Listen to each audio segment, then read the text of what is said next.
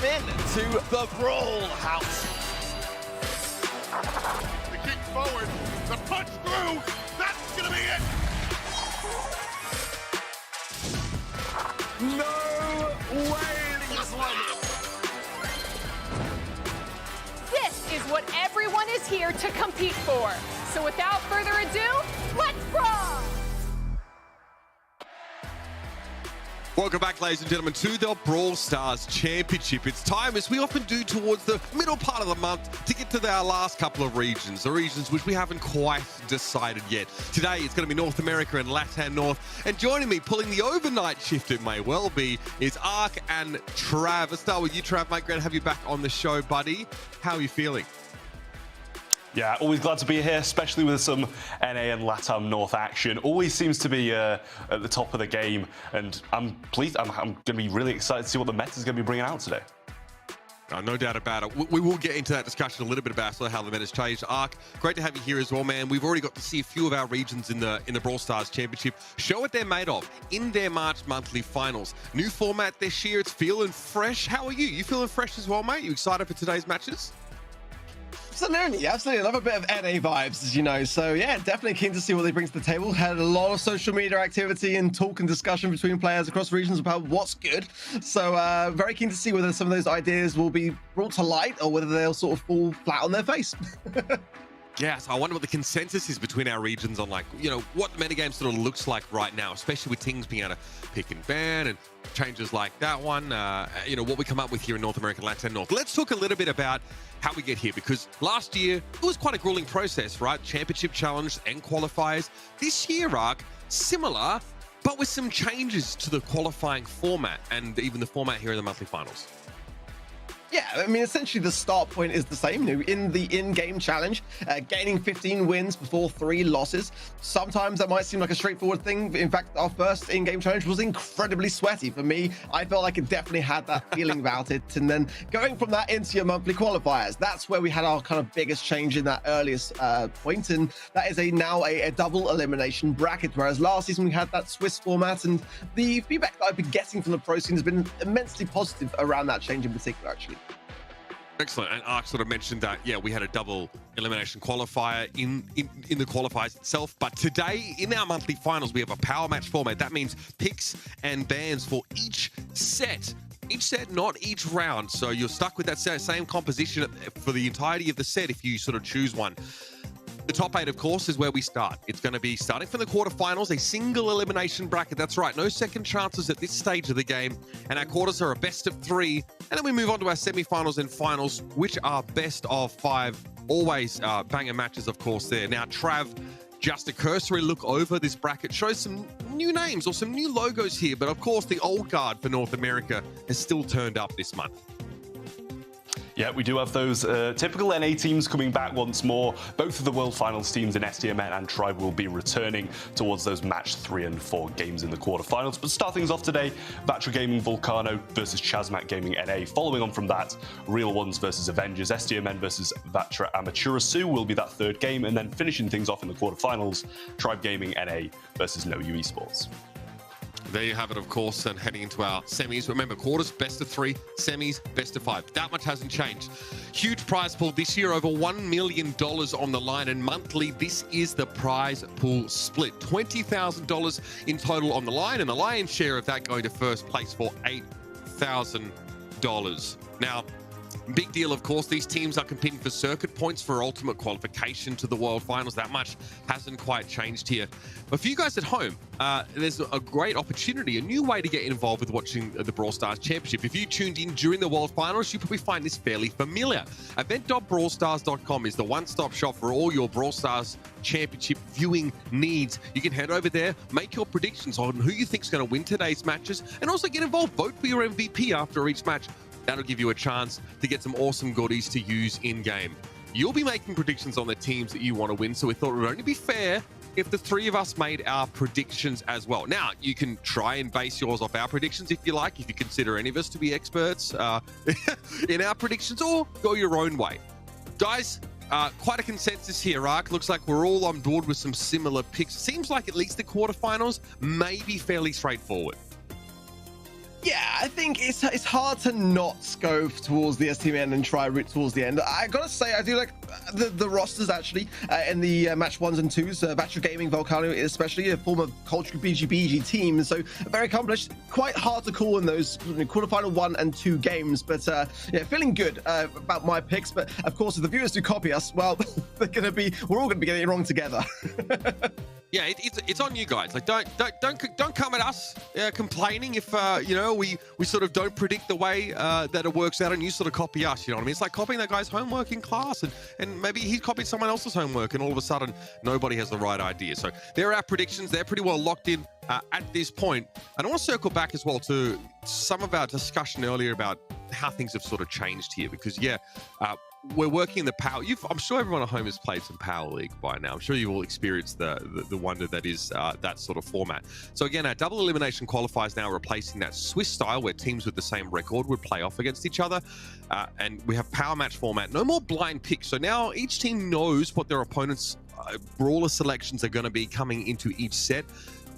Crucially, Siege has been removed from the game mode pool and replaced by Knockout. Trav, big change here, of course. Sad to see Siege go for the time being. Knockout, obviously, very different style. What do you expect to see from Knockout, at least today, based on what we've sort of seen over the last couple of weeks? Because generally, teams are pretty patient, pretty passive early on in those Knockout rounds. Yeah, well, honestly, I haven't been managing to catch many knockout NA scrims, but I'm sure Cough Cough OG might have some quite aggressive routes towards it, or as he might be getting quite a bit of backlash onto the tweet that he did put out earlier. Almost typed out a response and had a word with him, but I'm really hoping that they do play some aggressive plays and get rid of this this passive knockout that we've seen in quite a lot of the regions. I do love that, right? The ongoing, let's say, discussion between North America and EMEA about the best way to play Brawl Stars, the best way to play Knockout, the meta, so to speak. On that note, let's talk about a little bit of, well, what we've been seeing from these other regions in terms of metagame, right? Definitely some very strong brawlers right now. A recent balance patch brought Colonel Ruffs back into the light a little bit more, made him hit just that little bit harder, maybe make him a more viable side lane option. But what are we expecting to see today? What has sort of been the go-to picks so far in BSC in March? Yeah, there's definitely been some similarities across all the regions, in fact. You know, we've seen a lot of Spike as kind of a forefront pick and ban. Like you mentioned, Ruffs already. Pam as well has been a brawler which has definitely been notified across the grand scheme of things as being in a great place. I think that we're also getting some more regionalized ideas as well. In Latam South, as we saw last year, still really favoring Mr. P with that new rework as well. We still a little bit of that in EMEA, and sometimes it works for me, sometimes it doesn't. I think this for NA, I think going back again to some tweets that I saw on social media saying that, you know, do EMEA not know about Ash? No, I mean, I haven't seen really any of Ash across the regions. I've seen a lot of Pro being favored in SESA. I've seen a lot of others, Carl, which I think we might see a bit today. But judging from that, it seems like NA have got their own ideas. I'm thinking Ash, I'm thinking Brock, I'm thinking Carl, maybe some Frank counter, that kind of stuff. But it's been very interesting, nonetheless, to see a real mix. The meta is so vast currently in Brawl Stars. Travel, tell me about one pick that you may be surprised to see or didn't expect to see so far through our March monthly finals. Yeah, you know, I'd have to agree with Ark in that sense. I think Mr. P did get given, you know, those buffs to his base kit and some other things as well. But, you know, overall, I just don't know if it's enough to push him far enough into the meta as we have seen in this previous March monthly finals.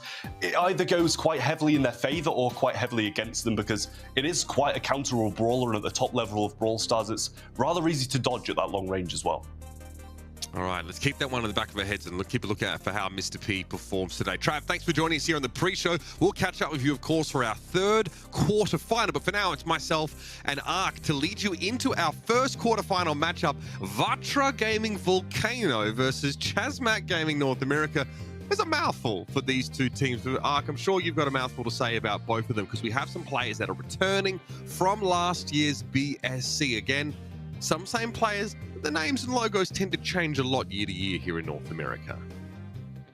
Yeah, this is the fun thing about NA. It kind of like it has a lot of fantastic talent, but the team names and the kind of rosters all kind of mix and match around, and sometimes players will kind of wander off somewhere else as the year goes on. But ultimately, you know, Vatra, Gaming Volcano again, yeah, a bit of a tongue twister to say, but essentially the former Culture BG team, a team name that I love to say as well. But Angel, you and Togi were on that roster, had some good success towards the end of last year as well, being joined as well by Ozen. So again, that experience can go a long way here, and I do think this is a worthy roster to start things off. I think this is going to be a match to remember just to kick off against Chasmac Gaming NA.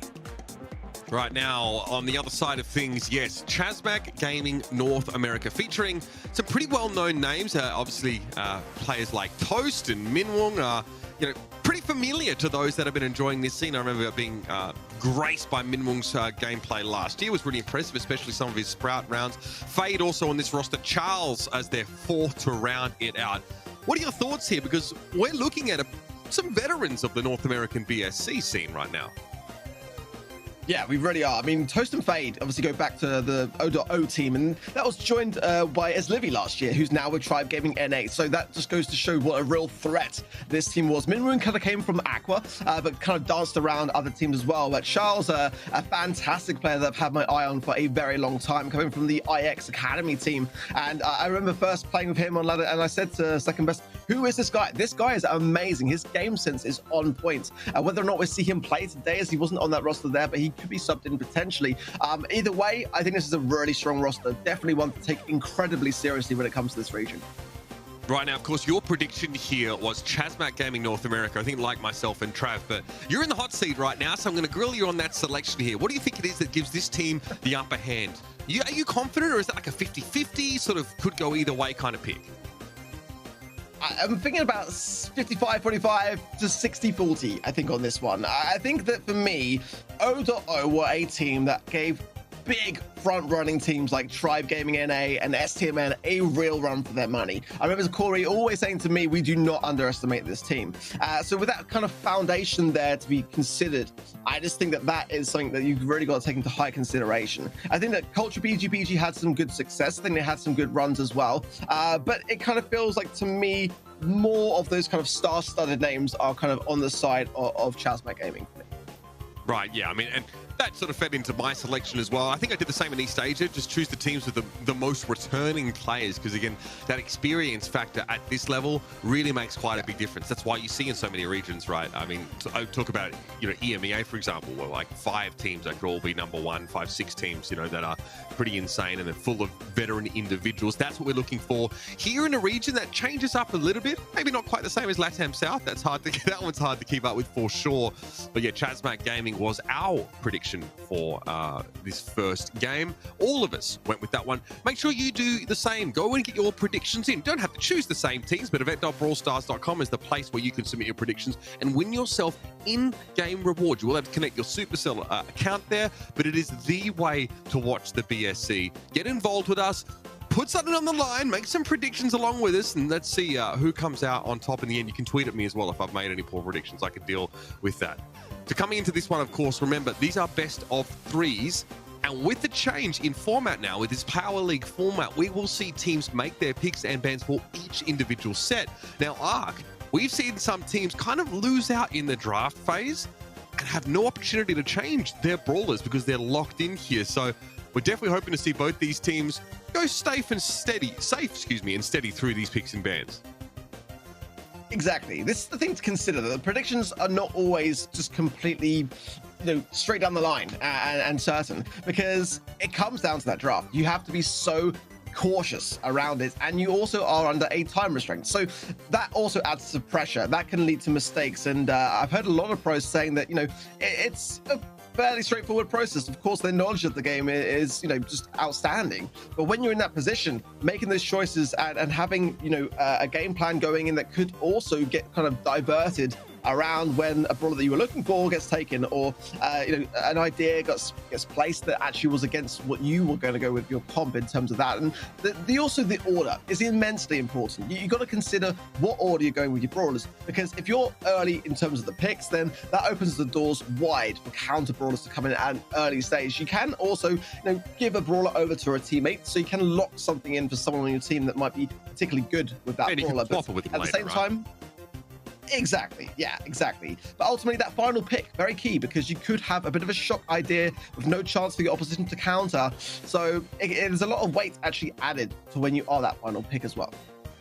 And we saw that actually a little bit in other regions this month. If teams select like a tanky brawler with their first pick, huge opportunity for their opponents to load up on sort of anti-tank brawlers or any brawlers that really punish that. Like we've seen Gale last pick from a few teams.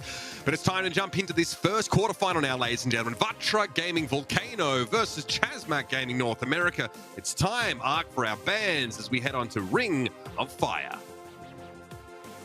I do wonder. Are we going to see an Ash ban? No, it's Pam and Crow. So I'm looking for Ash right now. I'm looking for Ash. I'm looking for Byron. I want to see what NA's made of when it comes to that particular brawler, because, again, yet to see it so far. But it's going to be Leon as the first pick on the side of Vatra Gaming Volcano. I like Leon here. I do prefer having something maybe to start with a stronger lane, oppressive nature like a Rico or a Tara myself. But some mid options would be a good way to go for Chasmac. I think maybe that's what the Pam idea was, to eradicate. So Bell would be a good shout for me, and others' ideas like that Spike would be a very solid and safe bet as well. Yeah, that's what we're looking for with these sort of first picks here. I feel like Vatra Gaming tipped their hand to a degree with that selection, but look at this. Chasmac Gaming, they want to lock in the Meg. Meg and Spike being picked up, Arc. I think they've satisfied your conditions in terms of selecting some really very serviceable brawlers here. Yeah, Meg is one that's often left out of various other game modes since the meta's kind of taken a shift, but definitely still such a great thing to have when it comes to Hot Zone. So I do like that approach from Minwoo, and Toast as well going there with the Spike. I do think is a good shout. It's a good strong counter to Meg for that same idea. So I think some range would be a good thing for Vatra here actually to consider. I think Bell would be a good shout to be able to mark down the Meg as well to make sure that those because the Ash may potentially here. We've got Byron already. This would be a good time to do it, but it would also open the doors if they do select Ash here to a potential counter as pick number 6 from Chasmac.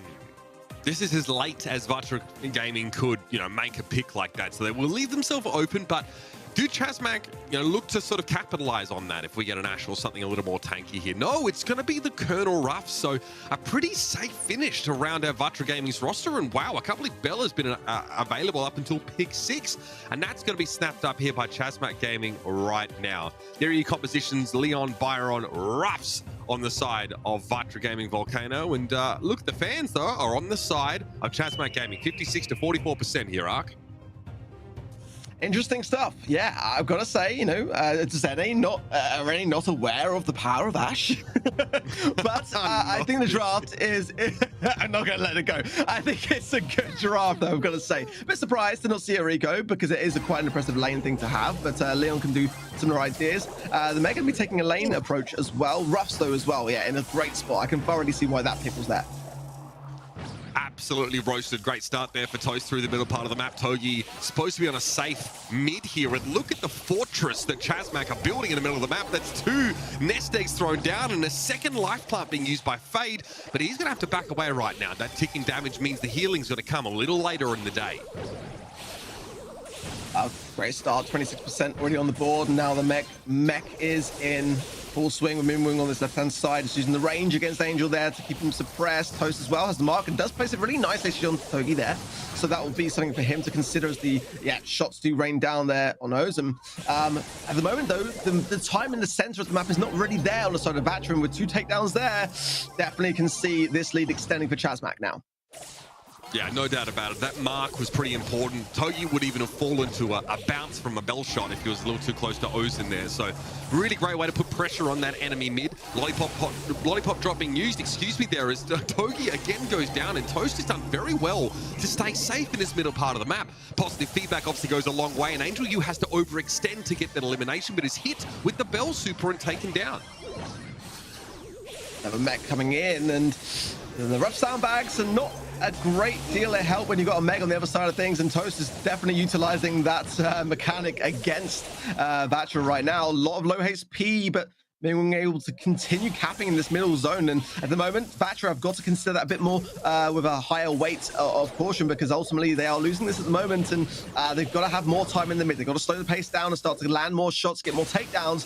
Chasmac at the moment being very, very consistent in their approach. Nice there by Minwoo, taking a few of those shots, at least for Toast, who was really hard to eliminate right now. Another sticking around, thrown down. Ozen's going to barely be able to get away, but the approach to the point is going to be very difficult. Ozen moves up, and Minwoo gets aggressive now. The first time that they've gone hyper-aggressive, even though they've had the mech 3 times so far in the round. And I tell you what, that was pretty strong fundamentals from Chasmac Gaming there. They were in control much of the time. Their bell is just a constant nuisance, and it looked like Vatra were on the back foot the whole time, Mark. I really liked the way that Minwoo was playing the Meg actually there, and you saw the end there, very clutch super. But this is the thing that Vatra have got to be more cautious around, because Meg really thrives off the back of being fed. If you're not trying to evade those shots, then it will come back around, and that is great amounts of time that Chasmac can spend on that middle zone. Meg is designed that way to push back upon a position. So Vatra there got to be a bit more cautious, and yeah, try to feed a little bit less into Minwoo. Some good connection early in the round from Togi, buys 13% for Vatra Gaming. As again, it looks like now more than ever, Toast is being forced back. Fade, a little bit dangerous there, of course, and the Ruffs being able to bounce those shots with that extra damage. It's an 18% damage increase for Colonel Ruffs. Now, with that primary fire being made a bit stronger, so you need to respect it. Nest egg thrown down there by Toast, but would like to use the bulk of Minwoo to shade himself from a few of these shots that are coming in. Vatra still lead by 2% as Angel U, under the cover of stealth, is still blown up by Toast. Beautiful stuff from the bell. Quite close to scoreline than we saw previously so far, as maybe some lessons being learned a little bit along the way.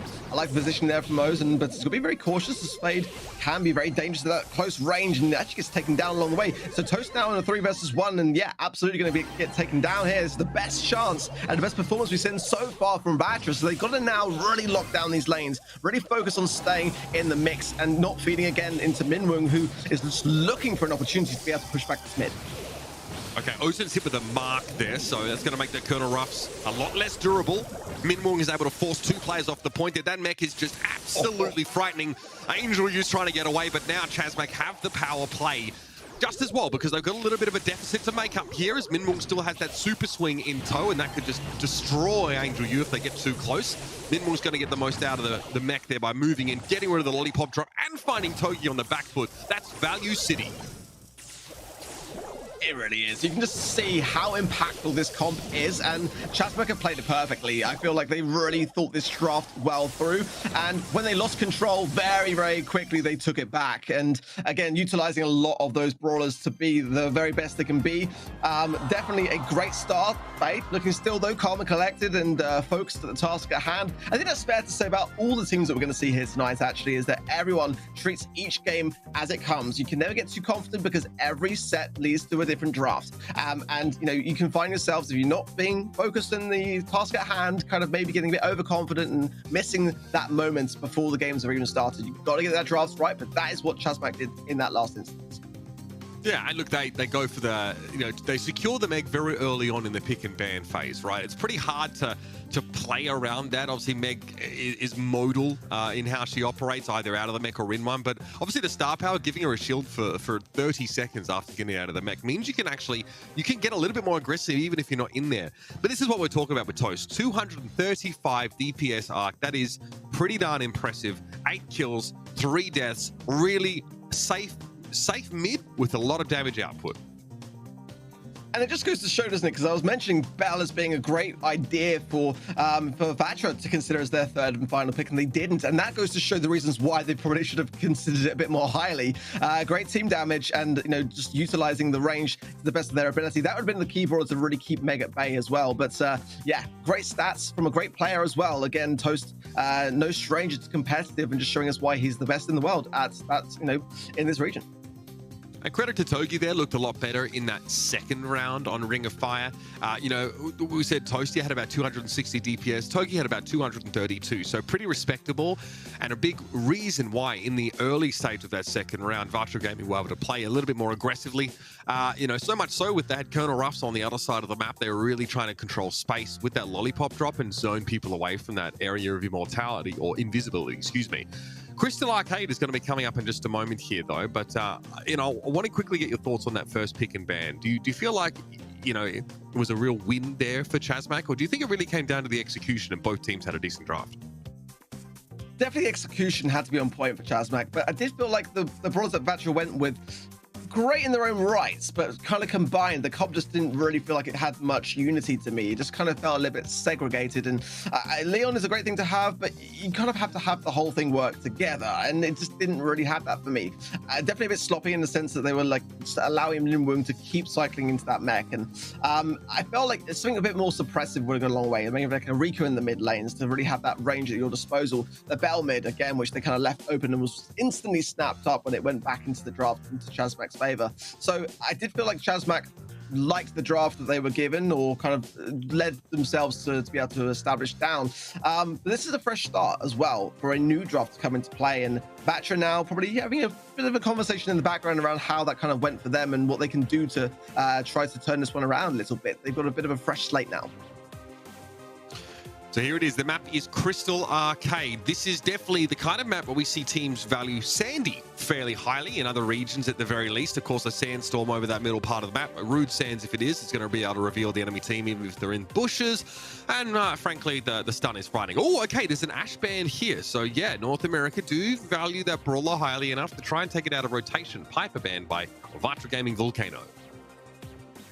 Yeah, Piper being obviously a very common mid brawler to have in this particular region, and yeah, Ash banned out straight away, so still not going to see any sign of Ash just yet. Can be a strong lane, as others that I prefer myself at the moment in the current meta, but still. Leon could be a good shout here for me. I think Bell could be a high consideration in the mid, but Mr. P, that is an idea that is being carried over into this region. Yeah, I mean, I'm still on the fence a little bit. I've seen some ideas that work with it, but I don't know. I'm still a little bit on the fence. It's not a bad shout, but I just don't know whether I would necessarily weight that heavily in towards it being the very first pick. Why? Okay, well, very quickly, why do you think he's valued so highly? If you could just, 25 words or less, why are people trying to go for Mr. P right now? It can be a good counter to things like Mortis, things like Piper. The porters are the pest. I think that's the bottom line with Mr. P. So by eradicating that, it can open up some ideas. But Max is a nice idea. I love that from Chasmac. All right, so again, going for a really safe and very dependable mid here, with the option, of course, to go for that nasty little combo, just speeding the Ems forward while she's using Caustic Charisma. Great way to just very quickly take space away from your opponents and of course, snap some gems up for your troubles. So now Vatra Gaming have to ask themselves, okay, a little bit tough for our mid-range brawlers now, having to deal with that potential combo and just the fact that Ems is really oppressive if you have to play with from within her range. So they go, okay, we know how to stop people from going fast. Let's hit them with a slowing toxin. It's going to be the Crow for Togi. And Gale's a nice idea as well, simply because it can be a great tank counter, and utilizing that left-hand side or right-hand side wall with the stun effect on the Bluster Bro can be a great thing to have. Gale as well, having Twister as a gadget can shut down the gaps actually in the map on those left-hand side lanes and right-hand side lanes as well. So I think a mid idea, kind of could be also an option for them to consider. But here, with this picks number 6, going to be Sandy. Great thing to have for pushing back and having some unpredictability from the sandstorm. And that's going to have to be something which Vatra will have to be very cautious around. Sometimes, again, you don't necessarily even need to go on the aggressive when that sandstorm is in play. Just simply having it there means that you kind of have to go on the retreat. I will say, though, both the side laners for Chasmac Gaming are relatively short range. So they're definitely going to want to try and take space and move up the map and benefit from Let's Go, of course, that max super. On the other hand, Vatra Gaming's composition is pretty good at keeping people at arm's length, right? Slow them down, knock them back, of course, with the Gale here. So let's see if Chasmac do play to that comp, try and get it. I mean, yeah, look at this. Fade immediately trying to come forward, taking a lot of damage in order to do so. Yeah, double laning here can be a great strategy, actually. And gotta say, I'm still surprised. No Fang, no Spike, and others that would be fantastic to consider here. Minwing having that right-hand side lane all to himself now, allowing Toast to pressurize the mid onto Togi. And Angel as well has super now, so that's definitely a consideration to have. And does connect, but maybe it would have been best saving that from Angel's side of things to a better moment in time. Now, everyone on the right-hand side on Chasmac, yeah, the pressure there greatly in their favor, I feel. Yeah, leaning into the right-hand side of the map, right, using, of course, the M's Max combo, the one we kind of sort of saw coming. Minwell wants to take this space to get rid of the spawner. They're getting really annoying, of course. I mean, the spawners have even more HP nowadays with those changes. So, okay, Togi goes aggressive here. Gem Carrier is the Crow, so maybe more likely having the leap just for defensive purposes to get away. But Togi's able to take some space now with some early damage, and here it is, another speed up. Sandstorm drop down. The thing, yeah, about the Crow as a gem carrier, you're absolutely spot on. Like, it's unusual to see Crow being used in that way as a more defensive idea, and that's kind of my reason towards leaning away from it myself, because ideally Crow can go so much more effectively on the aggressive.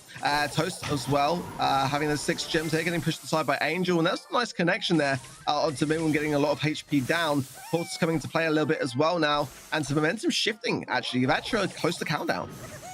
Yeah, I mean, Fade was in their spawn just now. I think he was looking again to try and remove that Mr. P spawner from Ozen.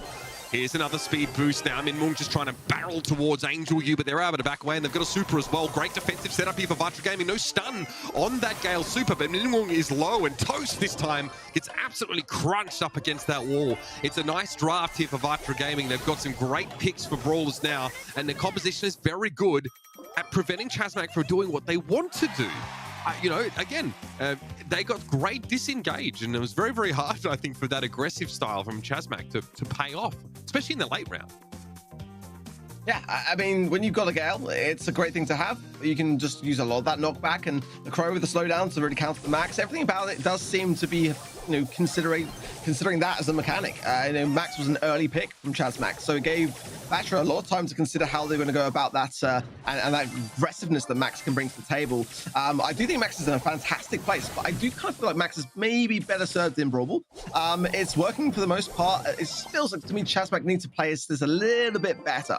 This comp can absolutely work if they are trying to use that aggressiveness in a bit of a more refined kind of way.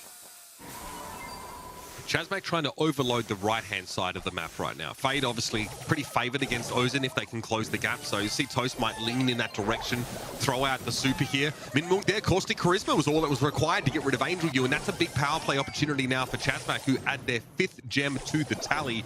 Spawner, though, is in a pretty forward position here for Mr. P, and Togi's going to be playing around that, trying to keep that one going for as long as possible. But Fade has earned their super, and there's a Sandstorm in play. I do like the way that Chasmac seems to be learning a little bit of the playstyle that they've struggled to go up against in the last game. Minwell healing up and just lurking around here and getting some nice pressure onto Angel, now low, the damage gear into full effect, and Minwell knows it on the right-hand side. Ozum clearing things up, and Togi with the 4 gems, slowing things down just a bit. Toast can't really push this, coming to help Minwell on the left-hand side, and didn't serve to much avail either. So now the whole of that mid-control for Vatra, and the gem carrier on the side of things can't really push on the side of Chasmac.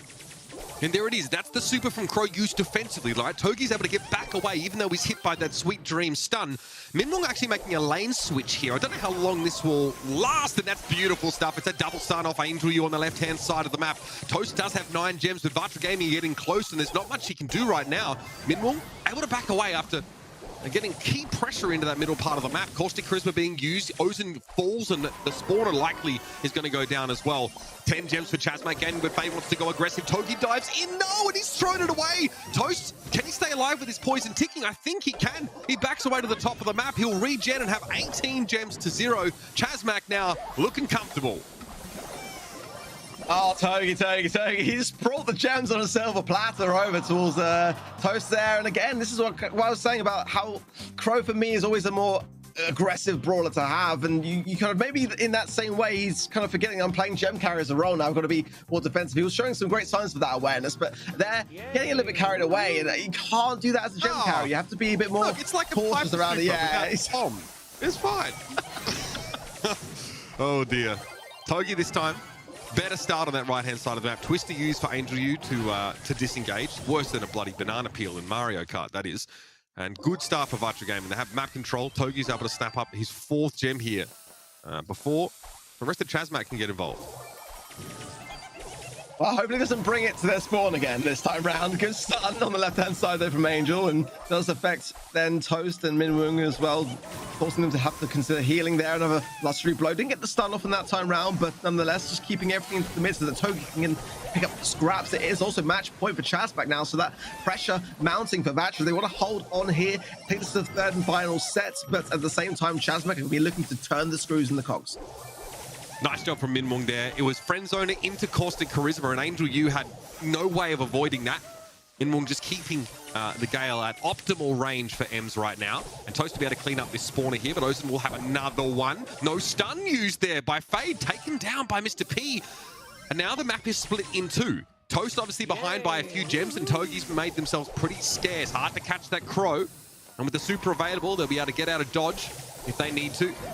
Minwoo, no. Okay, Caustic Charisma here as well, trying to avoid Angel U, but the super comes through. The damage is there, and Toast gets stunned for a time. Fade with the Sandstorm, trying to take some space, Ark. I like the positioning, yeah, just being really sneaky and evading this shot. One little tick there, and Togi with no heals existing, and there's a lovely Sweet Dreams as a result of that little assassination attempt. Really nicely done, but the pressure mounting here. Angel with a nice blustery blow as well is all alone, but not able to do much under the circumstances, and that is a great snatch from Chasmac. Yeah, perfect stuff, and that might be the series-winning play right there, Ark. Minwoo now as well knows their job is just to try and create some space as Toast is spinning out in the spawn, and why not, as Chasmac Gaming have been successful here in this first quarter-final, and Fade was the one that made the play. Eat that popcorn, baby, you deserved it. Seems to be enjoying the show. I see a lot of love as well in the stream chats for Fade. Probably one of the more elusive players in the NA scene, so definitely a lot of pleased viewers to see his lovely face gracing our screens. But yeah, maybe he's you know, not had lunch day. Maybe he skipped lunch and just getting a quick snack in for the next game. Yeah, sure. I mean, I'm sure that's what it is. I'm sure he's not trying to make any sort of statement at all. Like, why would NA players do that at all? Definitely not. I mean, fantastic stuff there. I thought that, you know, it's a kind of maybe a slightly harder comp to make work for Chasmac, right? They are the aggressors. They have to be the ones that cleverly take space and sort of go for those assassination plays. It was really quite simple though, right? I mean, Fade just drops the Sandstorm down, uses the cover to move up very close, and Togi was not ready to be stunned. They managed to use their super to get away, but it was too late at that point. The entirety of Chasmac sort of collapsed on them. That was really impressive stuff here. I mean, look at that final moment. Yeah, stunning work. Angel, you had the super, but they knew it was way too late in the day. Yeah, very nice lead up to that moment as well, and just very sneaky plays overall from Chasmac. I got to say, I was surprised in the terms of the draft that Vatra didn't kind of consider the prospect of breaking open more of the map, as that comp did kind of thrive off the back of a lot of that cover and bush being there. You know, we're looking for kind of more Brock as well in this region, as they do love that particular brawler. 47 though % team damage for Minwoo on the Ems. I mean, Ems is a big damage dealer, no doubt about it, but that is a hefty stat in regards to his involvement for the team. DPS as well, 195, very much on the high side, 12 kills to the 7 deaths, and gem grab. That's key stat. You want to be ideally always being in position and bringing home more kills than deaths for your team. Yeah, I think really impressive stuff from Minwoo. Had a kind of tricky lane assignment to go up against the Gale. Remember, the Gale super doesn't really care about the walls that they were sort of using there. So, you know, there was a lot of tricky play there. Great gadget use from Minwoo. I think a couple really clutch friend zoners kept the Gale off him and allowed him to just use the super fire back and take the elimination. And the composition for Chasmac is one that wants to just collapse onto a side of the map once they get an advantage in one of those side lanes. And they did that perfectly. That's how you create space to go in and pressure the enemy gem carrier. Who's your MVP, everybody? You can go vote for that over at event.brawlstars.com now, of course, and give you a chance to win some fantastic in-game rewards. I have to say it's Fade. That's just my prediction. I know a lot of people are huge fans of Toast and Co, so might be some different votes from you guys there, but that's the way to watch the Brawl Stars Championship this year. It's a fantastic companion. Who doesn't want to get free in-game goodies while they sit and watch some fantastic Brawl Stars Championship goodness? Again, your prediction for next match needs to be locked in, ladies and gentlemen, so keep an eye out for that one on the right-hand side of your screen. As we start to move over, let's talk about our second quarterfinal now, of course, as Chasmac advanced. We have the Real Ones arc versus Avengers. This is going to be good, I feel. The Real Ones, of course, have a lot of unique talent here. I've got to say, Genie, for one, not just a player, but also a content creator as well. Z and Marley, they go a long way back. They've been playing consistently. Genie was in Revenge Tour last year in the September monthly finals. They went all the way to the grand final. They actually knocked out STMN and went 3-2 against Tribe. They just came a little bit short, but that is a huge amount of experience that you can't underestimate with this team. So I think this roster is actually pretty good. All right, so keep an eye out for that Revenge Tour team. That was a fun storyline in North America and Latam North this year. Just a team that knew they couldn't qualify, but just wanted to make it harder for everybody else. Kind of love that, playing spoiler in the Brawl Stars Championship Finals. No shortage of vitriol, of course, in that whole story, but it was a fun one to run with anyway. Let's talk a little bit more about their opponents today, Ark, the Avengers. What's our insights here? Of course, these are some players that we've seen before here in the Brawl Stars Championship. Yeah, so Petrushits last year was playing with our IX Academy, and he was in the September monthly finals. So definitely, probably, in my opinion, the more of the experienced side. But Polo did also appear in 2 monthly finals back last year in April and October. So towards the end of the year, kind of coming in just a little bit late, but sort of dabbled at the very early outset of the season as well. So Christian and Killer, relatively new to the BSC, completely new. In fact, it's their first time here. So probably on paper to say the lesser of the experienced teams, but again, I really do rate Petrushits massively in terms of his skill set. So hopefully he can give some of that encouragement and insight over to his new or relatively new teammates to the BSC. All right, get your predictions in, everybody, at event.brawlstars.com. It's time to start with Heist here. It's going to be Bridge Too Far to begin with. All right, Colette is removed. It's Heist, and Colette is an absolute menace on this map. Lola also tough to deal with, so those are out of the picture here as Avengers. They ruminate on their first pick here.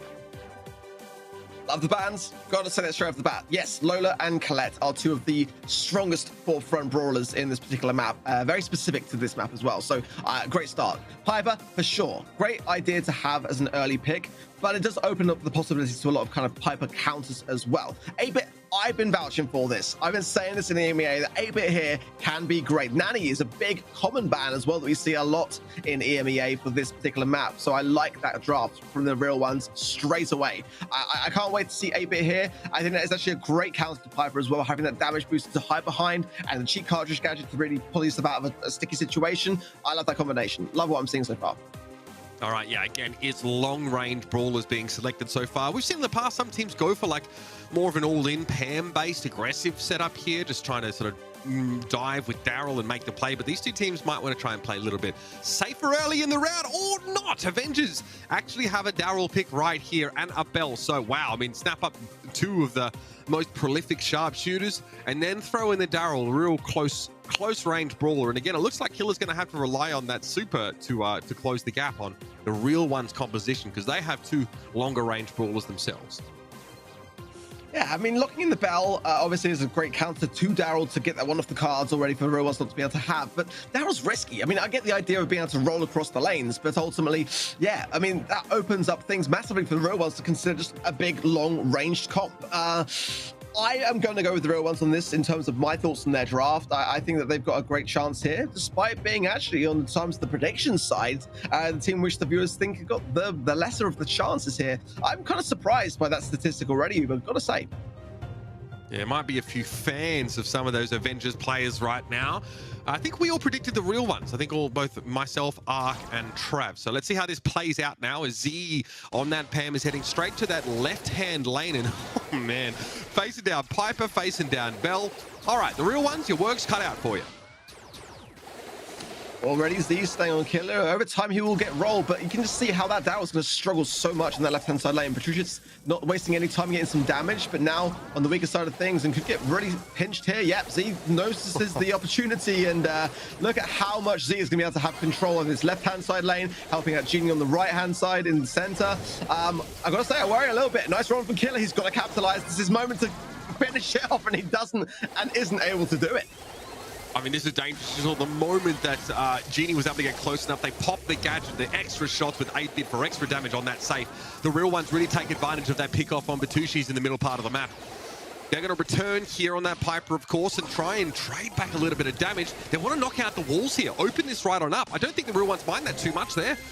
Playing some of those closer range brawlers, at least in the PAM.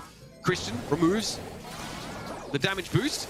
Going to try and pressure Genie down, but look at this. Great awareness from Genie to fire backwards. It's not enough to get rid of Christian, though. But the PAM is threatening here at the top part of the map. Only about 9k, 8k HP left on that safe. It's getting dicey here for Avengers.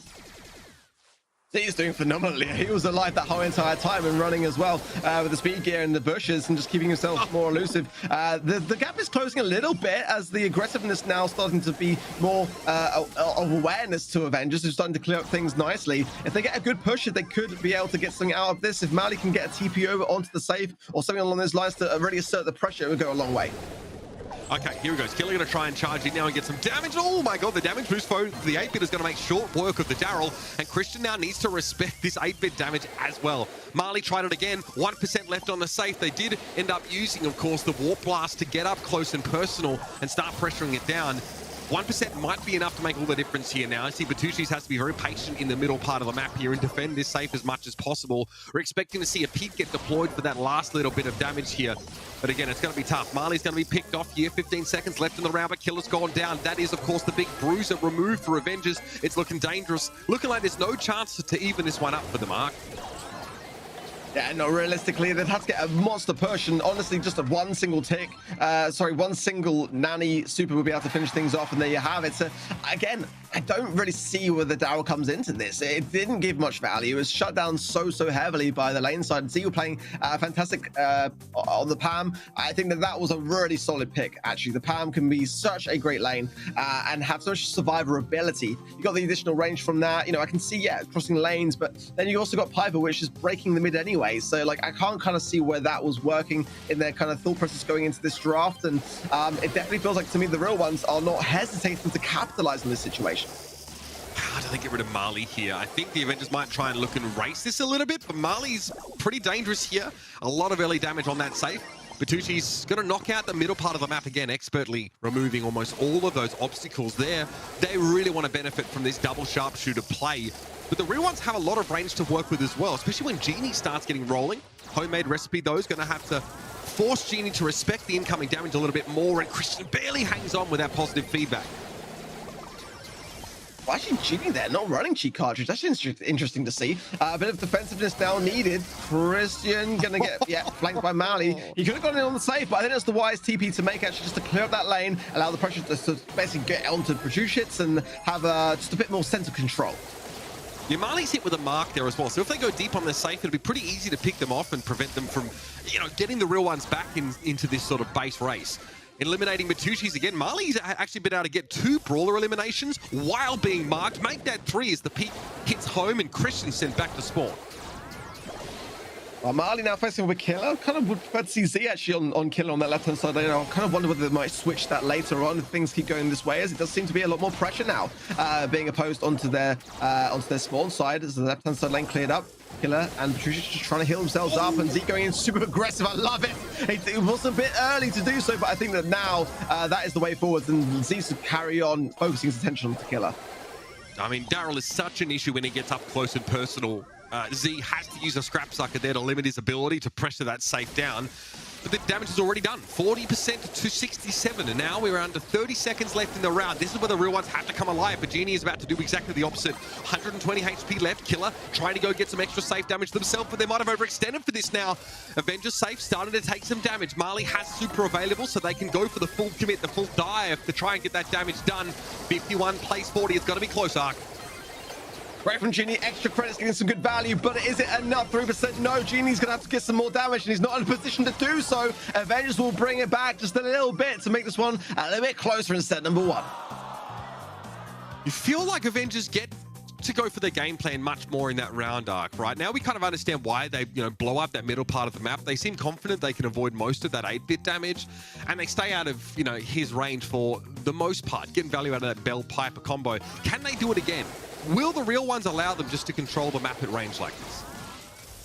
Thing is with a bridge too far, it's like swapping lanes is difficult, and ideally for me, I'd like to see Z on the side of Killer. That was what was working so fantastically well in game number 1. In game number 2, it took a little bit of time for him to swap lanes and really stay in that position, and that's kind of playing out to the advantage of Avengers right now. I think Z now is going to have to commit, as obviously, you know, until he respawns in, he might have to reconsider it then.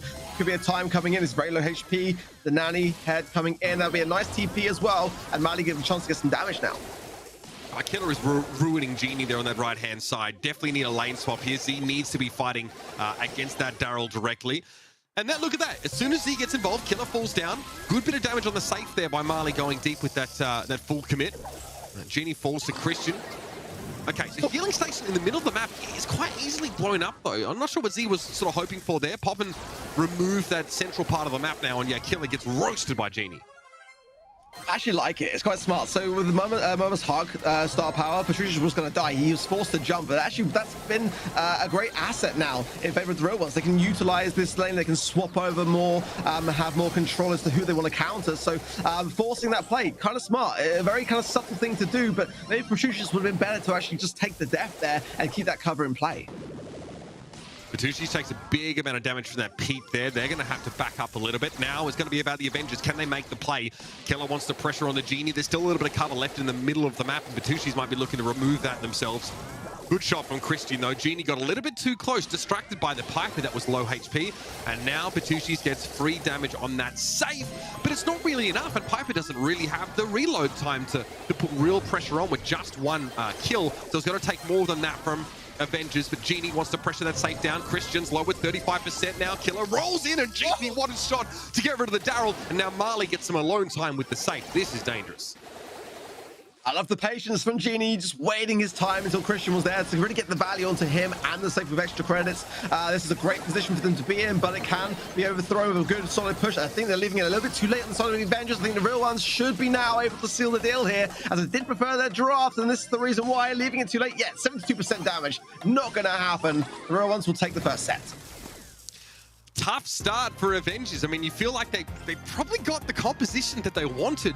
The Daryl is still a question mark, though, right? In the beginning of the round arc, you know, Daryl was matched up against Nani. Pretty good for Daryl, able to close the gap and pressure, but eventually the Pam got moved into that lane to try and control the Daryl. I think Avengers were doing whatever they could to kind of make up for the fact that they brought a Daryl into this sort of setup, and he was getting bullied by a lot of these longer range brawlers. In the second round, I think we got to see what the Avengers game plan was. It's just hard to pull that off, and you need to get quite a big advantage early on, I think, to actually snowball that in your favor. Honestly, after that first game, I was surprised that Avengers were even able to bring back a game. Just considering that I think they drafted it just a little bit wrong, in my opinion. I think that Daryl was a very high-risk thing to do. I saw some people in the chat saying that maybe Fang here, or why they're not playing Fang. Fang does not work here, guys. I'm just going to put that out there. I've seen it tried, and it doesn't work out very well. But regardless, the idea was okay. I felt like they were able to implement better than I thought they would. But again, Z was being so good at just really keeping that idea with the Daryl at bay. Realistically, when the Avengers were able to bring things back was when Z was not focusing his attention onto Killer. If they did that consistently, I saw this kind of only realistically going one way, but it's not to say that you can't make a draft that is, arguably the lesser of the drafts work. It just means that you got to try a lot harder to keep things afloat. I mean, here's Z on the Pam, of course. This is quite incredible, really. Remember, this Pam is playing up against two snipers, two sharpshooters, and Z's able to get 244 DPS. Great pressure, of course, on the enemy. Daryl, 14 and 10. Obviously, Christian, yeah, looked pretty scary, right? 19 and 10 on the bell, and 10 on the bell, excuse me, and 303 DPS for a bell. Correct me if I'm wrong, but that's pretty nasty. Yeah, that's really nice. I mean, utilizing, of course, the mark to get a little bit more bang for your buck, and it just goes to show that, despite that Brawler being a great one to have actually in the draft process, and you can see just how much value they were able to squeeze from it. It just didn't kind of have the same synergy that they were looking for in terms of how things were going to work out overall. But next up, the Holson then, parallel plays. And yeah, this is going to be a much different kind of idea in terms of draft, a lot more options available. So curious to see, what teams are thinking when it comes to this particular map. Yeah, I think we might have, yeah, I do want to see what our bands look like here. Okay, so Ash and Gale, we got a sneak peek at those earlier on. So again, another series where Ash is off the table. Someone like, you know, Fang, we've seen on this map, at least in the East Asia region, to pretty impressive result. No shock to see the Crow snapped up here as well. It just makes me chuckle because we haven't seen Ash played at all anywhere in any other region, not picked and not banned, but in NA it's like they're banning it. And I just like, I would love to see why they rate it so highly. I want to see it played, not banned, guys, please. Spike though, Byron, I like the start. I do feel like power players can open the doors up to a lot of things like Jesse. Gale will be a fantastic thing to have on the defensive side of things. You know, Ems can work out pretty well to be able to work those side lanes as well. But the draft so far, I feel like the real one's got a great idea here. Fang, I love that as well, but Killer's got to be careful. Yeah. Spike is such a heavy counter to Fang, and that is on the other side of things already. Yeah, I mean, that life plant really stops Fang in their tracks when they try and engage with that super. Stu picked up here for Christian as well. Obviously, it's pretty easy to get a safe speed zone down on this map. A little bit hard at times to sort of remove that, especially with the composition we're seeing here from the real ones. But yeah, there's a lot about this Avengers composition that says we want to fight, we want to get up in your face, and so the real ones go for something a little bit more durable here. The Pam is locked in for Z. Well, Pam is a bit of a tough one. I did consider in my head Amber. We saw Amber play a little bit yesterday in the EMEA region. It kind of actually worked out well. Stu, though, I think it can always be fantastic here. A bit surprised not to see Jesse, as it can have some great attributes and great defensive capabilities. Stu, though, can use the breakthrough to break open that cover, and that opens things up a lot. But again, Gale not being a thing here, very different across the regions, as it is such a defensive brawler to have. That could have been a worthy final pick as well, but you know, Z was working well with Pam in high, so why not keep it if it's not broken? You know, if it ain't broke, don't try to fix it, right?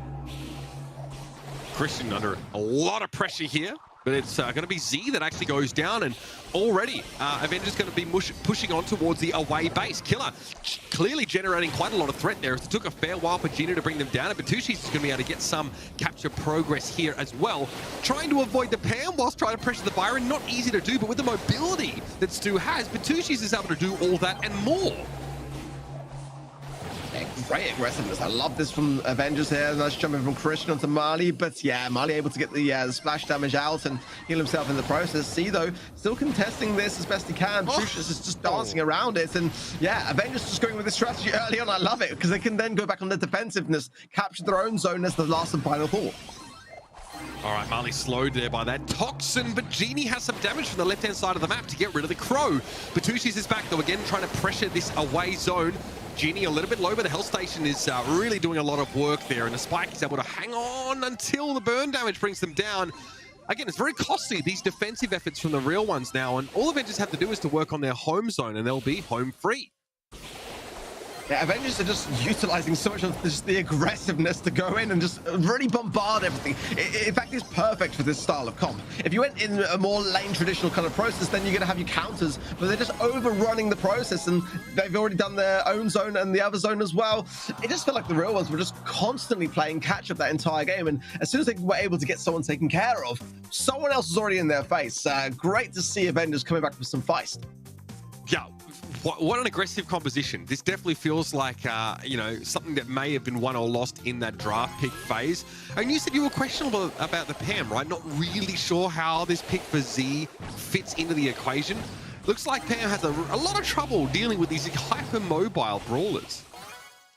Exactly, yeah. I mean, you can have Mama Squeeze on your star power and have some of that damage over time tickle away when someone's on the aggressive. And yeah, survivability, very important. But just with a turret can be another great thing to have, and really having a defensive Gale as well. It seems like that may be where the draft came a little bit unstuck for me, as I feel genuinely like the real ones are going to have to really dig deep to make this comp work now. There's just so much aggression and so much speed on the side of Avengers, going with that speed zone gadget as well as Stu, and just really doubling down on everything they've got in terms of ability.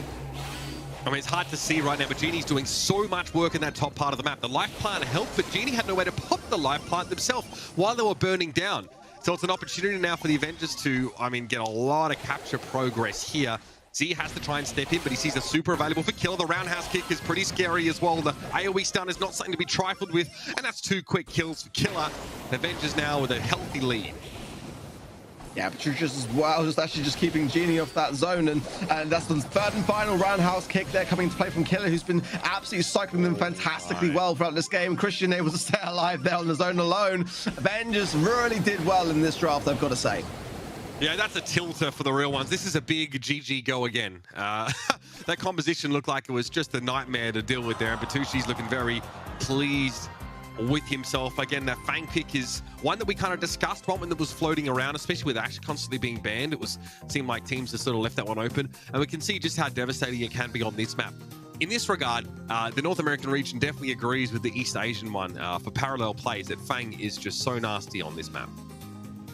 Can be great, really, really good. And the pairing with the Stu as well is a great thing to have. It just really brings that idea of overrunning. I wasn't too sold on the Crow at the beginning, to be completely honest, despite it being a big fan favorite pick when it comes to the pro scene. Across the majority of the regions, actually, everyone, I would say SESA and ANZ really double down on that Crow pick. They often ban it and really favor it highly, but every other region seems to realize that Crow in a really good place. So I did like the way that all those kind of speedy assassination brawlers coming together, and you can see why it worked so well, just overwhelming what realistically the real ones could really do about it, which was very little.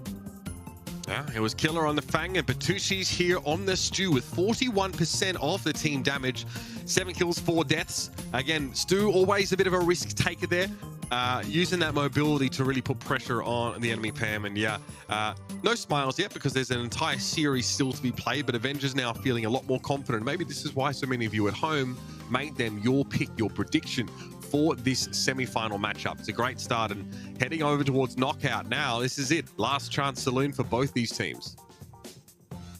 Gotta say, I'm really impressed, genuinely, because again, when you look at the rosters, I would say that there's more kind of high-level competitive experience on the side of the real ones. Avengers, Christian and Killer, both very new, but I think have been playing really, really well, especially Killer in that last game of parallel plays, really utilizing a lot of that aggression. I want to see that as well. Again, NA, say the knockout, very sort of like tiresome mode for them to watch when it comes to other regions, and it's a hard thing to get through. So I'm expecting to see big, high, aggressive plays here. I don't want to see anyone sitting back or any kind of passiveness. I want to see everyone giving it their all, and I don't want to see any smoke coming into the map at all, Uber.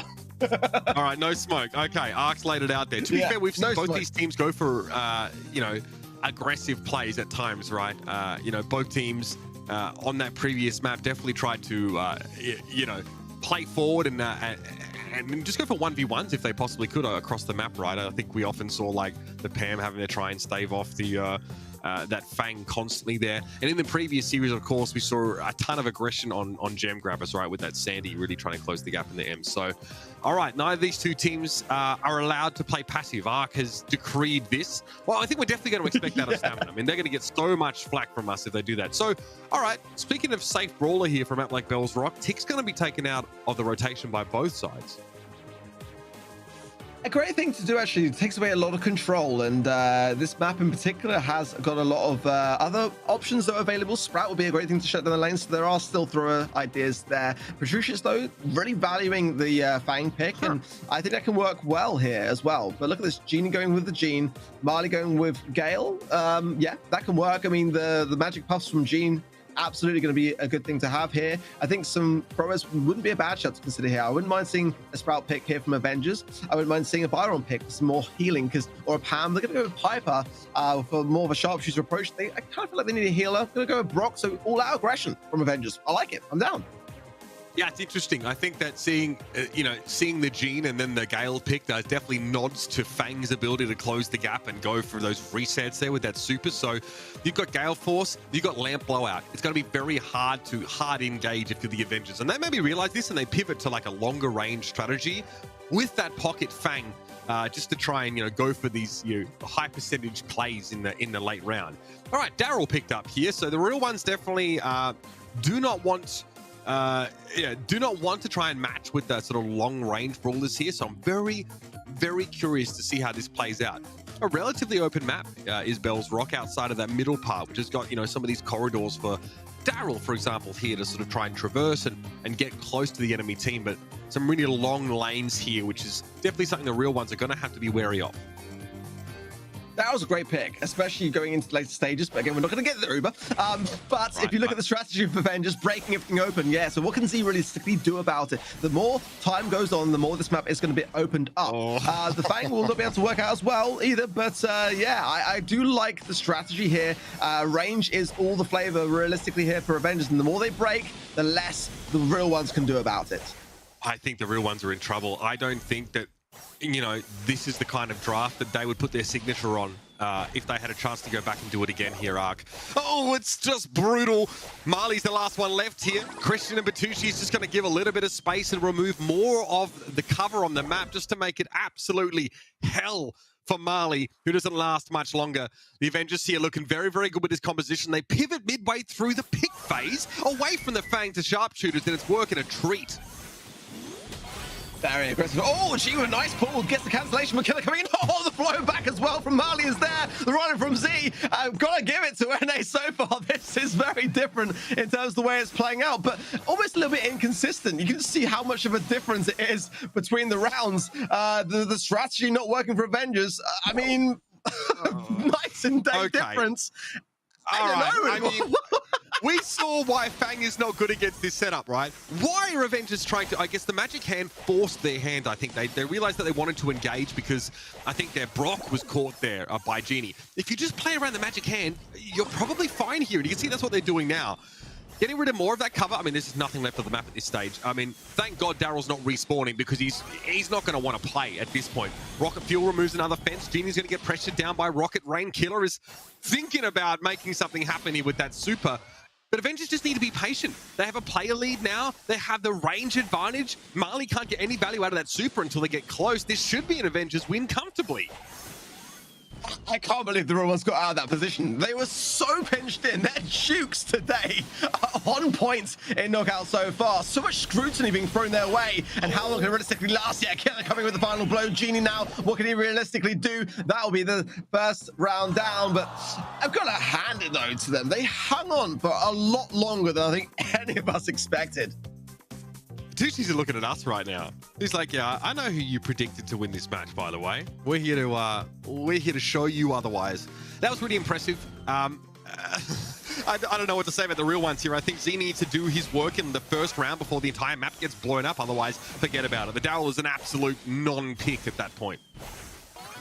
Yeah, exactly. And the rocket fuel being utilized by Christian, all three now down, and the map pretty open for the most part, and allowing them more maneuverability. They can't really go anywhere on the side of the real ones. They've just got to utilize this cover as best they can and not feed into more supers that could potentially go on to further break those walls. The magic puffs would be great, but yeah, not always the best of things to be bunched up against the Brock or a Fang for that matter. Tucci's gonna be probably removing this bit of cover now. Yep, there's the pop, and all of a sudden Z only has their teammates to hide behind, which is a problem because Daryl's the one that's supposed to be standing in front of them. Still, for now, that's what Z's doing. The magic puffs. Oh my God! Batucci's just destroys Genie, and Z looks a bit sheepish there for moments, of course, until the kit comes in and Killer removes him. I like the attempt from Marley to use the twister to give some space, but oh, this is as one-sided as it gets, Ark. Great sharpshooting on it. Absolutely great from Patricius. And yeah, I mean, Uber, I'm getting my wish. This is exactly what I asked for from this region. I didn't want to see any of the green smoke coming into the map, and the Avengers are giving me my wish. They are coming out with all guns blazing, really giving their comp the best it's gotten, unless the real ones can find something within themselves to capitalize down. A magic hand, as we saw in that round, went such a long way. If Genie can connect with one of those and get some value, but oh, he just evaded that shot. More rockets coming down. The Avengers are not letting up on this one. The real ones just step into the seventh circle of hell here. Everything that they dislike about Brawl Stars is being leveraged against them right now. All they can do is juke and hope that Killer tries to make an ill-informed engagement with that super. Avengers have a round up their sleeve already after winning that first one now, and they know all they need to do is be patient. Genie there, you saw him try and get that magic hand lined up. Now the real ones have to get aggressive. Here comes Killer with a kick, but he's knocked back. Good Gale Force. Genie, though, can't dodge the rocket coming in. The rocket rain dropping. Marley loads. Twister thrown up, though, and Christian's forced into the fog. We still have a chance for the real ones. They're still in this arc. Fog, my favorite friend, coming to play, and you can just see that's where Daryl can thrive. But they've got to hold on so long to get to the point where they can make it or have any value, and that's the real challenge here. I think Genie has to get an early pull. They've got to make this a 3 versus 2 and eradicate some of that pressure. At the moment, the Avengers know that. That's why they're going so much on the aggressive. As Killer goes in with a nice round kick onto Z, who gets the takedown. Genie with nowhere to go as well. This is surely all she wrote. What can Mally do with this 3 versus 1? Can he find the ice? I don't know about it, Uber. I've got to be honest. I think he may have bitten off more than he can chew. And nothing snoozy about this one, Ark. Yeah, I mean, Christian now rocket raining himself, knowing that Mali, yeah, it's going to walk headfirst into one of those shots from Bertucci's. An absolute dismantling of real ones there. And it came down to the pick and ban for Brawlers. Fantastic work there by Avengers. I mean, the game was won in the brain in a big way there. And I mean, those last 2 maps were so one-sided. Great stuff, Avengers. Great picks. I think it's a great and powerful message there because, again, like looking at the rosters and a lot of new players coming into the mix, I've been saying from the very beginning of this season that it's not necessarily always going to come down to who's got the most experience, who's been playing competitive the longest. Draft is draft, and getting that right is almost like the full player, the full brawler in this whole equation, in like a fantastic way. You've got to get it on point. The Avengers did that draft and they did it perfectly well. They had that great comeback in set number 2, but they made that 3rd and final draft count with so much weight. Yeah, impressive stuff here. Again, the only times that the real ones were able to do much was when I guess they were able to go aggressive with Daryl, but yeah, look, Daryl at least can build his super up over time, so it's not so bad. But again, if he's not in a position to get damage, he's going to have 1 super, you know, every 3 rounds. That's just not remotely enough. Love that look from Avengers, and I feel like they pivoted hugely in that pick phase after going away from the Fang. Masterful play from them. 263 DPS for Bertucci's here, 6 and 2. Yeah, there were those 2 rounds, of course, that the real ones were able to win out, but even those looked pretty close here. Just love to see that from Avengers, and this is kind of what is added to the Brawl Stars Championship now with that Power League format, right? The preparation you bring into these matches, your understanding of which brawlers are the best on these certain game types, and also just knowing which brawlers work really well in combination with one another is huge, because you don't get any second chances. If you mess up the draft, you're in deep trouble. Yeah, it's those perfect synergies, isn't it? Between, you know, going with the Piper, locking that in, but then what's going to really complement Piper? Brock, break everything open, allow Piper to have more strength, and you're really starting to work your unit together as a core thing. And you know, that can also go against you when you're working with ideas that are more defensive, like the Daryls, like the Gales, and you know, you can really start to overthrow a strategic idea if you just work through and focus on your strategy over just kind of going with the meta or the brute force or whatever that idea may be. Just thinking things through, which is not always an easy thing to do when you're in that moment and you've got to get that draft in on time. So definitely some challenges that we didn't necessarily see in competitive starting to shine and really show this year. Now, I hope everybody at home has voted for their MVP over at event.brawlstars.com. I was too late because I was busy casting the bloody game. Oh, well, I would have voted for Bertucci's anyway, which looks like that's what most of the people have gone with. So good picks there. Our predictions boomed. Absolutely boomed. None of us are getting a perfect day now. We are 1-1 after our 2 first quarterfinals. But when we come back, of course, many more quarterfinals to come. We're going to switch our casters just briefly. And when we come back, it's going to be Stamina versus Vatra, Amaterasu.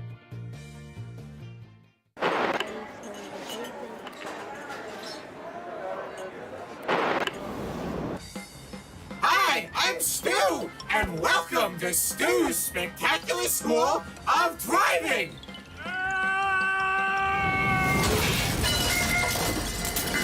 Whether you're a beginner or an expert looking to brush up on their skills, we're just the place you want to go.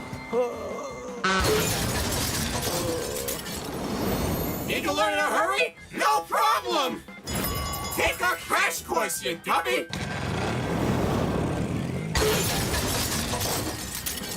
Stu's Spectacular School of Driving! We'll get you driving! Welcome back, ladies and gentlemen, to the Brawl Stars Championship March monthly finals for the NA and Latam North regions. I'm over here joined by Trav, mate. Great to have you here back on the show. Got to catch up with you beforehand. Got to discuss some of your expectations. We all got that last prediction wrong in that game. I don't think any of us thought Avengers would end up taking the win. Yeah, I totally agree with you. Three of us all getting it wrong, and it did surprise me too. I think the main reason, the accountability that they took 3 brawlers to counter the first pick, and that's just how scary Fang can be, that they left themselves totally susceptible to the sharpshooters and the breakups, and that's, the real reason why they just could not do anything in that final set. I love that little bit of analysis there. Obviously, yeah, turning your entire pick and ban to try and deal with one brawler, maybe not advisable. Hey, Trav, let's look ahead, though, at these next 2 quarterfinal matches. They're both best of 3s, remember that. We've got 2 of the biggest names in North America going to show up here. First of all, it's going to be Stamina versus Vatra Gaming Amaterasu. Following that, Tribe Gaming North America will get to show what they're made of. I'm very curious to see what they've been working on up against No You Esports. But let's have a look at this matchup here and try and set some expectations, because of course there's no second chances here. This is a single elimination bracket, so Stamina does not want to be slipping here. And we've seen just in that previous matchup how devastating it can be to sort of mess up the draft. But let's talk about Stamina, right? They represented at last year's World Finals as an organization. They actually felt the totem, who was one of EMEA's rosters, was not maybe the team that EMEA or the world expected to go as far as they did. I think it's safe to say it was probably an underperformance from that Stamina roster at Worlds. I know you've got a little bit of regional bias there, and that's totally fine, but I'd love to know about your thoughts on where that team ended up last year and where they need to be this year. Well, I mean, honestly, they provided some great gameplay all the way through 2021. Slightly disappointing Worlds, as you have mentioned, but decided to stick with the same roster nonetheless. And, you can't blame them for it. They just performed so well throughout, and bringing back, the same people, as you can see here, Bobby, OG, and Shuni. It is a wise decision. They are some of the best players in this North America region. Pushing themselves towards Worlds again this year should not be too much of a difficult task, as, I mean, they are against maybe, as the name says, a bit of an amateur roster here, not too familiar with many of the players. And I mean, as we all know, with three predictions for STMN here. Yeah, we definitely, put our chips behind this STMN roster. Again, it's the veteran element that we're sort of trying to get behind. But again, look, STMN don't want to be slipping here. They want to start this season of the Brawl Stars Championship on the strong foot, right? They need to make a statement, especially to Tribe North America, who are waiting for them in the semifinals potentially. Let's talk about Vatra Gaming Amaterasu, though. Payne, Carlitos, and Guerrero. Again, this is a lesser-known roster, and I mean, what a huge challenge. It's going to be a bit of a David versus Goliath matchup for them here if they want to get out of these quarterfinals. It's a best of 3, but as we've seen, if you have a plan and you can execute it from pick and ban to the game itself, you can take wins against even the most experienced of rosters. I feel like, Trav, everybody in the Brawl Stars world right now, they're still getting used to how important pick and ban is and how much it can influence just the way that these matches go. So there's always a chance here for an upset. Yeah, definitely so. I mean, even being unfamiliar with the team and the general picks and bans that they do make can really throw you off your game. If something a bit unorthodox comes out in either the ban or the first pick, it can really mess up your kind of game plan that you've tried to employ in the first place. And I feel that's exactly what Vatra Amaterasu need to bring in here. Something that might throw STMN off, try counter as best as possible. As difficult as that is with this draft format, they've got to try their best to do it, because we know how much of a veteran roster these STMN players are. That's right, and I'm sure they're ready for this next map as well, because this is going to be one that's pretty familiar for many of you. Yeah, the look is a little bit different, but I think all of us know what it's like to play Layer Cake, which will be our first map in this set as well. Again, in the past, we've seen plenty of throwers in this kind of bounty composition, so I'm curious to see what this draft looks like from both of these teams. It's Stamina versus Vatra Gaming Amaterasu here on Layer Cake. And Trav, let's see what our bands have in store. Yeah, I mean, we've seen quite a lot of Mr. P, which is seeming to flow through quite a lot from other regions to this NA region as we've seen today. So, I mean, I'm not sure if I like it too much, and as you did see, it really didn't pay off too much for the team who did play it. So I'm hoping that maybe we will see that kind of breezed by when coming through on the picks on this map here. But it is, a prominent brawler in the meta. You're seeing a lot of throwers, a few sharpshooters. Leon can sneak in now and again on this map as well. So it's something to look out for. There's definitely a lot of counterability, and also, Mortis did slip in a few times during the EMEA region to counteract a few of these throwers and sharpshooters. Yeah, coming in that last pick Mortis, right, is something that, people aren't, really expecting to see at times. Again, you have some notice. It's not blind pick like it used to be, right? But here at our band, so Ash, another Ash ban.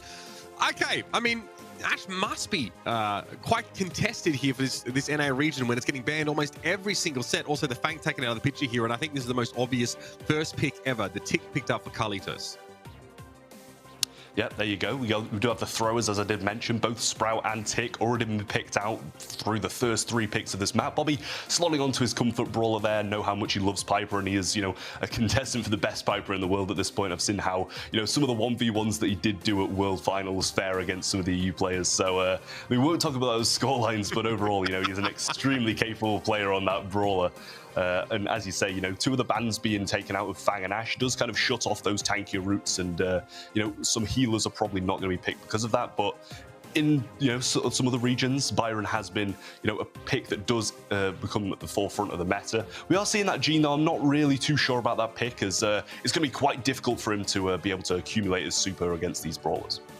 Yeah, also obviously the layout of Layer Cake makes it a little tricky as well for Pain to line up that consistent damage to build the super. But once Magic Hand is online, I can definitely see there being some threat generated as a result of that. But Lamp Blowout is unlikely to have really any value whatsoever here. Guerrero, though, wants to go for this Daryl. So even though Daryl, his durability has been lowered during his super, Trav, teams still want to go for that pick to round out their compositions. Yeah, I'm not really too sure about that pick at all, to be honest. Obviously, he is going to be charging his super over time regardless, but you're not really going to be able to get the best rolls forward on this map without taking a hefty amount of damage anyway. And OG trying to go for a little bit of a counter pick, maybe going to be able to get quite a lot of his own supers off of that Daryl becoming, an aggressive brawler, and placing his sandbags down as well to tank a few of those rolls might be the wise choice to do. He's going to be able to gather so many supply drops and power up his team, so it's a really nice pick to end things off for STMN. Bounty, of course, always an exciting game type to watch, as 87% of you think that Stamina might make this less than exciting of a matchup. Thanks for getting your predictions there over on event.brawlstars.com. Definitely one-sided here. Let's see how Stamina play this out, though. They've got a thrower, they've, of course, got the roughs, and we've got Bobby on the Piper. Always a good sign for Stamina fans, and Tooney wants to get aggressive here with that photosynthesis shield. Wants that blue star, but, yep, Bobby's going to snap it up.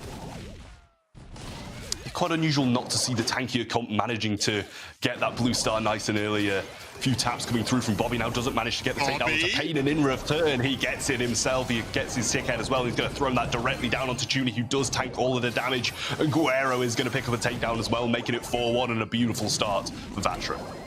All right, looks like this has devolved from pleasantries now into a bit of a scrap fest as Bobby returns from spawn, only to get that elimination, but still the blue star is with Vatra Amaterasu right now, and they take a moment to actually play a little bit safer here. Guerrero does have that super online. Chance to get aggressive if Vatra see fit, and Pain's putting a lot of pressure on Tooney here. Bobby, nice damage through that middle part of the map here, trying to blow up some of that cover, make it harder for Daryl to sneak up on them. Front line of this map now all being taken down pretty much on the STMN side. OG trying to get these shots through, and the Vengeful Spirits is going to be popped by Gene and get 3 solid connections onto his opponents. Tooney's being forced to use the gadget and get himself some heals, as Pain still raining down some serious damage onto him every time he shoots up, but Homemade Recipe going to throw it over onto him, but his star power is going to get him nice and healed up quickly and put him back in the mix. OG looking for another supply drop, surely, to knock out some more of that cover, because Vatra Amaterasu are making good use of it right now, but there's the engagement. Guerrero goes in. It's going to be a hedge from Tooney to try and keep Daryl at bay, and yes, Vatra have to retreat. Here's an opportunity now for Stamina to go aggressive, and Bobby wants to lead the charge. Super is available. Pain is down in the blue star now with Stamina as they back away. Carlitos Magic Hand, he has it, but it's Vengeful Spirits to start things off, and Guerrero's trying to get closer, but he's being forced back as well. So much damage onto the Daryl, and he falls now. Time is up for Vatra Amaterasu. And patience pays off for Stamina, who sneaked that victory away just as their opponents thought they were going to get away with it. Well, there you have it. As I said before the game, Bobby is an extremely capable Piper, and he's willing to show it whenever his team needs it, getting a few takedowns in the last closing few seconds of that game, and getting the return as well with the pop-in super, get himself into the safety of his own team. See if we see a different approach to this Vatra start to the game here, as they did manage to get a nice lead, but it fell apart towards the later game. Again, Trav, blue star goes to the sort of less durable team. Vatra Amaterasu pressured by Tooney. I think he had a great angle on Guerrero and Carlitos there. Bobby, this time, yeah, gonna knock out that cover, and there's really not much here for Guerrero to work with. He has to come forward on that right-hand side now, but that's where Tooney wants him to be. Looks like Stamina are getting everything they want early in this round. Yeah, well, I'm sure they'd like a bit more control, but that's really not going in their favor so far. Tooney gonna have to focus a few shots on Pain. It does use the gadget and the super pushing them directly to Guerrero, who will get the takedown. I feel like maybe they do need to try and keep this aggression maintained throughout the game and not be pushed back, because these breaks are going to be coming down now. OG throws his super quite aggressive, is going to try and push for that power-up now, as it's going to help out his team a lot in the future. Guerrero with a super in Carlitos as well. Vengeful Spirits to keep Bobby low, but no aggression from Vatra. Amatura Su follows along with it. Some nasty angles here from Bobby, though. Carlitos has to run and hide and try and heal up while he can. This is where Tooney now can start to put the pressure on. Vatra have given up a lot of map control, and Bobby is removing their cover. Tooney can work from comfortably behind this hedge right now. We're heading to 30 seconds left. Tooney throws out the hedge there, and it squeezes Vatra a little bit, or prevent them from going aggressive now, and they just huddle up. They're ready for one last messy fight. No sandbags available for OG, though, and that means no tanking ability for this gene pull here, and that's why they're just sitting behind this wall, nice and safe. Pain getting a connection onto him, though. Carlitos falling very low. The homemade recipe comes in, it gets the connection, and Bobby gives them the lead in the closing seconds once more. The hedge comes down, blocks off their route through, and only Daryl can aggress far enough up the map to even contest this star lead at this point in the game. 2 seconds left, and nothing can be done by Vatra Amatura Su. STMN take the first set. I mean, such a consistent approach there to that round for STMN. They knew that, look, if they could, even if they didn't have a star lead, they could at least take map control, right? Tooney is pressuring them so hard with the Sprout on that right-hand side of the map. And as soon as there's a hedge in play, you can basically funnel Vatra Amatura Su wherever you need to put them there. Bobby's hitting some really nasty angles, and I have got to give credit to Stamina, because their composure seemed to be at a maximum there. Even when they were behind, they spent most of the round behind. They knew that eventually they'd be able to pressure and get those stars back. It's a bit of a masterclass, Crab. Yeah, it kind of all falls down to team play here. You know, you see Tooney getting a few of these shots in, getting his hedge, pinning them in, and only leaving one route for them to come out from. And then you see there as OG gets a shot in, and the homemade recipe from Bobby timed to perfection as they do get the takedown in the late seconds of the game. Just shows how strong STMN are as a team and how wide they followed through from last year as the same roster. And there you go, 271 DPS, 4 and 1 for Bobby, and 46% of the team damage, which I can say, you know, is quite expected with the range of Piper on this map. Well, I feel like this is one of the big reasons why Vatra Amatura Su had to end up grouping up in these little corners and try and stay alive, because they're taking so much poke damage that as soon as they peek their heads out into the open, maybe think about going for a fight, they're at like 20% of their HP. The amount of times I think Carlitos just had to back away and have everyone group up around him, use their magic puffs to try and top them back up. Remember, you kind of pointed this out, there was no healer picked here, as was expected, which means that, that Piper damage sticks around for much longer. You have to waste a lot more time, and you have to try and group up and use the gene healing to get you back in fighting form, but that makes you really susceptible to the pressure from Sprout there. So looks like Stamina had all the plans they needed. Not only was the idea really good, but so was the execution. I'm interested to see what Heist looks like now, because STMN clearly have a very strong plan to work with, and seeing Bobby on any sort of sharpshooter is just quite the treat. And it's definitely an option on a map like Hot Potato. Yeah, and we've seen on social media OG loving his, aggressive tendencies, which will pair very nicely with Heist, and especially on this Hot Potato map. We do see, a few tanks slotting in every now and again, and they do tend to come against these control-based comps with a lot of tank counters, and still occasionally do prevail just because of the cycling you're going to be able to get with those tanks coming out of spawn with the invincibility and going instantly on the aggressive. But then again, you've got the Rico, you've got the Ruffs that just do such a phenomenal job of countering these really tanky brawlers. I mean, how contested do you think someone like Fang is going to be here? Do you think that Fang and Ash still need to be banned out here if you're North America, or do we see something different? I mean, I do think it's a possibility to see Fang banned out, but the angles on this map do really cater to some different kinds of brawlers, and he will probably struggle to get his super a lot more than he would like to. I think Ash, on the other hand, not really too much of a heist kind of brawler, and I know how much these NA players do love to use it, but I feel like it should not be picked on this map. Well, Stamina are going to make sure it's not. Yeah, Ash and Ruffs banned away. I mean, Stamina, I guess they just don't want to deal with it at all. Also, maybe they're not too concerned about bans. We got plenty of troll bans last year, I remember, by many teams who felt like they had a lead. Bobby and a sharpshooter, pretty deadly combination, and Stamina have secured that element of their team strategy already. Yeah, a little unusual to see Brock being used. Obviously, it is going to come in with the rocket fuel wall break and also, you know, the rocket rain from his super, but it's really quite unusual nowadays to see that being picked, with obviously Incendiary becoming base kit. If you can start to rain damage down on that safe, it is going to do a lot more damage than it would have done prior to this, just because you can use, you know, the new star power coming in, adding rockets to your super, and also rocket number 4 is definitely a capability too. Lola and Spike being picked from Vatra Amaterasu, which is something a little bit more my speed. Right, and we've seen Lola get banned out on this particular map before. Why is that? Why is she such a menace here? Well, when you can place down these super, aka, you know, the ego, you can do a lot of damage to the safe if you get into that positioning where you want to be. Getting off that though, Tuni is going to select Colette and OG onto Bell. 3 long-range brawlers being picked, and Tuni, wow, I'm sure, will be running this new gadget as well, which is going to get her healed up really nicely. Yeah, I mean, a big part of what's making Colette such a problem right now, she doesn't need to rely on healing, because obviously for a mid-range brawler, she's not the most durable, and you know, she's very good at doing that % health damage, but when it comes to her own health, it's sometimes an issue. And yeah, we know just how good Time to Collect is right now. It's been tuned down. I think it used to deal about 13% safe damage on one use. Now it's 10%, but it still adds up, and it's essentially safe damage for free. There's no opportunity cost to doing that, which is why, you know, Colette has been so hotly contested. And yeah, we've also sort of seen her banned away here. I'm curious to see what this last pick is going to be from Vatra, unless they've just rage quit and thrown their tablets out the window, seeing this composition from STMN, because I feel like the Stamina boys get to play to their strengths once more here. Yeah, well, the time hits 0. You've got to be hoping that it's not a dodge and we won't be seeing the draft again. Hopefully they will be getting into the game. They will be doing just that. Stu is going to be the pick that they are opting to take, and the versatility and the maneuverability that Stu does bring to the table is going to be huge to avoid these long range. All right, so Tuni has a mid-range matchup there against the Spike on the right-hand side of the map. OG wanting to pressure Guerrero down a little bit more. There's a nest egg thrown in the grass. You can see that there is... Oh, wow. Big hits on the wolf. That's Stu. He now has to turn tail and run. Tuni's removed, though, by paint through the middle part of the map, and that Lola damage output is looking really scary. Here's Megalomania. Super is used. Gadget, of course, giving you that shield. A lot of nice free safe damage now as it's 79, plays 100.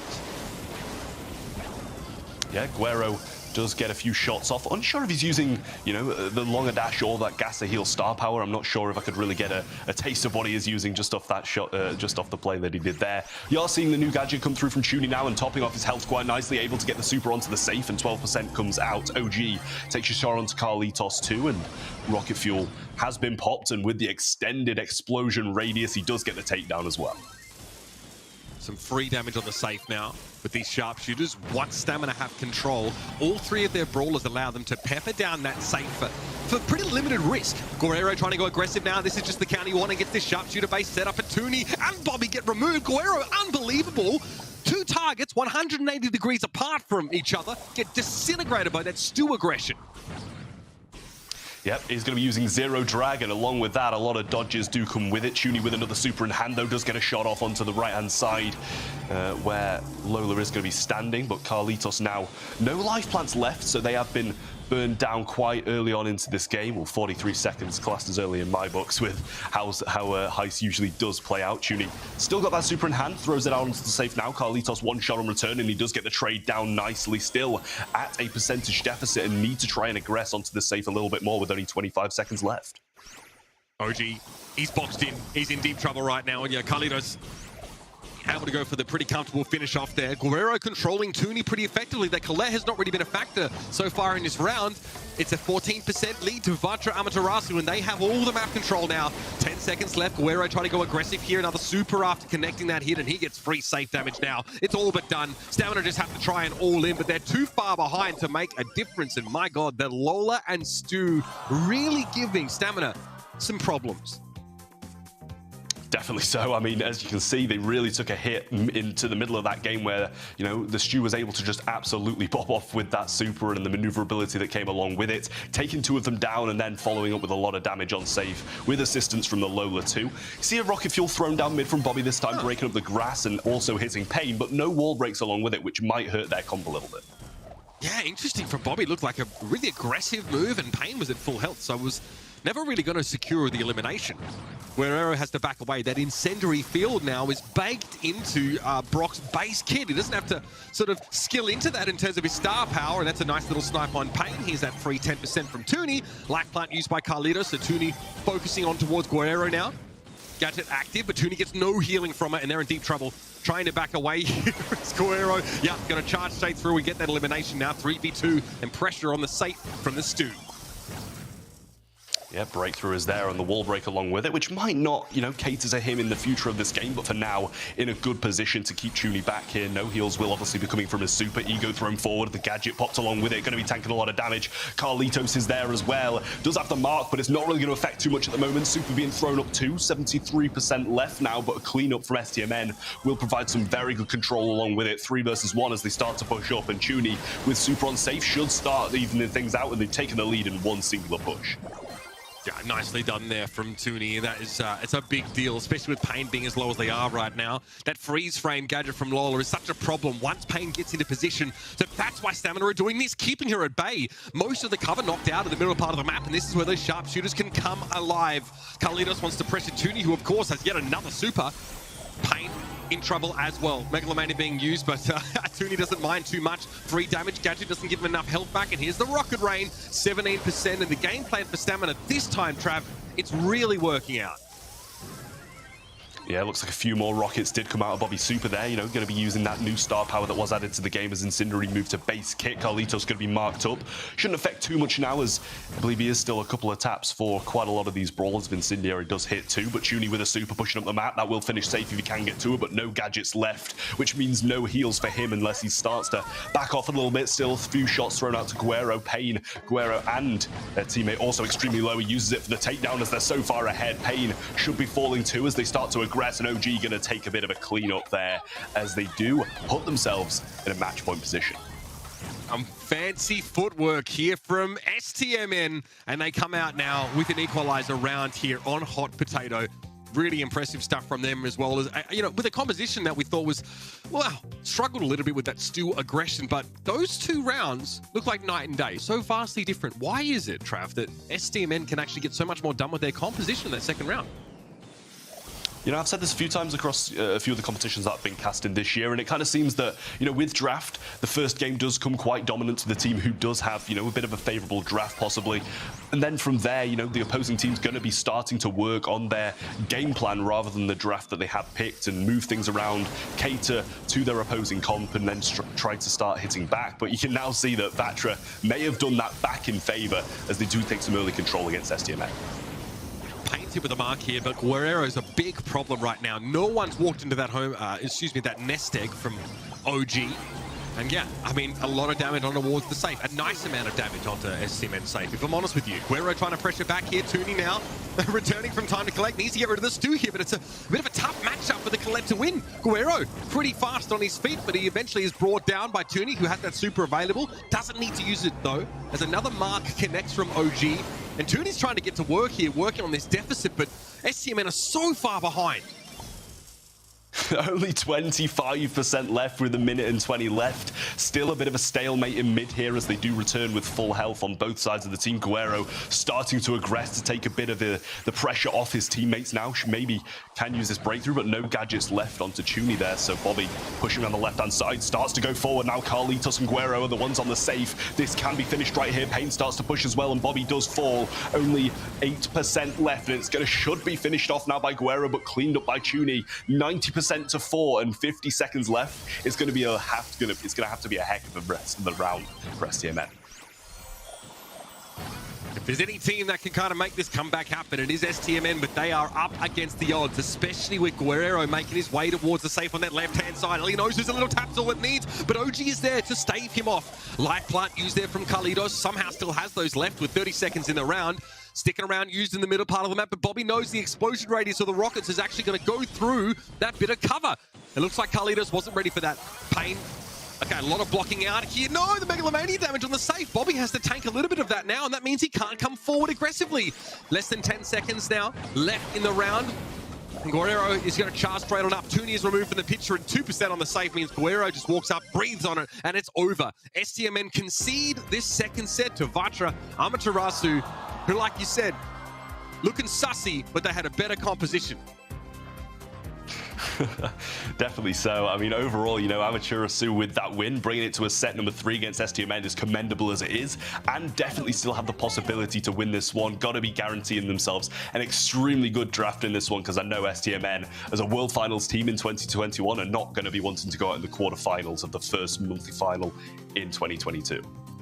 Oh no, they're calling an emergency meeting right about now, Trav, just to make sure that they have all their ducks in a row for this next set. Again, you know, they come in with a weaker draft and they still managed to overcome it in that second round here. Here's a look back, of course, this Spike, Lola, and Stu look from Vatra Amaterasu. I mean, we often see Lola get banned, and we can see why she's just so scary. The freeze frame gadget on her sort of on her copy means that it can take so much damage while pressuring that safe for even longer. And Guerrero on that Stu looked like he was a real problem for those sharpshooters, closing the gap effortlessly and then just blowing up the snipers up close and personal. I think if you see, you know, a Colette being sort of forced to use her super not on the enemy safe, then yeah, she's under a fair bit of pressure. Even if it's easier to generate that super, Toonie had to use it so often just to try and win these fights or eliminate those enemy brawlers. Yeah, it seems that way. I mean, overall, I think, you know, all of their team played just so phenomenally, and that's kind of why they were able to bring home this set win here. Just all-round control, great aggression at great times there, especially from Guerrero, who did manage to clean up a lot of the time and guarantee his team a lot of damage in some extremely favorable situations. And, you know, overall, STMN, they played very well as well. They just didn't have the right comp. Maybe, I think, they did have to change up the strategy for game 2, which they obviously did, throwing the rocket fuel forward and trying to get some damage, but still didn't manage to result in anything. Here we have some stats. OG looking like with the 11-5, putting his team on his back, but still not able to pull out the win. And even with Bell in this map, you're going to be playing the mid, and you're kind of expecting your teammates to be doing quite a lot to help you out. Yeah, those side lanes need to be won out, and whatever lane Stu was in was a lane that Stamina were losing most of the time. So, Pinhole Punt is going to be our third set of this series. It's time for Brawl Ball, and this time, well, Stamina know there's no excuse for losing this kind of series, and they know the amount of flack they're going to get from European teams is just going to be unbearable. That's probably the one thing that they're most worried about. Bare minimum, they want to get into the semi-final against Tribe NA, so it has to start here. This is the last set in this series. Ash is banned again, and the Crow, unsurprisingly, also is taken out of the picture.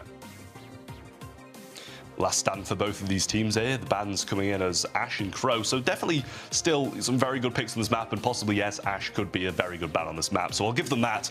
Byron being selected as the first pick.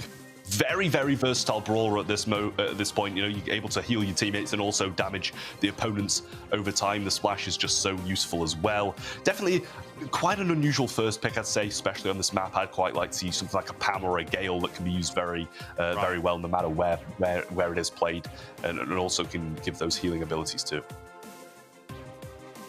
It might mean that Stamina want to try for like a wacky last pick here, because I guess they want to make it hard for Vatra to counterpick them in their first 2 picks, right? So go for something safe, go for something kind of, you know, unsurprising, you know, pretty unassuming pick this Byron, and then maybe trying to go for something a little bit different. But the Pam gets picked up here. So Vatra already have that healing, they already have their durability, and they get another pick to supplement this Pam selection.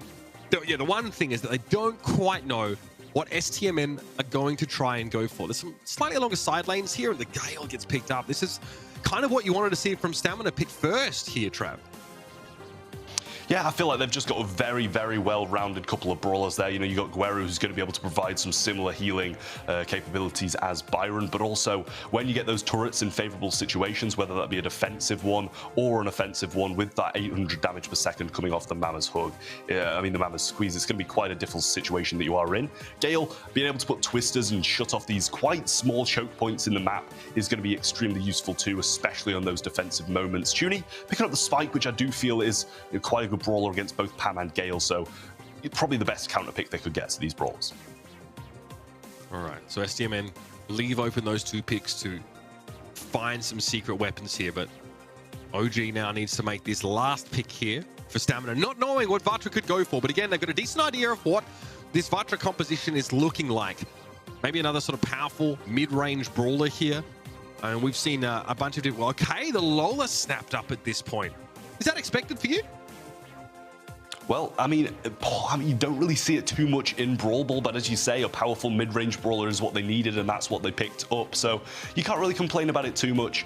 Throwing over to Vatra now to try and get this last pick and guarantee themselves this final set, because this is the last stand for both of these teams in this first multi-final. They've got to get this perfectly right, and so far it kind of seems like Vatra, if they can back this comp up with some skill, they may be able to take down STMN. And they're going to take Mr. P, which is something we saw this exact comp yesterday from Craze Clan in the EU, and it really did backfire.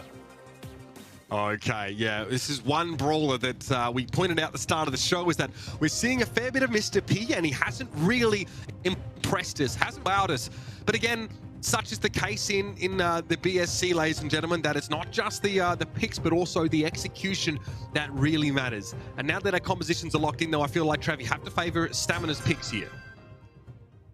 Yeah, I mean, possibly, but if they can get this turret nice and early from Pain, they may be able to put up an extremely good fight, especially with these other brawlers. You can see how much control they're getting so quickly as he does push for this turret. Guerrero already up the map in a great place here, throws out the gadget and takes some ammo off Judy, which allows Pain to grab his super really early on, throws out a gadget as well to push him back, and that even might get a takedown if they can push a bit more aggressively. STMN also going to be falling quite low here. Super shot through, and the shot's not quite there. Synergy not on point for Vatra, but still some good pressure early on and managing to get some good control off it.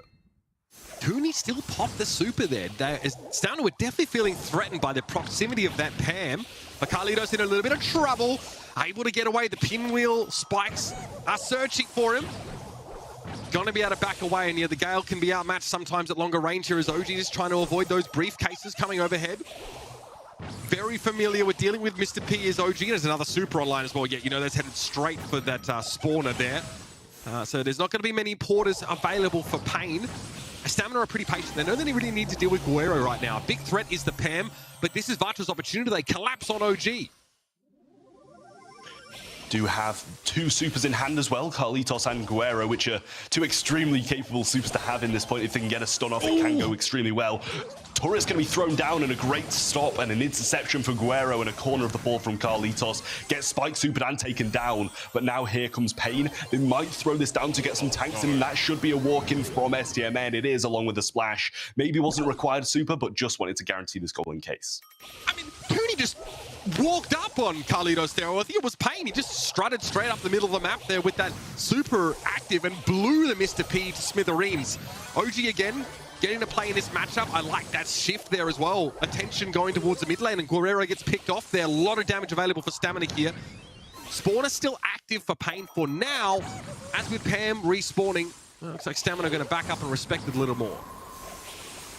Tough situation now for Vatra, being 1 goal down and 22 seconds left. They're going to have to request. Guerrero tries to make the move along with this porter that's coming up. Does have his super available too. Carlitos needs to try and work for his, because a stun is basically all that's going to be their saving grace at this point. Super available, throws it forward. Carlitos can get some heals off that, but it's not going to be enough to keep it up in time. STMN moving on to match point as they take a 1-0 win in this game. Yeah, nice showing from STMN there. They know they don't really need to score another goal. As long as they can play defensively, play safe. All their supers came online at just the right time. And you can see that Lola is really scary. The fact that she can be such a threat while the real Lola is still in cover, so crucial against a lot of these mid-range strategies here. So, and we go to the second round, and yep, Stamina 1 round away from going to those semifinals. Yeah, maybe a little bit of a disappointing performance from Vatra in that previous game, but they're going to be wanting to iron out those mistakes in this one. STMN keeping Carlitos very low, but Tooney might get cleaned up here. Guerrero can't quite aggress onto Bobby as the splash comes in. Pain misses a shot onto him and goes straight for that live plant that was in the mid. OG making a move down the right-hand side. Now super shot available, and he might be able to squeeze this one in. He does, and takes the lead after 30 seconds. And he had his super, has his super available still. This is scary stuff. Looks like he obviously ended up firing that just to get that ball in, but as a worthwhile use of it after that team fight had already been won. Guerrero needs to respect Bobby's damage. Tooney as well. Gonna pop that freeze frame, and Pain's a little bit too close to the Lola right now. Able to get away just Tooney. May have overextended, but Carlitos is not able to finish that damage off. Haven't seen a whole lot of this Gale. Carlitos not really a big factor so far in this round. Pain moving up the map. Guerrero's still got this Scrap Sucker gadget activated, does use it. Chuni taking some heavy fire from Pain now, who might want to move his turret up a little bit higher to take a bit of the pressure that they have been put on off, and still getting these shots, but just no takedowns in sight onto Chuni, as the damage from the ego in him are always just hitting back as soon as he falls remotely low. Good gadget timing from Pain there. Just growing that Porter up, making it a little bit hard to eliminate. That was the Gale Super there, really not having maybe the impact Kalinas was looking for, as Tooney's able to stand tall inside that healing station, and Bobby gets aggressive on towards Pain. Yes, there's going to be Porters, and that's an issue for Bobby, but he's going to walk this one up if he can and just get map control for his team. 40 seconds left in the round. Stamina have a lead, but Bobby's overextended way too far. Yeah, over-aggression from Bobby switches the control in favor of Vatra, but a few shots coming in from Chuni does keep Mr. P extremely low, and yet again he's just refusing to heal up in this position, and Tooney's just refusing to let any of them heal up. Super available from the Gale now, and yet again still needs to get a stun, and I've seen absolutely nothing from him so far this game. Pain not able to get enough damage onto Tooney, and he gets pinched in. Gale, the only one remaining, 15 seconds left. Ball firmly in the corner, and Vatra Amateur Asu, as well as they've played, their run in this monthly final is well over. And they definitely gave Stamina some concerns in that second set, but when it came down to Brawl Ball, the tried and true, the tested was what triumphed. Nice work from Stamina there, a little bit shaky off the draft in that second set, but again, look, if it doesn't end up killing you in this tournament, it can be a great learning experience. Didn't kill them, it only made them stronger. Now, of course, Stamina will be waiting, hoping that Tribe make it into that semi-final. We get a classic North American matchup there of top teams to go ahead. But look, credit to Vatra Amaterasu, Trav. We sort of introed this match not knowing a ton about them, really just having to say, all right, they're here to prove themselves, and you know, it's essentially a clean slate for them here. I think they've shown that there's some depth brewing in this North American region, because at times people have been critical about NA in that maybe there's, you know, only 2 teams that are really competitive on the world stage, and the rest sort of had a bit of catching up to do. So a good sign here, a bit of depth in North America will definitely be appreciated. Yeah, got to keep an eye out and see if this shaky start from STMN carries on into the semi-finals. Obviously, they will be joined by either Tribe Gaming or No Esports, which probably, to me, was expected to be the closer one of these 4 quarterfinals, but this one proved just as close as it can be when in this stage of the tournament, taking it to the final 3rd set, and Vatra just cut short, sadly, and they've proved themselves. As you said, we didn't know who they were coming into this, and now they're a real force to be reckoned with in the NA region. No doubt about it. That means that next month, when or if perhaps Vatra make it through the grueling gauntlet that is the Championship Challenge and the qualifiers, then there'll be a team with a bit more respect on their name. Bobby, of course, the man with long-range brawlers, 10-1 on Brawl Ball. That's pretty impressive stuff. Great job from him, really holding it down. The splashes came in at pretty clutch moments. They handled the Pam very well. We said she might be pretty threatening here, but the draft looked much more measured this time from Stamina, right? They open with like a really safe pick in that Byron, and then they just wait to try and see what their opponents are doing. That definitely set them in very good stead, and they'll be advancing on. Okay, so coming up next, I think we have like almost like a similar feel, you know, in terms of a very known quantity versus a lesser known quantity. Make sure quickly, by the way, everybody, that you vote for your MVP of the match over at event.brawlstars.com. My vote was for Bobby there. I think just, you know, obviously huge work on that Piper, you know, on that first map. I don't want to really talk too much about that second set for Stamina because it wasn't pretty, but again, on the Byron to finish things off, he looked really, really good. Going forward though, again, after you've submitted your MVP votes, we need to talk about this next matchup, because Tribe Gaming North America, of course, are a household name in this region, but we've heard that it maybe is an interesting roster change, as Corey won't actually be playing today.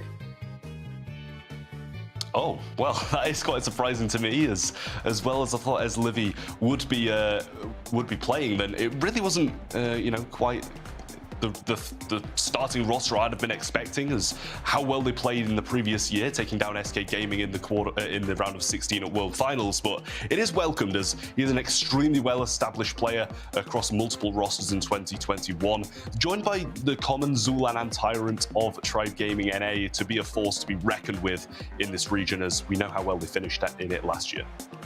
Yeah, so I mean, this is a team obviously bringing Eslivy across from Team OO, who I think was playing with Toast and Minbong, I think, which was a contender in the North American region, and a team obviously that allowed Eslivy to shine a little bit and caught the eye of that Tribe Gaming roster. So again, a lot of expectation on him today as he makes his debut with this team. Let's talk about their opponents, Know You, in as much as we really have much to say about this team. Luki, Slyfrixie, excuse me, and Slash will be going up against Tribe Gaming NA.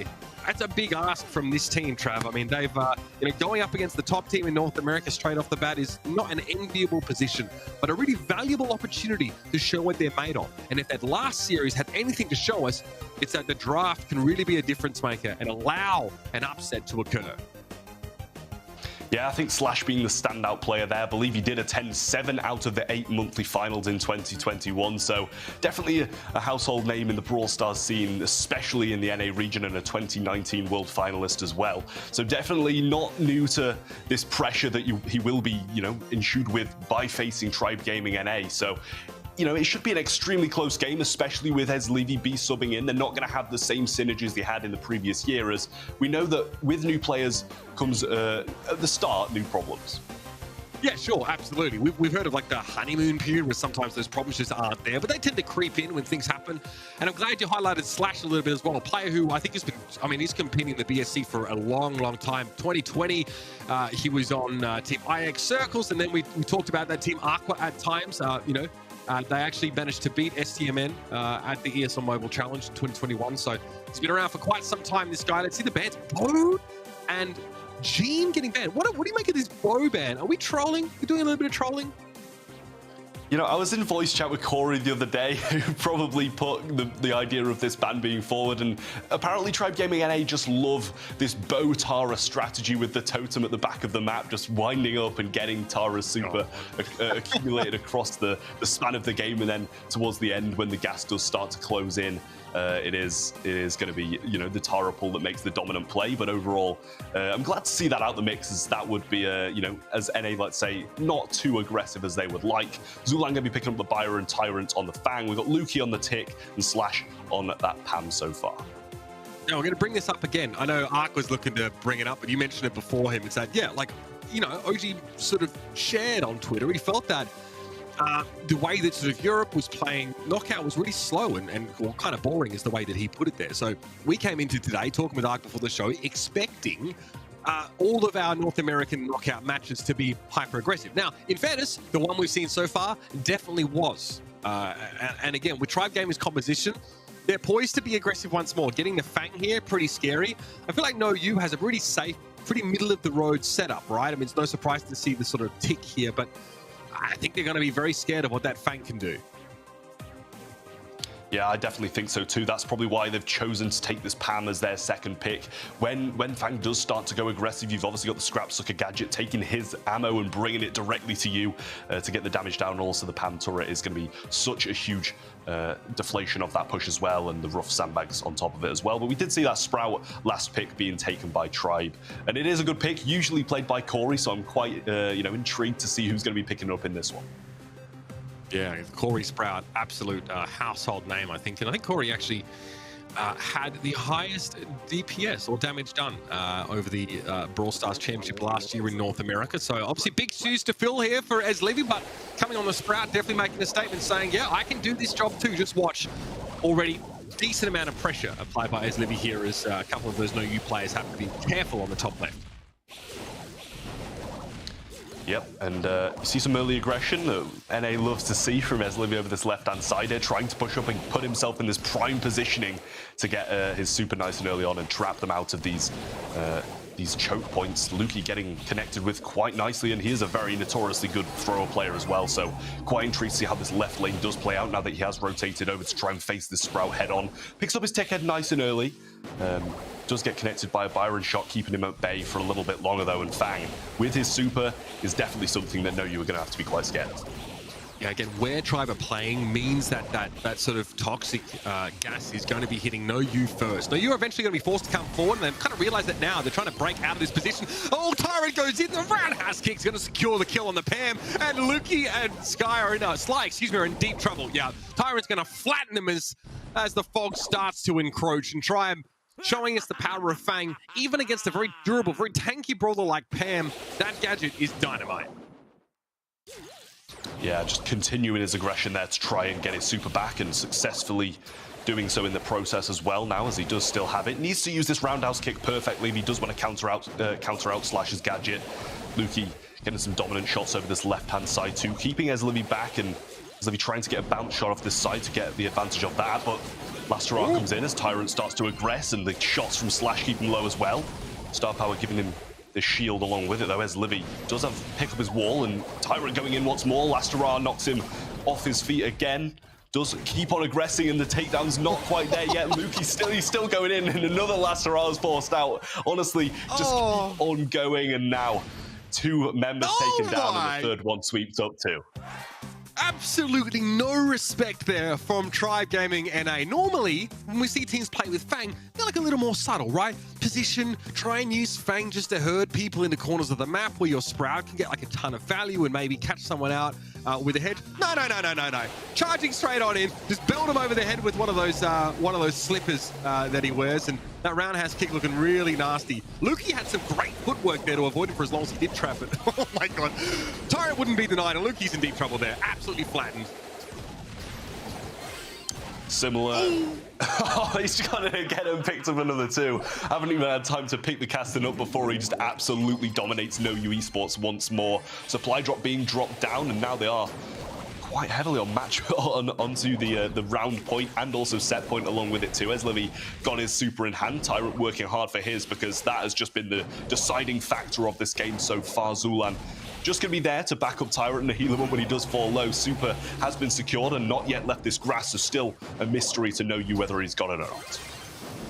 First set hanging in the balance right now. No U have to come alive here. Tyrant, though, goes straight on in. Okay, ends up on Slash there. Taps that super yet again after connecting with Lukey. Not sure if that was the player, but still, that's what Tribe are going with now. That's the roundhouse kick elimination on the tick. No chance to use that Last Hurrah. And Slash has nowhere to go. It's going to be slippers coming like a Hungarian mother's form of discipline. Trust me, I know that firsthand. And it's going to be Tribe Gaming NA to take that first set. And it's convincing, Trav. Yeah, well, I mean, you know, Tyrant taking a leaf out his European counterpart in Yoshi's Fang playbook there, as he's just getting kill after kill after kill, takedowns coming in, and just absolute super galore for him, having the time of his life, and you can see it on his face in that player cam as well after that game had finished. And that might be the fastest round of knockout I've ever seen. NA, as I've said multiple times, living up to the glory of playing this knockout so fast. Yeah, no doubt about it. They love to play aggressive here as well. And you have to think as well that the defensive gear for Tyrant Star there means he can shrug off so much of this poke damage, right? Gets to play just that little bit more aggressive. Look at this, like 1400 HP. There's a tick head coming his way. A Last Hurrah used there by Lukey, who's desperately trying to heal up amidst all that pressure, and Tyrant just doesn't go anywhere. That is very scary. And if you've got a brawler that can shrug off poke damage as well as Tyrant has been able to, I mean, it's very hard to shut down. That's a double stun there with that roundhouse kick. Tribe NA giving us some pretty hair-raising knockout action, and I guess OG's prophecy coming true. Yeah, absolutely phenomenal round from him all round. Here we are with the stats though, and can we just take a minute and just absorb the information we're seeing here? 0 kills across the board from No U, and we're seeing 8 in the hands of Tyrant, 3 Zulan and 1 from Ezlivy. That just kind of shows you how dominant this first set is and how Tribe are going to want to continue this domination heading on to the next set. Yeah, well, Tribe Gaming definitely want to continue to prove to the world that they are the very best in North America. A disappointing exit, of course, in last year's World Finals in those semi-finals, even after taking a team down like SK Gaming. So they've got a lot to prove here, and this is where it begins. I mean, I'm pretty shell-shocked if I'm No U Esports, even with, you know, some of these players being pretty experienced. Like Lukey's, you know, been around for quite some time. Going onto a map like Hot Zone as well, and there's every provision available for you know, a team like Tribe to get aggressive, to try and continue this very oppressive you know, game style where they're not really giving No U any room to breathe here. Building Beetles is always a fun map because you do have, like, you know, you don't get side lane action in every Hot Zone map, but this one does obviously allow for that as well. I mean, the Meg pick here will probably be pretty important. There's a lot of teams like to try and play that in the side lane and use the mech power play period to take control of that point. Yeah, it's definitely a strategy that a lot of teams like to take forward. But if I'm No You, I'm getting that Fang straight out of the mix, straight away in the ban, because you cannot be letting Tyrant back on that brawler after that performance. I mean, honestly, just complete domination all around. I will say, Pam, which was already played by No You to no avail, is probably one of the picks that would be used quite explosively on this map. And a double crow ban, not something you see every day, but on this map, it may be quite warranted, as if you do get caught with that slowing tox in the middle of the map, you are going to be picked off quite fast. All right, Zulan here. Again, we saw a similar approach from Stamina. Safe brawler first up, and No You want Lola, of course. She is pretty darn frightening in a side lane here. Got pretty good range as well. So Tribe going to be waiting on this next pick from No You and start to formulate maybe some sort of counter strategy here. Might be a little bit harder to sort of play a sort of close range brawler here if they're going to be dealing with this really high damage at range. But No You get to pick up the Pam. They say, right, we get the staying power now. Of course, got that healing station. Throw down on the point, just be a little bit harder to shift away. Now, what do we see here? We've seen plenty of teams try and go for the Sprout, for example, being able to sort of wall off a defending team inside their own dueling beetle, so to speak, and get a lot of extra damage has been a strategy we've seen some teams go for here. Gale getting picked up, so they definitely want something to deal with a potential engage composition from No You. Yeah, Gale being that pick that obviously can put the Twister and completely shut off 3 choke points in this map, being the mid and both of the lanes. I would love to see a Jessie being picked here, just plainly because, Lola with her ego down or Pam with the turret can be absolutely disastrous, and bouncing off those could be the best play. But they are going to be taking Ruffs, a wall break ability, and played into that with seeing the Sprout from Frixie over the other side.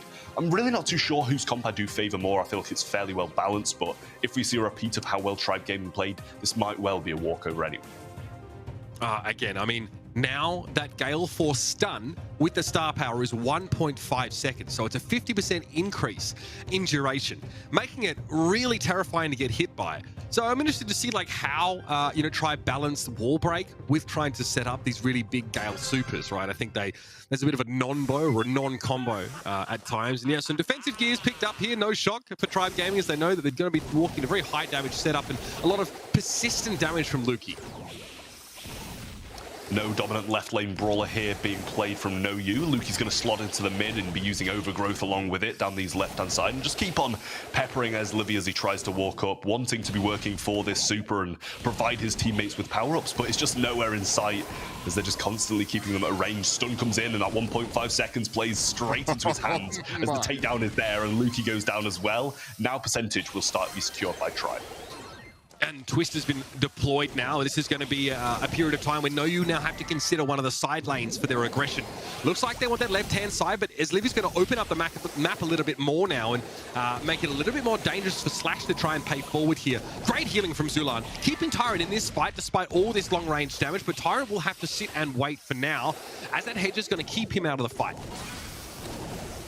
Yeah, going to be using the gadget and popping it once more. Going to be scrap-sucking the ammo directly off Tyrant as well, and now No You are going to be the ones dominating this hot zone for an even further amount of time as the wall remains. Gets the gadget once more, and it's going to be placed straight in the same place, blocking off this entire mid push. And now we've got Lola completely dominating one side, and as Livy just being shot down gradually on the left-hand side. Super from Tyrant does connect though, and Sly Frixie is lucky to get away there. One more tick of damage would have done it, and Slash is going to fall. Again, that Gale Super's really causing some big problems for No You, and now they've got to try and find a way back in. Tribe have equalized. They've opened up the left side of the map. The sandbag's being deployed here, and there's a lane swap for No You. They've got Lola on the left now. Do take the lead once more. Sprout Wall going to come down. Slash still hasn't managed to accumulate his super just yet. Tyrant goes in for the takedown and gets it along with it. The burn down from Byron's there as well, and if this wall remains, they're going to be continuing to win this match. Goes down and Frixie falls too. 86% now, 13 more to be claimed. Heals coming in from Zulan, and it's going to be working a treat as Slash falls down and Tribe move to match point. Oh man, that Gale is something else. It does help, I think, that Byron has a winning matchup against Lola in that side lane, just outranges her a little bit, which means that Zulan was free to pump heals into that Gale in the middle part of the map, allowing him to shrug off a lot of that damage coming in. Especially hard to trade with a Pam when Scrapsucker's in play, Trav. I mean, the Gale Super, though, really looked very good there. Yeah, I think, you know, kind of what they've got to do is get this Sprout Super a little bit earlier on, and we might see Luki going a little bit more aggressive for it, as when they did eventually get that wall down, the percentage did start to be gained by their team. Super available now for Slash, and that is a healing turret. Should be probably used offensively, which he does. Throws it forward. Eslivy going to break up the defensive wall and provide a power-up along with it. May be picked up by himself, but Tyrant's going to be the one to opt and go and get that wall. Zulan's going to push past it, get the shots off, and probably get some heals onto Tyrant once he gets his ammo back. I like the idea of taking out your own wall here. It just means it's harder for Luki to get value. It's harder to shut Tribe Gaming in with those hedges. That's deployed there. I mean, Zulan had nowhere to go, but that was very clever from Luki, considering there wasn't really much else he could have done with that wall. And nice stuff from Tyrant, able to get rid of Slash there means that Eslivy can move up, pressure Luki down. All Eslivy has to do is, juke and get the finish, and Tribe are well ahead. 62% plays 14 here, and going to be the super here from Sly Gadget as well. Stun coming out from Tyrant to force them back on that left lane. Is this too little too late from No You, as Zulan's still stepping onto this hot zone, stepping off it to dodge a few times. Stun comes in, connects with Slash, and the takedown's there. Followed up by another one from Tyrant, taking down the left-hand side of Frixie. Luki left the only one available. 4 seconds left, and it's proved too much for No You to win, as Tribe Gaming are moving on to the semi-finals in what might be the most dominant game of the day. That's it. Tyrant Star, just a sly smile of satisfaction thereafter. Okay, and some vittles, why not? Keeping himself fueled up for the rest of this tournament here. Great work, though, of course. The Gale, big difference maker, but really enabled by Zulan with some fantastic, consistent play from that side lane. Very convincing, much more convincing than that previous series was, showing that Tribe Gaming is still Trav and a well-oiled machine. Yeah, well, I mean, I don't know what you're thinking, but in my eyes, if Tyrant's not your MVP, then I don't know what you've been watching in that game. As you know, the Fang to start things off, followed by these stuns coming through from the Gale, was just too much for No You to handle. Complete domination from Tribe, and I thought this might well be one of the closer quarterfinals. As you know, it's not an inexperienced team on the other side, as they've obviously got Slash and Luki being, you know, veterans of the scene, but still, just Tribe completely walking over them, and Eslivy proving to be a saving grace, not the issue that I thought he might be. No, not at all. This Tribe Gaming roster looks insane, and we know that Corey sat on the bench as well, ready to come in at a moment's notice. This team has secret weapon after secret weapon here, and a really dominant showing against the team with some really respectable individuals in the North American Brawl scene. That's the kind of statement you want to make if you're Tribe Gaming, you know, ahead of a matchup with STMN. You know, Bobby and co thinking, hang on, we might have something on our hands here. And yeah, no shock to see Tyrant with 268 DPS and 45% of that team damage. Great backup from the rest of the team, though. I feel like their composition was really based around the Gale, with great support from Ruffs. And I love the pivot to destroying your own wall there to reduce the effectiveness of the enemy Sprout. Those are the kind of big brains that are going to take this Tribe team a long way this year, Trav. And I think they're still saying, hey, we're still the best in North America. Yep, I think STMN might have something to be quite worried about after their performance, and also Tribes in those quarterfinals, as they are going to be meeting in the semi-final number 2. Great plays all around from everybody in these quarterfinals so far, and I must say, Tribe, I've really got my eyes on those moving forward, because it's going to be a tough game for STMN to win. Let's have a look at that bracket now, Trav, and just remind everybody where we are now in our roadmap to glory in our Brawl Stars Championship Finals for March. And yeah, I mean, we got that brilliant matchup, that STMN versus Tribe game. That is obviously going to be it's going to be a huge one. Avengers, though, really impressed us, I think, with that victory over Real One. So, you know, all our eyes, I think, are on that particular matchup to see if, you know, this Chasmac gaming team is indeed the real deal. A strong performance against Vatra Gaming Volcano to get them here. And they might be eyeing off a matchup with, you know, one of North America and Latam North's top teams. Going to be pretty brutal. That's going to be happening on the other side of this break, of course. But I want to take this opportunity to introduce to you guys a fantastic piece of content that's being worked off. With quarterfinals done, we're going to take some time now to go beyond the brawl. That's right. We're going to get to know Bobby and OG just a little bit better.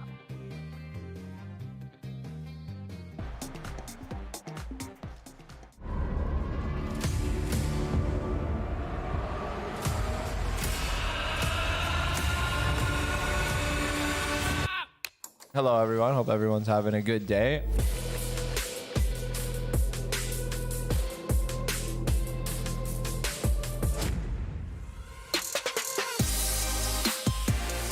Bobby. I'm a professional player for Stamina Esports. I also do streaming, YouTube videos full-time, play a lot of Brawl Stars. Bobby has his ball. Here comes the dribble. What did I just watch?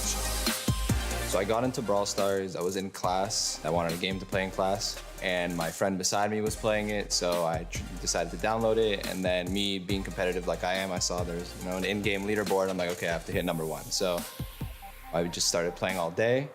Streaming is kind of just like a natural thing. Like I like talking to people. I like interacting, stuff like that. Charles getting shut down by the Zulon Spike right now. What's up, RC? I just tried it in my dorm room when I was in school, and it was fun. I just kept doing it. The typical stream is just whatever type of high-level gameplay I can think of the day, whether it's like some mini tournament I'm hosting, a lot of interacting with the community. It's really like close-knit community. We all kind of know each other, so it's pretty fun.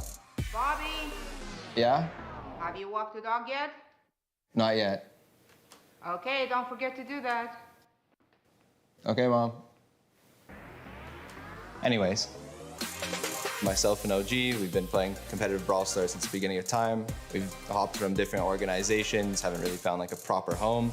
And then about a year ago today, we met Stamina, met the owner, and we became actual friends. So it's a pretty cool org, and we're very happy with them. The 2 years previous, we came second by so little. We've always had different teammates, different type of struggles. So last year was really good. It was like a stepping stone. We made Worlds for the first time, but we expected to kind of do that every year. So in the 2021 World Finals, our first match was really good. We got an opponent who we were pretty confident going into that we had a good shot against. They're a really good team, but there were a lot of like crazy teams there, so we're happy we didn't face any of them. We prepared really well, and then we executed on the match day, which was good. And then the next day when we had to play our quarterfinal match where we lost to Totem, we didn't really have too much time to prepare. Going into that, the previous day we didn't prepare at all for round 2 at all. So we kind of just had 1 or 2 practices and then didn't really execute what we wanted to or prepare too well. And I think they out-prepared us, but looking back at it, it was a good experience and it made me pretty confident going into this year.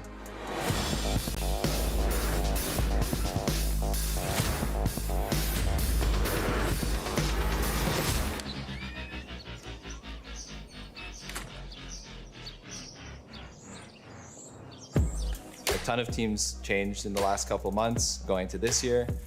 It's hard to go an entire year playing along someone, practicing with someone all day, every day.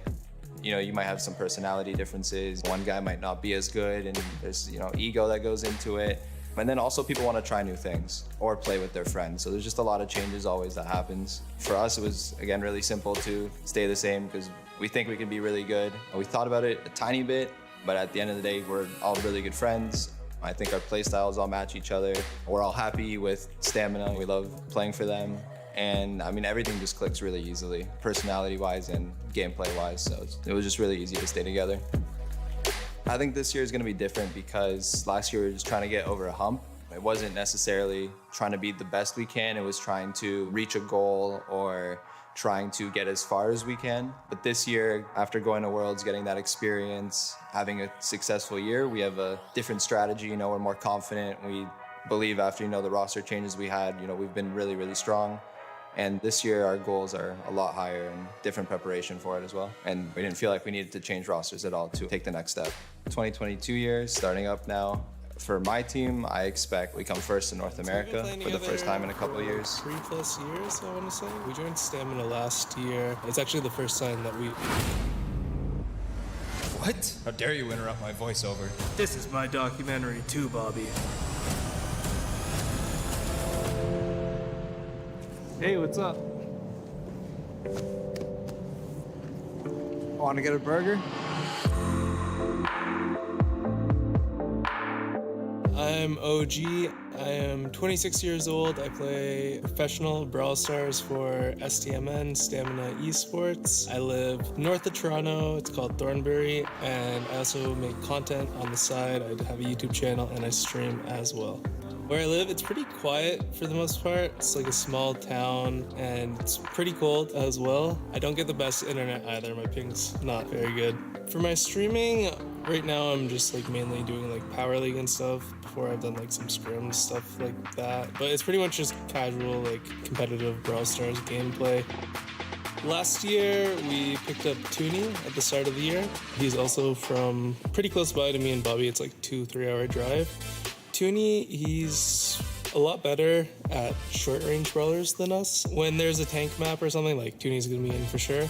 Our other teammate is Czar, and we've been playing against him for a very long time, but I think last year is kind of when he started getting like really, really good, and we would notice it when we would play against him. And his team was kind of falling apart like mid-year. They got dropped and stuff. And we're like, he's way too good to be like a free agent, so we kind of made some roster changes, and we picked him up, and it was a really good fit. Forward, they're owning it. Czar gets the kill. Bobby's alive. STMN with their first ever BSC win this year. It's always been hard for me and Bobby to find a third that we want to stay with, personally. It just never really worked out long term, but I think our roster, for the most part, is good. We're here.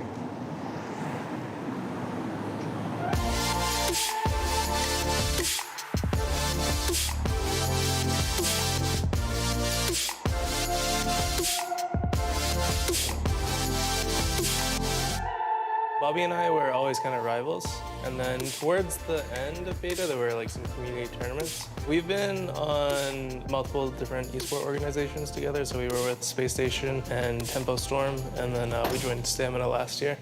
A lot of the rosters are changing around, so even though we were kind of like the new roster that wasn't really together last year, at this point now we're kind of one of the teams that have stayed together. I think we have an advantage there. Instead of trying to learn how to play with each other, we're now just getting better. We already know how we play, all that stuff. We're comfortable with each other, so it's just about taking it to like the next level now. Our rivalry with Tribe has kind of gone back for a few years. We've always been the kind of #1 and #2 team in North America. They knocked us out of Worlds actually like 2 years ago, but we're definitely looking to beat them this year. Once we reach World Finals, being from the same region, being the only 2 teams to represent North America, we're helping each other out a little bit. Because at the end of the day, we are both representing the same region. So it was pretty disappointing that we both lost. We both thought we can go a lot further, but it happens. There's a couple other teams on the west side of North America and California. They're also a threat, so there's a few other good teams, but Tribe's definitely the main one on our radar. As far as all the other regions go, definitely worried about East Asia. Zeta looked really strong, obviously, and even in the past years, the Japanese teams all looked really strong. I think East Asia is kind of a little beyond everyone at the moment, but I don't think there's, outside of East Asia, one certain region that's just above and beyond everyone else. I think everyone else just has a couple really good teams, and they could all play well. Since Worlds, I think it was really big motivation for us as a team. We thought that we could play way better. Even though we didn't do as well as we wanted in Worlds, it was kind of an eye-opener to us. I don't think any of us have really taken our foot off the pedal since we left Romania. We've been grinding ever since then, doing a lot of practices, a lot of things we wouldn't do before, like review plays that went wrong, how to make them go right. And we know we can take it to another level, so that kind of pushed us, motivated us. I feel like we're in a really good spot, skill-wise, and just we're meshing as a team really well. I don't want to jinx it, but we've never not won a qualifiers, or at least qualified for a finals, so I'm feeling pretty good. Since we've been, on the gas pedal ever since Worlds, I think we're the only team that's really just been consistently pushing the entire time. I think the momentum's just on our side. I think we're all confident, and I think we've put in the work to do really well.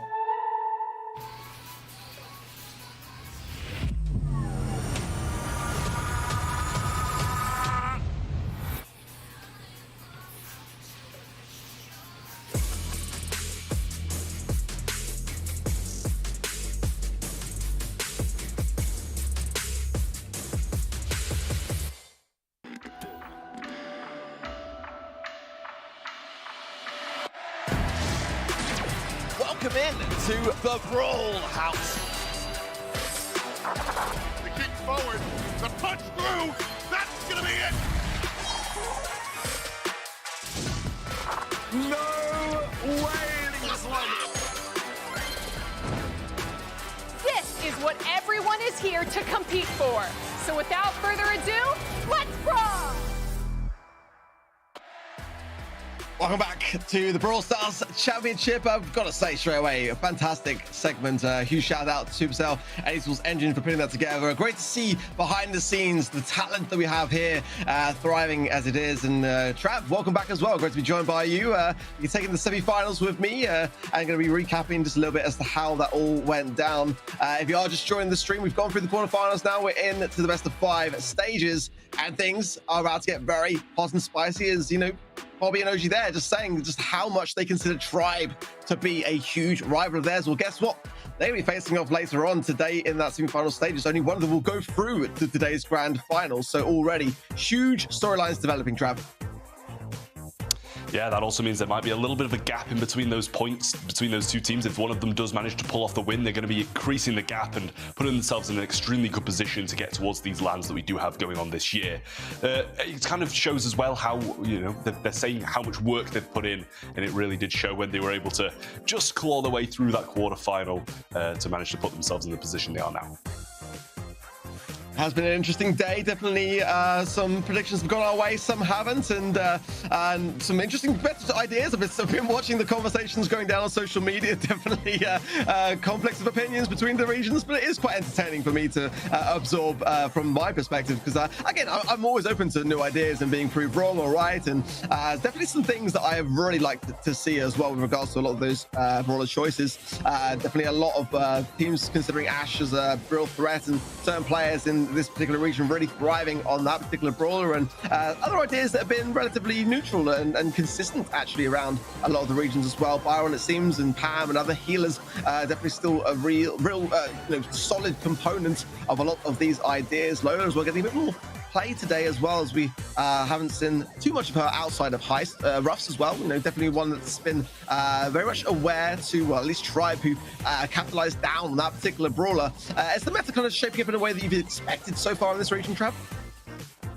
Well, I mean, you can never really expect anything from the NA region in terms of meta, to be honest. You've always got to take things as they come, and to be honest, it's played out a lot more like the other regions than I would have expected to be honest with you. That might just be because Ashe is banned every single game, so those drafts do remain fairly similar to what we've seen. But taking a look at the bracket now, obviously we are going to be seeing Chasmac Gaming versus Avengers as that match number 5, and then STMN versus Tribe, that I already had mentioned, for match number 6, which should be a real explosive game.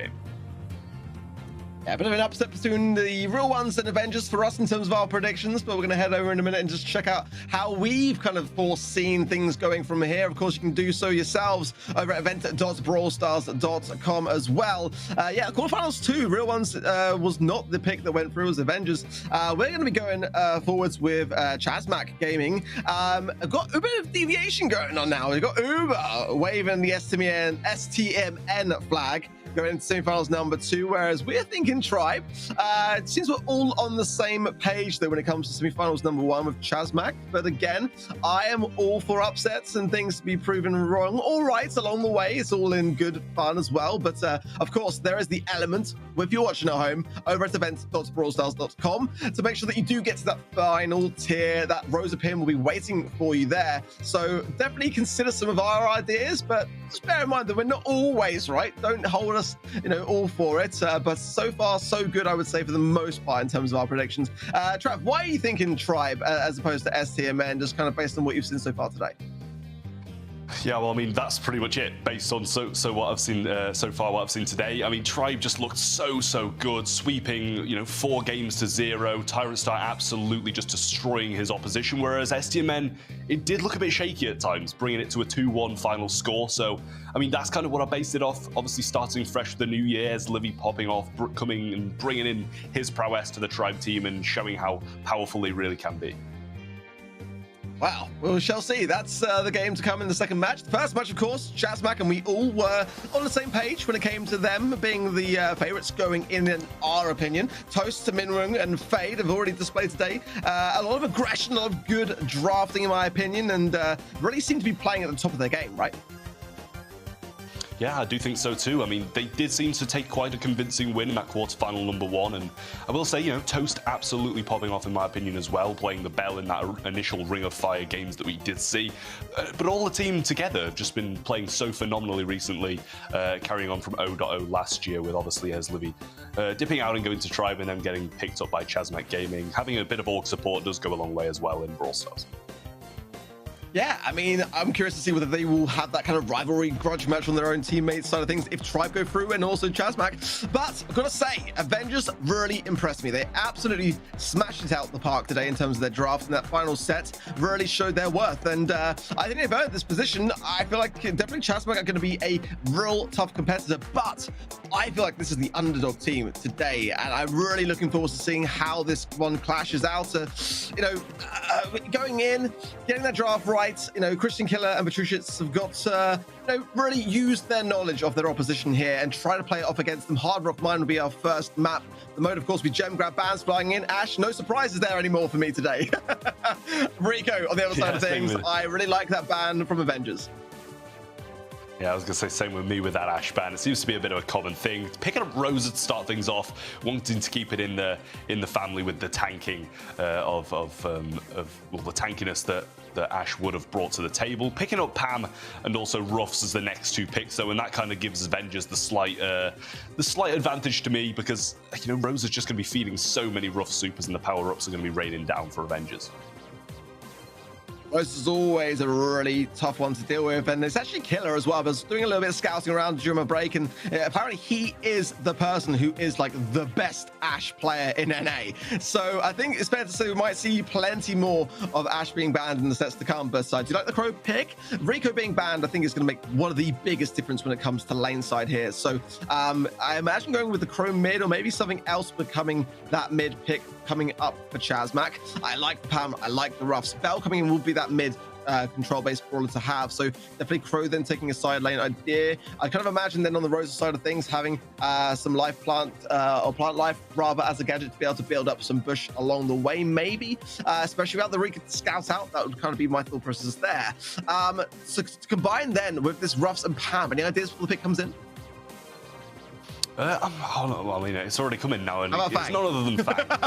Yeah, none other than Fang, and from what we've seen so far today, NA region playing it just as well as the rest. I really do like that Bell pick, though. They're going to be playing, obviously, against quite a lot of, I know you like this word, tankability, in the form of sandbags and also the Pam turret, so being able to bounce off those gadgets and supers is going to be such a good feature to have for that Bell. Seeing quite a dominant prediction in favor of Chasmac here, 67% to 33, but we counted out Avengers once before, and they showed us why not to do just that. It's a really solid point. They've been very surprising today in a fantastic way, and it is going to be the plant life gadget for Minwoo, going through the mid to allow them to have more of a hidden presence for the gem carrier, which will be Toast in the mid. I'm still on the fence a little bit on the Crow pick side of things. I do prefer, honestly, the Avengers draft here, but they've got to make it work. And there's a lot of HP at the disposal with Chasmac and already some good control signs being displayed. Trucius very low and has to be retreating back into the mid, and Christian trying to make the sneaky play down this bottom right-hand side here. Fade and Toast trying to deal with it, and it is going to be a takedown there from Minwoo, which will help out a great deal for Chasmac. Yeah, it seems like Chasmac have been playing quite a central stance to start off this game here, and it seems to have worked out quite well with 6 in the bank and only 1. Minwoo going aggressive now, taking down Christian and bringing Bechuches very low. Killer goes in though, does get the takedown. Crow's gonna fall as well. Minwoo just aggressing and trying to keep his opposition off the gems. I know he doesn't want them in his hand so he can maintain this positioning. He doesn't get the takedown on Christian, and the supply drop rains down also, but they are managing to retrieve these 8 gems from mid. Fade's gonna pick up another, and only 1 more needed for Chasmac to start this countdown. Yeah, Minwoo's hands are full of thorns right now. He doesn't want the gems to add to it, but a great way to defend them. A nice stun, but not enough, even with the roundhouse kick, to really be doing any much about it. He's got 3 now, but the pop of the shield will provide a little bit of a cushioning. Christian trying to use those sandbags, goes down in the end. The gems are split, but not enough firepower coming in from the side of Avengers to realistically have much of a reset. That should be... As I'm saying, the Killer coming in with a killing blow, gets away from me with a jump. I think, actually, Avengers are going to get away with this. Yep, the slow runs out just in time for Christian to escape. Batushas is going to be trying to keep Minwoo back just a little bit longer, and Christian now 8 seconds left on the clock, 12 gems in hand, and Fade cannot do this on his own. Supply drop should come down directly on top of him. 2 seconds left, and Avengers flip the game on its head after a dominant game from Chasmac. They will be losing the game. I've got to say, for a newcomer to the BSC, I am loving what Killer is bringing to the table today. What an amazing clutch play from him. I have got all eyes on that man right now. What a play from him, and that has got to shake the core, surely, of Chasmac right now, who are, and if they were, should not be underestimating their opposition. Yeah, I think we've got to say, though, if they do play very similar to what they do last time, just ironing out that little hiccup towards the end, they should still be able to keep this very much under wraps here. Toast trying to throw a few shots towards Betushas here. Christian, but here comes the Fang once more, and they cannot underestimate that Brawler again, as the turnaround capability is just too strong. Toast now chilling in his home spawn, nest egg there protecting him as well, and these Rosa bushes are also assisting him in staying alive and avoiding quite a lot of these shots. Minwoo gonna get overrun on this left-hand side. The shot's bouncing. Oh, a little bit of a slip there from Batushas, and just kind of getting Killer taken care of via those bell ricocheting shots. Christian gonna lay down a supply drop as well, and that will definitely go a long way. The scrap sucker there from Batushas not gonna help out the most amount. Could connect maybe just a little bit more. Killer going in with a nice blow, but again, gets taken down as well. Toad's gonna pick up the gems as well for his team. Pretty decent so far from Chasmac, but as we saw in that last game, they can't drop the ball. They have great start to the game, but they got to keep their eye on Killer.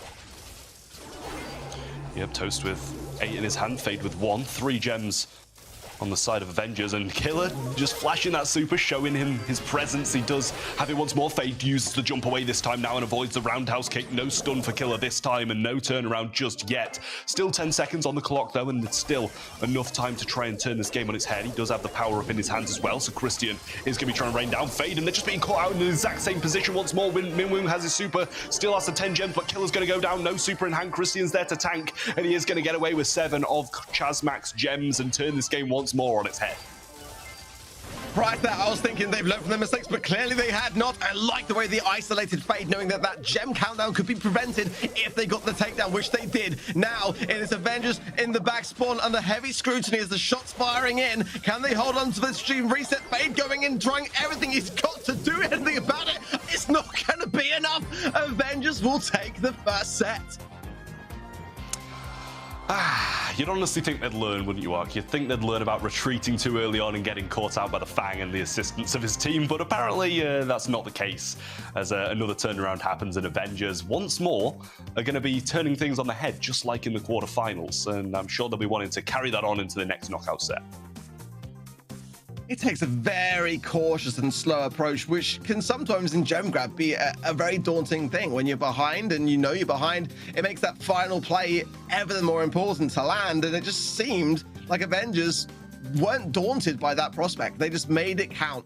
Fantastic plays, honestly, from them, and yeah, I think that honestly Chasmac could have done a little bit better, especially after that first mistake happened in the first game, to then ensure that it didn't happen the second time round. But we'll see it back again in the replay here. Yeah, definitely it's going to shake them a little bit now going into these next sets. Oh, look at that. Yeah, literally 1 second left. I was going to say 1 second left on the clock when Killer turned around that first game, and then, you know, from there it was all downhill for Chasmac Gaming, as just continued over and over again to have these turnaround moments that Avengers just took advantage of. And you see it here, you know, it's just the pinching of Avengers was just way too much for them, and you see Christian being able to tank this takedown here, and Killer able to escape with 7, and then there's enough sitting in the mid for the countdown to start. Cleans up nice and easily on this side of things, taking quite, well, I won't say quite a simple set one, but quite, you know, the opposite. Yeah, definitely a tough one, but again, you know, seizing those opportunities is so important. Killer did that time and time again. The DPS is all 269. Whew. What a whopper there. 10 takedowns, 8. That's 38% of the team damage, so doing his bit for sure. Keep an eye on him. I mean, he's actually, ironically enough, got the Ash broomstick as well. It's almost as if we knew at the BSC that he was not to be trifled with on the Ash side of things. But of course, speaking of that draft, will be coming in soon for Gold Arm Gulch, and that's going to be a whole different kettle of fish. I think here Chasmac have got to reflect and do what they can to maybe try to take away some of these close ranged brawlers away from players like Killer, who clearly like to be in that position. And if they can make this a more long ranged approach, I think it could go a long way for them here to learn from that mistake. Yep, I'm sure we will either be seeing either a Fang or an Ash ban coming out from either one of these teams, because I know Chasmac aren't going to want to face that again, and especially not if they don't have the option of actually being able to pick it. Actually, we're going to shut off your kind of approach to this game with the longer range, taking Sprout out of the mix and also Piper. And we're going to be seeing Tick coming in as the first pick, so do want to be playing these wars quite defensively on the side of the his name's so confusing to say. Yeah, I mean, for me, I can see some healing coming in. I love a Rico lane on this one for me. Ruffs could be great as well, but Jean as well with the Magic Hat, which is going to be from Minwoo coming in, so makes a lot of sense. The Magic Puff's healing going to play a vital role again. Yeah, I love this draft, how this is shaping up for Chasmac, but are we going to see that Ash pick from Avengers, or do they feel like it's not the right place? That's the thing. Sometimes, there's brawlers that you love to play, but it's knowing where to play them, and he is going to go with the Fang instead, and that's a good one. I think that Avengers have got a bit of an advantage here, because the comp that's shaping up from Chasmac is not much of a wall-breaking one, which will allow brawlers like Tick, brawlers like Fang, and also Bell to thrive in the later game. Yeah, I mean, letting Killer have this Fang pick once more, maybe not going to be playing out the way they want it to. I'm sure they're going to have to try and take a bit of a countermeasure, possibly something like a Daryl or a Pam as this final pick, just to try and ensure themselves that they don't have the same mistakes as the previous game here. With only 5 seconds left, still trying to make their choice on this final pick for Chasmac Gaming. But, even if they do something, they're going to take the Max, which is something you don't see every day in Knockout, and especially Gold Arm Gulch.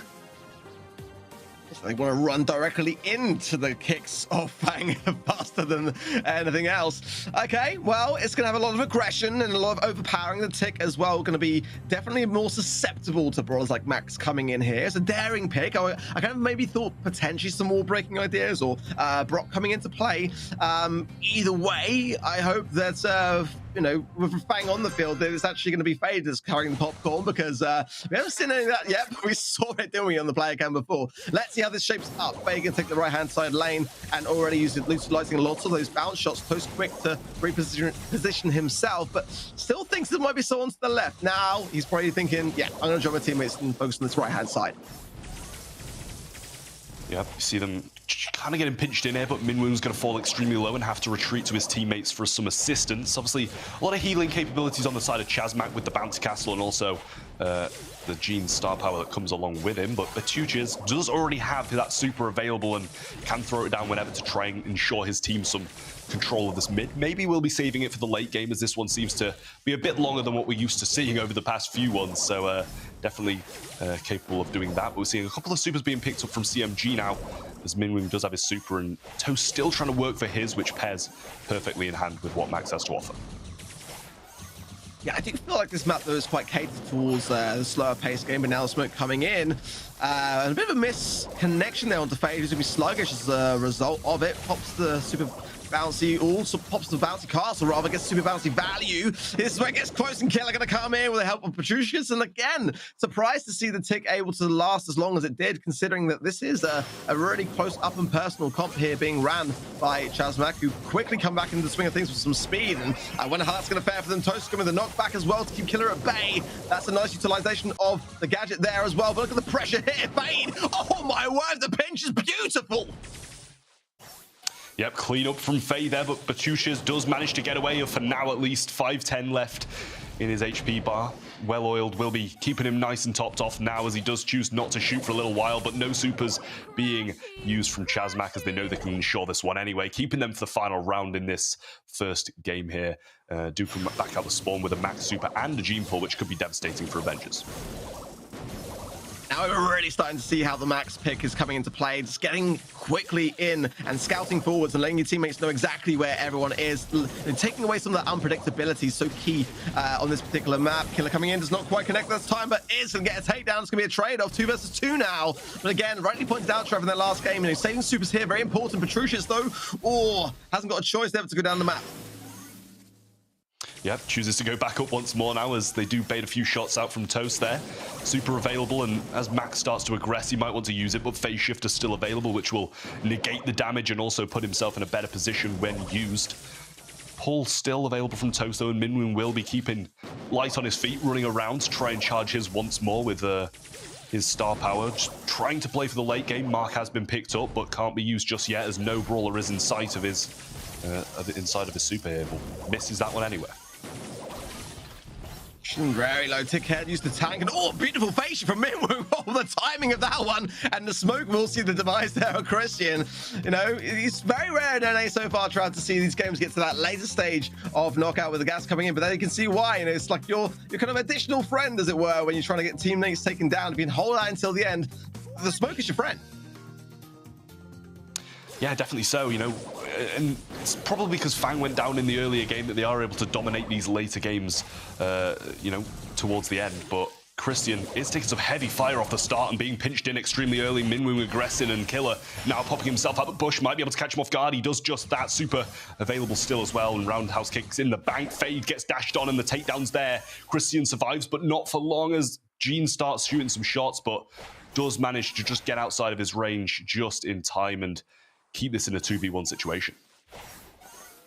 Yeah, realistically, there's nothing Toast can do except try to earn a super for the next round, and if the smoke does appear, he'll probably go in and choose to give his life up. But again, trying to get that magic hand early on so that they can carry the value over. He's going to give a little bit of value over to Christian. Killer as well coming in. He's doing a pretty decent job. He's got the super now, but at the cost of which giving both Christian and Killer supers as well. So going into this next round, everyone's going to be got, you know, everyone's going to have so much utilization here going in. Yeah, you just got to think, is that trade of feeding 2 supers in exchange for your 1 really worth it? Especially when you are so close as Toast was, but it might live to regret it as Killer is going to be the one with the devastating super here, and they obviously do have something to tank this head over on the bottom side with Batuches over here with his tick super, and Fade and Toast going to be having a few bell shots bouncing off either one of them. Still very much staying grouped up on the side of Avengers, waiting for the later game where they can really excel a bit more. Minwoo's got the speed, but wants to probably wait it out just a little bit longer into the round. But as time ticks on, it's about who makes the play. The speed just going over to Toast, not the entire team, so they can separate out just a little bit. Missed magic hand there from Toast could prove costly, and Killer knows it, comes in with the roundhouse. Lovely play from them. It's a 3 versus 2 now, and Toast for extending shots. That's a bad thing. They pushed up here. I did wonder whether there was going to be another takedown there. They're going to hang on just a little bit longer, but for how much longer? That's the question. Super from Fade now available, but Killer picks us up as well, and they might be able to close this one out right here to ensure this 1-1, and that they do. Great plays all around from Avengers in that one there. You know, as soon as Fang gets this super, they're going to be waiting for the opportunities, waiting to pounce, and the late game is the prime time to do just that, and that is just proved by what we saw in that game. Okay, wow. Of course, going into a fresh game, so no supers to hand. Everyone going to be trying to earn theirs, and it does seem to be the same idea with Avengers kind of all clustered on the right-hand side, and Fade going to take a more mid approach as the range would definitely help him to be able to cross over here. Damage gear in play as his low HP will give him a little bit of a boost. Oh, Batuche's very low here, and it's actually somehow going to be Fade that goes down on the side of Chasmac. So already 3 versus 2. That's not the start they hope for. Yep, Minwoo's health had dropped low, and with that, going to be feeding some of the Batuches' super, and 3v2 situation, as you did mention now, really not in favor of Chasmac, especially with this tick, who's going to be able to slot himself into a good position and get some shots down, ensure that they can't really do too much. But with a bit of time, the Max super was charged, and just as quick as it's charged, it's lost, and along with that, the Gene hand too. Yeah, nice takedown there, but it's the gene pool there.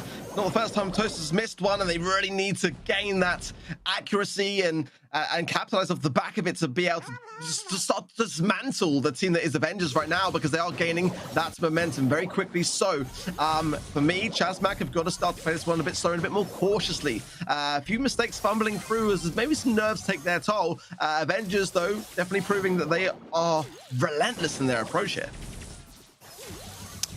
Yep, Bouncy Castle was forced out by Fade as the bell shots did start to bounce between them a bit more. Supers available quite widely on the side of Avengers, as Chasmac really do need to try and start working for those as late game starts to come in, as gas should be expected any second now. Batusha's with Tick head in hand, just throwing a few shots over to Fade, keeping him low and possibly making him use another bouncy castle prior to this late game, which is definitely what they want to force out. And if they do win this round, it's going to be 2-0 in sets, and that could be absolutely devastating for Chasmac. So they're going to be working extremely hard to try and get these supers.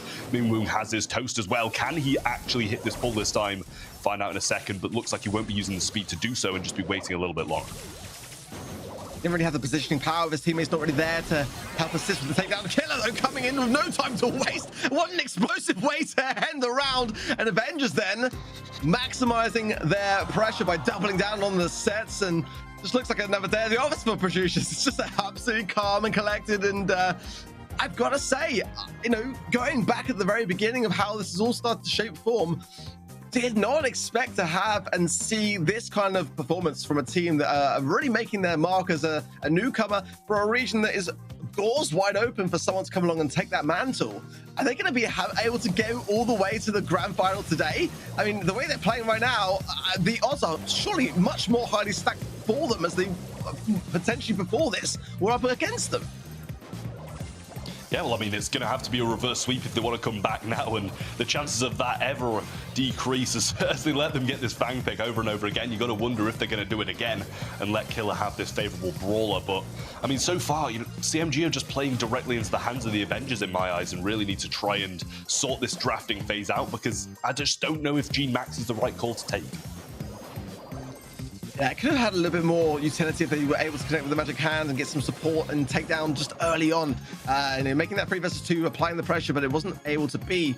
Okay, well, Killer coming with the post-game stats and low DPS, but look at the look at those kills. I'm sorry, 11 kills to just simply 2 deaths. That's what you want, isn't it? A knockout. Team damage 21%, but I think that, to me, says it all.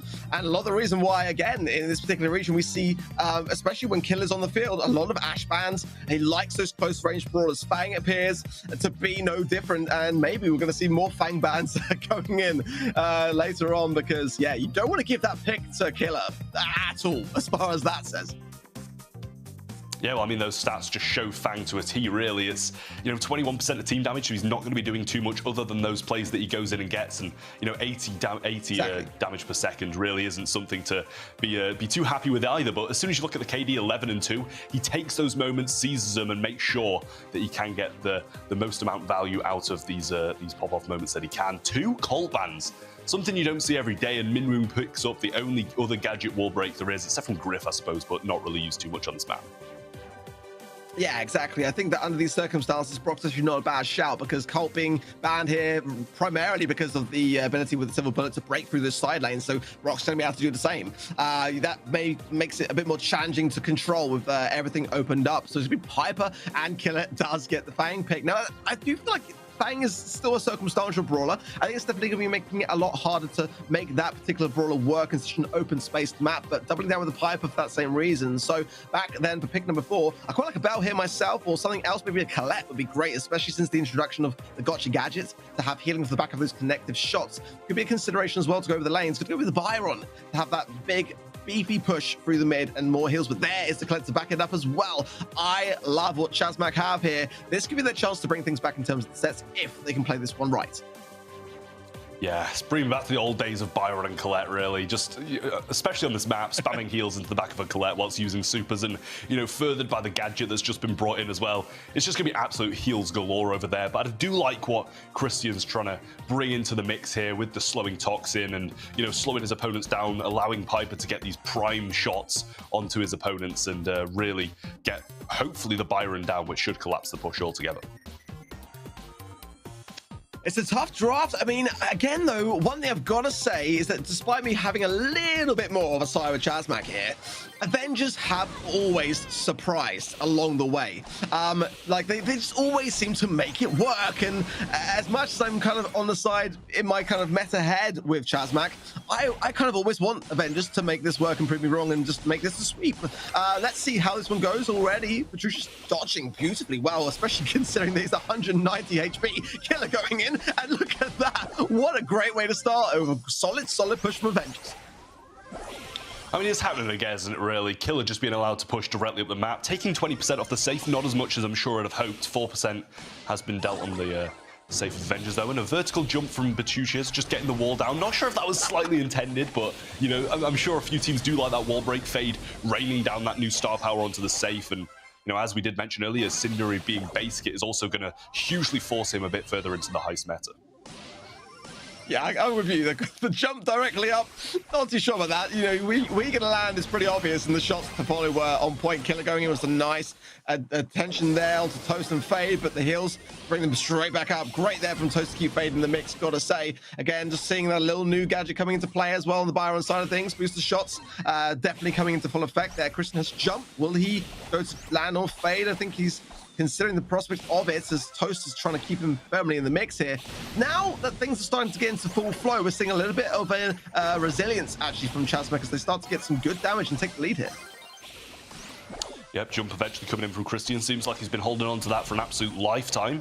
No slow intoxing to follow it up though, as Toast now can get the takedown. Killer also going to fall as well, but 69% now left, so he did do a little bit more damage and only 15% in it, but Colette pushing forward with a Byron behind him and a super in hand, but Killer just comes in, but instantly cleaned up by Minwoo, which is probably the play that you would like to see there. Christian with another jump, doesn't choose to go in just yet, which probably would have been the prime time to do so, as two brawlers remain extremely low. Now, still in the same hands, 26% though, and that was a massive push and a lot of damage. Yeah, more rockets on the star power from Fade, so landing that on the safe, getting that good connection there. But look at this push. Avengers know that this is their chance to really double down on the damage with 15 seconds remaining. If they can just stay in position, but Minwoo coming in with that dash there and putting more pressure onto Christian. The shots from Patricia's coming in as well. They've got some good damage, but it's not going to be enough on the other side of the field. Chasmac are able to push forwards, and I think for me, Avengers leaving it just a little bit too late towards the end. Yeah, they might have guaranteed the triple kill in the end, but it just wasn't enough, as Fang just went down on the final push that they were trying to pursue there, and it just really left the team, hung them out to dry and didn't have enough damage to be able to even that one out. Definitely an extremely good start for Avengers, which I'm sure they'll be trying to replicate, but do need to work on their end in mid-game. Okay, well, we'll see his Fade with an early break with the rocket fuel, opening up the map to allow Toast a bit more maneuverability, as it will also serve to help Patricius. Killer on the right-hand side, getting hit quite considerably so by Minwoo. I've got to hand it to Toast as well. He's been on point all the time with these heals, and that is proven to be a big thorn, realistically, into the side of Avengers. And Killer coming in at the time when there is no heals available to take down Fade. I like that play, but not a brawler that's going to have a ton of threat when left on the safe. So Toast and Minwoo stay in position, allowing Fade to come back in with the respawn and try to take care of it. Surprised, actually, that it was a double takedown in that respect, because I thought they would have been more one-sided, to be honest. Yeah, well, I mean, you can't complain about either side's defense so far. Very little amounts of damage overall. Killer's going to get the takedown, but I believe traded out by the Byron. Betucci is just going to push up, and Minwoo doing the same. Did guarantee himself super, which I'm sure he'll throw out on the safe in just a second, but trying to guarantee himself the largest amount of value possible. Christian trying to push up now. Wants his super and jump directly on the safe. They're just going to be leaving the Colette without this super. Should be the probably the desirable thing to do. Christian jumps in, Toast going to splash on top of it. A lot of damage coming down. They are in the lead, and all members of Chasmac are coming out the spawn once more. Killer survives just by a slither of HP, gets the stun and a few shots into Minwoo, keeping him low. Doesn't get the takedown, and now a few follow-up shots from Batucius, keeping their opponents extremely low and waiting for this spawn once more.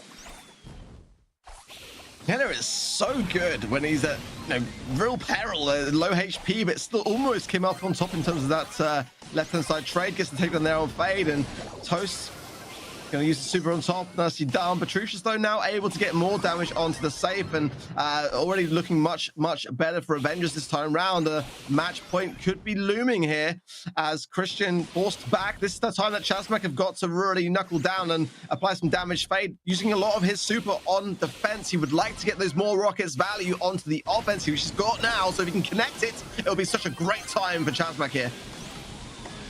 Yep, seen the reverse of what happened in the previous game, and Colette going to fall down. Super available to Christian, probably is going to be jumping in, does just that. Betucius jumps up as well and deflates this push before it even happens. Match point coming up for Avengers as they manage to take this one and guarantee themselves a very, very solid position. Tight draft. It really is both sides showing that they can really make this work, and it's just the approach, just the strategic angle to this one as to how it's going to go down. But pressure, it's fair to say, much more on the side of Chasmac here, as a loss here far more brutal to take, and Avengers can smell the grand final. They know they want to make a mark this month, and they have done already, but it's not enough for them. They can see themselves going forwards, but Chasmac still looking to stay between them and Glory. Let's see how this one goes down. It's a good aggressive start as well from Chasmac, as already, I think, Fade on the top right, getting a nice position. Yeah, as you said, you know, they can taste them. They can taste the finals. Will those nerves be a little bit too much for them to handle, though? Betg is falling up with a few shots and makes Chasmac extremely low. Killer sadly not in range. Now he is, though. Gets the triple shot, and he does get a super again, and one takedown is there. Minwoo's going to probably fall on his return, though, but 47% remaining is an extremely good first push. Yeah, they knew they had to make that really aggressive stance early on. Now they can play more of the slow game and have it be more in their favor and their control. Everyone clustered on Avengers into the mid. The break of the walls there on the left from Petruccius to allow more of a defense coming in. Oh my gosh, Killer just went in there, and it was a great time seemingly to do so until the resilience and the resistance was there, as Christian coming in, taken care of by Minwoong, and Toast now probably going to try and 2v1 this whilst trying not to feed along the way. I like the way, honestly, that Chasmac are approaching this, and just having that early safety net realistically for what is it, only a minute now remaining in this game. The likelihood of a comeback is trickling away, as the seconds are as well.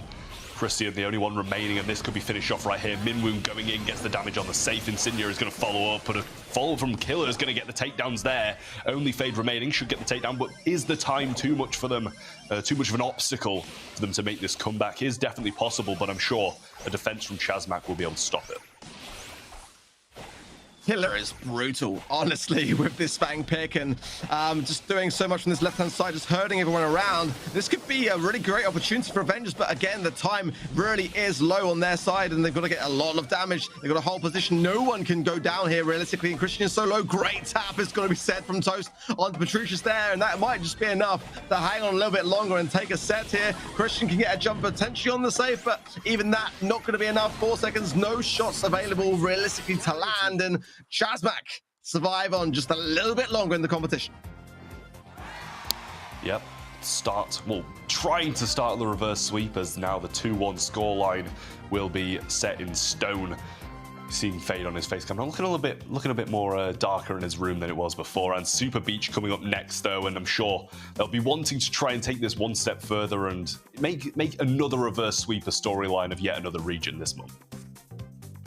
Yeah, probably all the better for being able to focus on the tablet. But yeah, no sign of the popcorn still. I guess he's saving that for a victory if there is one to have later on down the lines. But definitely a more calm and focused approach than we kind of saw earlier on, and things getting a lot more tense, a lot more serious for them and their prospects here. Avengers, I've got to say, you know, when they had their round, which went their way in Heist, did think they might have been able to wrap it up there and then, but I admire the courageousness of Chasmac Gaming here, and showing us that things are not all as they seem, and their experience starting to shine on through, and as they remind us that, you know, they've been in this position before and they've able to take down worthy opponents along the way. So let's see, we could be going to a 5th and final set, in all honesty, the way that this is going, and if the back and forth continues, I would love to see that 5th and final set and how that will go down. But getting a bit ahead of ourselves, we'll have to see how this next set goes for them. But some great moments and some great knowledge and awareness of the meta and drafting in this process, because honestly, the picks are really hard to call when it comes to which side has the stronger draft. Yeah, always seeming to be quite even no matter what the game mode is here. I will say Knockout maybe a little bit of the differential in terms of that, though. Here's some stats from Fade, though. 220 damage per second, 12 kills and 14 deaths on the Brock, with 41% of team damage, so not too bad a stats from him. Obviously a negative KD, but who cares about that in Brawl Stars? It's all about the damage on that high save, which sometimes you do need to just go down for and guarantee your team some saucy percentage. Yeah, a really high percentage as well for his team there. Well, Super Beach for Brawl then is going to be up next. Ash ban, I think that's probably wise because Killer is very much warmed up right now.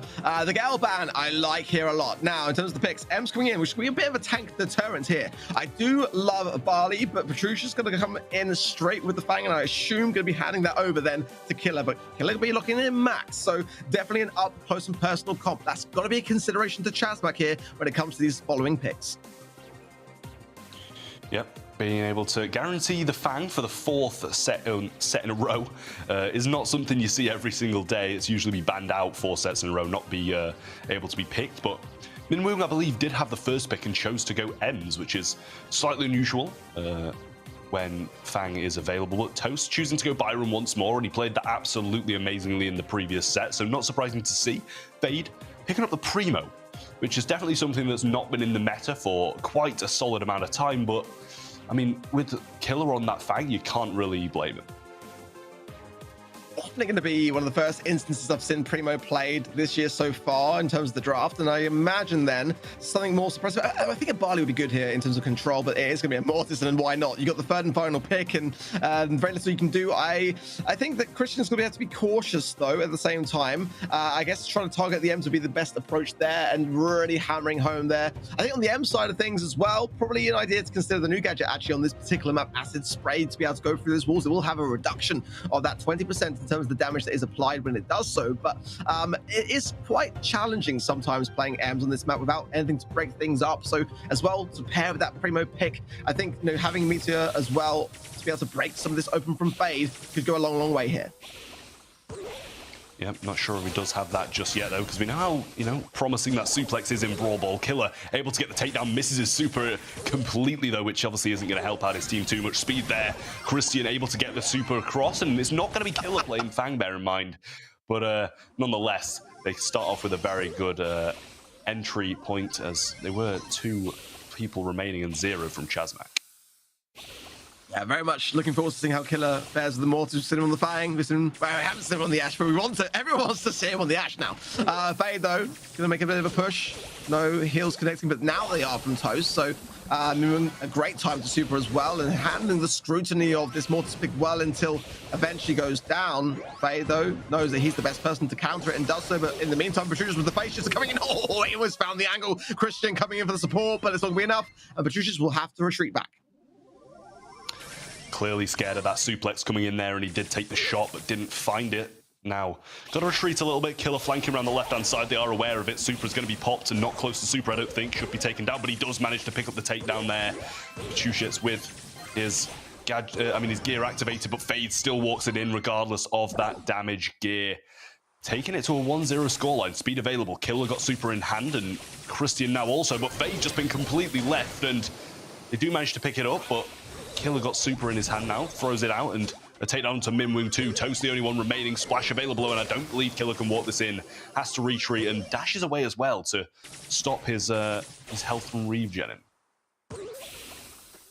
Gonna pocket the ball, and not a bad idea here. It's gonna be hard for Killer to be able to get it out. He knows he's better off going for Minwoo, and Minwoo's playing fantastically well in this M pick, especially when you consider the amount of speed and aggression that is at the disposal of Avengers in that close range proximity. Let's see now as Toast is trying to take that mid roll forwards as much as they can. They've got the lead. They now just only got to hang on 25 seconds longer.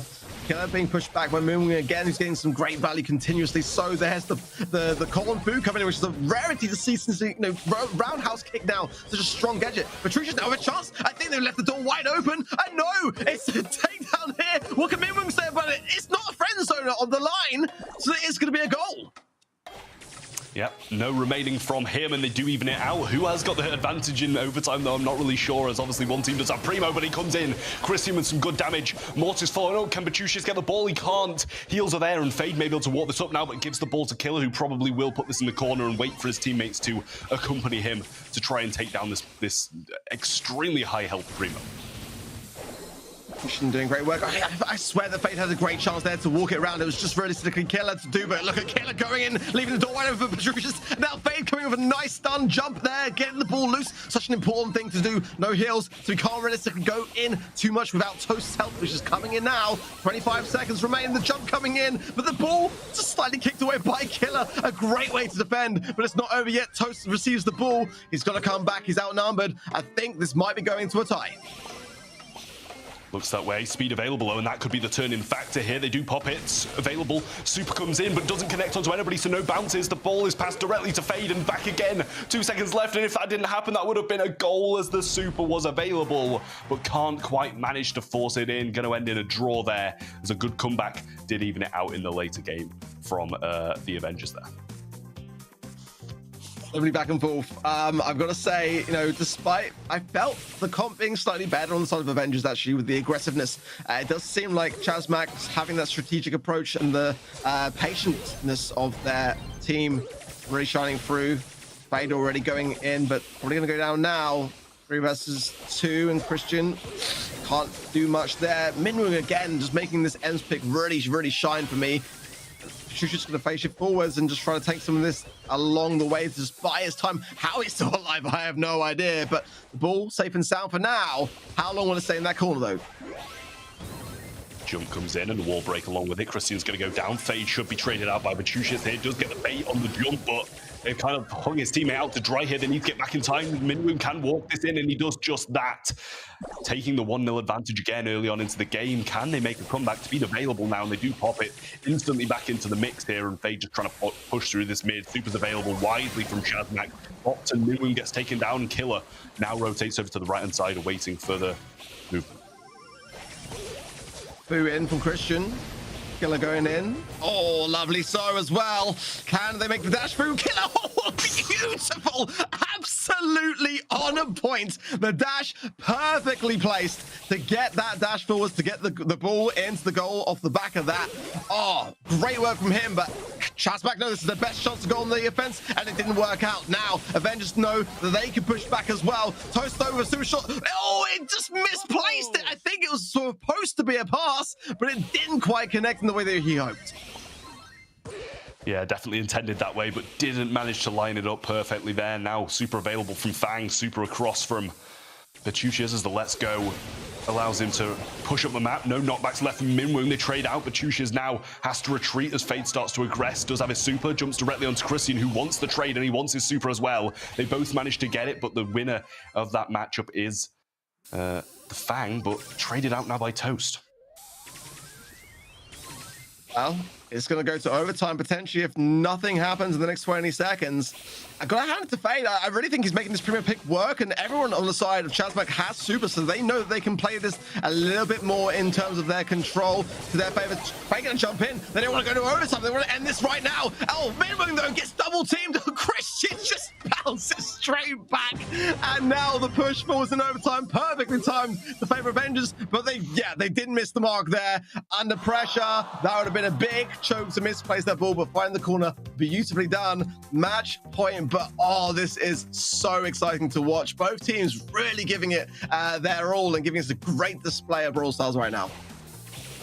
Yeah, that was a nasty, nasty defense from Christian coming in there with that Fang pick, managing to clean up and not allow Minwoo to slot that one in with the amount of HP that he wanted. Patricius now over the Brian's side, trying to accumulate his super, doesn't manage to do so just yet, which is going to be hugely beneficial for his team when he does. Christian trying to do the same, and Killer managing to bait out an M's knockback, but eats the larger amount of damage on his dash out.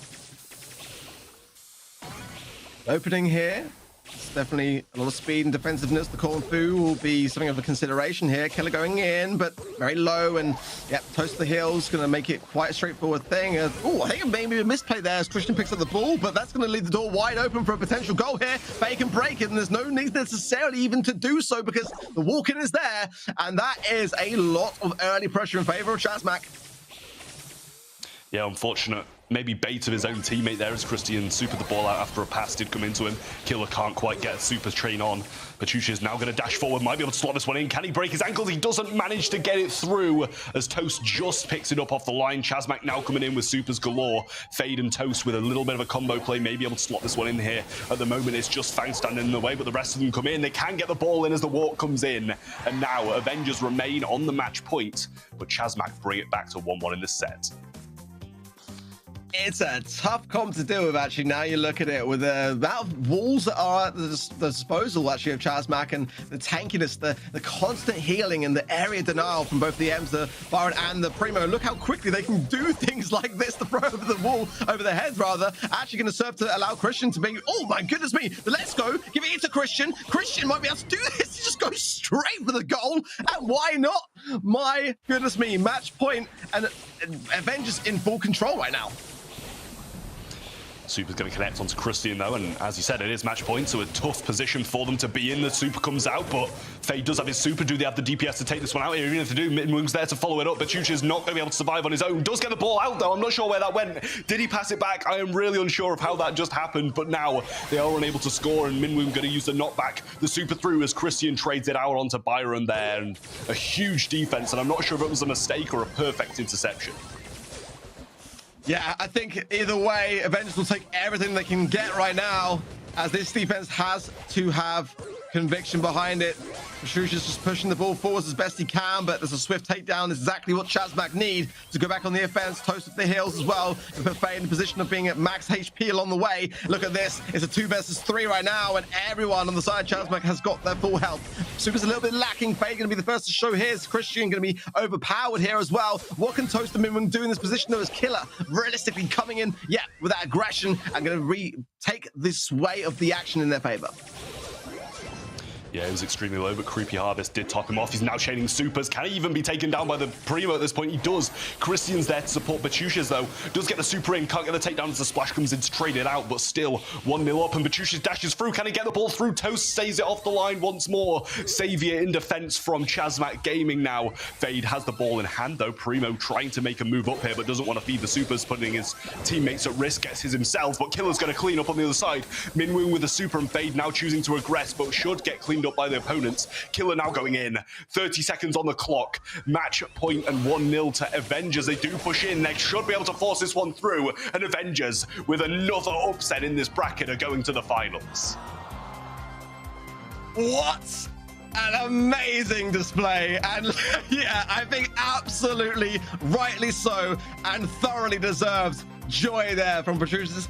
Unbelievable, honestly, so enjoyable to watch. A great comp. That 1 versus 3 towards the end, I would have loved actually if Petrucci scored, because along that way, that would have been a fantastic way to end it. But regardless of that finale, you know, in that final moments, they still got their gold, they still got their glory, and they are going to today's grand final.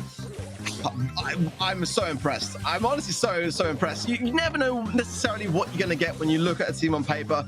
You know, a lot of this team coming into the BSC for the first time, you know, and it just doesn't look like it. This is a team that are displaying confidence and grit, and I absolutely love it.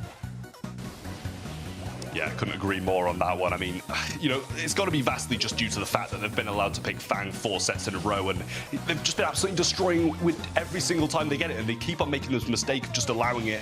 I did actually like the Primo pick, though, to come in and try and counter it, but it still just wasn't enough, as now Christian adopted the Brawler and did manage to do just as good a job as Killer. Yeah, honestly, that man just making such a mark with all those close-range brawlers, and just showing as well that, you know, when one of them is banned, then he's still got a pretty decent amount of experience with other options at the same time. Chasmac, though, hugely courageous in their approach, and gave everything they had. It was such an enjoyable set to watch go down. Look at the stats here as well. Minimum 40%, 30% for Toast, and 30% for Fade. But on the other side of things, a pretty same even kind of spread. 25, 30 on the damage side of things, but the kills, Christian coming out really well on top with 17. Despite the 20 on the side of Fade and Minwing as well with a very healthy 15. It was just Avengers that had a bit more behind the comp in terms of the drafting process. That was, for me, a bit more of a deciding factor. Yeah, I think so too. The drafts were, heavily in favor of them quite often. And, it was a risk with the Primo, but honestly, it was a risk probably worth taking. I'd like to take a bit of a look when I do hop off from Gaston and see what happened in that instance where the ball got cleared, and I'm not even sure still how it happened, whether it was just a miraculous defense or a mistake coming out from Chasmac, but it probably was a bit of a deciding factor there in the end result. As I'd love to see a set 5, but nonetheless, an extremely deserved win from Avengers. Absolutely. So it was actually Killer who got the MVP. So, congratulations to him. Fantastic. Again, first time into the BSC and laying it all down in the first stream. I love to see it. Let's take a look now at the brackets as well to see how today has shaped up to be. Early on today, it was Vatra Gaming Volcano up against Chasmac, and it was Chasmac who were victorious, taken down, as we just saw though, by Avengers, who will be our first team in today's grand final. STMN on the other side of things did get the win over Vatra, Amateurusu, and they will be facing up against Tribe, who obviously got the win over NA Esports in that fourth quarterfinal match. So STMN versus Tribe Gaming NA up next. This is what it's going to come down to. Often, it's fair to say, a match that we see in the grand final, but we're going to be getting it early. And on top of that, we've already got such a fantastic team for whoever is going to go off to face in today's grand final with the Avengers. But it's STMN versus Tribe up next. Yeah, I think in quite a lot of people's eyes, this is the people's final between these two teams, obviously having the race of 2021 to see who could be the superior team between these two. But so far, from what I've seen, Tribe are looking extremely good. STMN looking good as well, but did have a lot more of a shaky quarterfinal than what Tribe did, breezing through NA, who arguably are a stronger team as well. So got to be a little bit worried if you are STMN, but from, the little content piece we saw, they've been working extremely hard since our time in Romania and looking to try and prove themselves once more. Bobby, OG, Tooney, little that we need to necessarily do to enforce this roster, as it's such a household name in this region at this point in time. And we saw earlier, didn't we, in that segment, STMN, just explaining and stating that Tribe Gaming NA are a team which they do not take lightly as well. So definitely got to take that into some consideration here. But a roster that have been around for a very long time, they know each other incredibly well, not only as competitive teammates, but also very much as friends. So Tribe Gaming NA, though, we'll take a look at their roster in just a moment. And curious to see whether it will be Corey or as Livy playing, as we saw as Livy making a great statement earlier on today in the quarterfinals. I'm thinking there's probably going to be as Livy again. Zulan and Tyrant as well, of course, have been on this roster for a long time. Livy coming in this year from the O.O roster into Tribe Gaming NA, and it's an important thing. He wants to make his mark. He wants to, be able to show everyone why he deserves to be on this roster. Yeah, Corey remaining on the bench for this game, as the performance that Tribe Gaming did put out was extremely commendable. So understandable, even from his point of view, why he'd want to, sit back and encourage his team from the sidelines. So that's a great captain if I've ever seen one. Encouraging your teammate regardless. But as you said, as Livy definitely proving himself and being the standout player in quite a lot of the games he played in as well. And they made sure work, didn't they, earlier in the quarterfinals of NA Esports? I felt like a lot of the statistics were very heavily with Tribe Gaming in NA's favor. They've clearly been putting a ton of groundwork and a ton of prep into this. And despite, really knowing a lot of these teams intimately, they don't take any game for granted. They treat everything as if it is just a grand final almost every single step of the way. But the draft coming up very, very shortly. And this is one I'm hugely excited for. One that I'm sure many have been waiting for. Double Swoosh is the map of first gem grab, of course, the game mode bands coming in. Mr. P on the side of STMN and Tara on the side of Tribe Gaming NA. Must say, this is one of my favorite maps, and plainly is because Tara usually does get played here but banned out straight away by Tribe Gaming NA, and understandably so as well because it's such a strong brawler. Mr. P on the other side from STMN, not a ban you'd usually see too often. I know that a Crow ban is usually quite heavy here in the NA region. Zulan going to be picking up Gene, which is the dominant mid on this map, able to use his base attacks to scout those bushes so easily, and also the Magic Hand has such a big turnaround capability. Yeah, it's kind of interesting. Gene being the first pick, I do like, though. It's definitely a solid pair of hands, no pun intended, as the gem carrier for the mid. And whether it'll be an early pick of Rosa or sure, yeah, Spike, go with the counter is probably the safest bet, in all fairness. But it could be a third and final pick option for Tribe Gaming, and if they want to really go in to that, and STMN don't lay the groundwork of having that that counter in hand, realistically. I do like a lot of M's and Pam ideas here for lane options in the event of the Tara ban. Sandy as well can be a great idea to have to be able to really show up anyone lurking in those bush areas. And yeah, 2 picks going to be coming in for STMN now. So I think having a mid as well, Bang, great. Yeah, why not? I mean, they've got to lock that sort of thing in early on and not give that over to Tribe. So, but they are lacking a little bit in having just a bit more damage. So I want to see something a bit heavier hitting. I mean, they do like Ashe. It would not be a bad time to do it, right? I mean, this is the ban that we've seen all day long. Is it going to be the pick for STMN? No, they're going with the dog. Ruff's going to be going. I was going to say, maybe they'd be looking for a mid more than anything, but it kind of appears maybe they'll be using either Ruffs or Crow as a mid on double swoosh, which is something a little bit unorthodox, but you know, I quite like unorthodox things, so it's quite welcomed. Whereas you know, Tribe Gaming seems to have, you know, a bit more of a common comp in the Gene Spike so far. Life Plant obviously being such a useful gadget to be able to tank things such as the Crow shots, the Ruff shots, and provide the heals along with it as well. Looking forward to seeing this last pick from Tribe Gaming, see what they can counter, maybe bring in the Pam or something, as you did mention, to be able to counter out this Fang a little bit more. They are going to be taking the Amber, which is used quite commonly to just burn away the bushes, open up the map a little bit more, and allow them to seek out this Fang, trying to get in these unfavorable positions.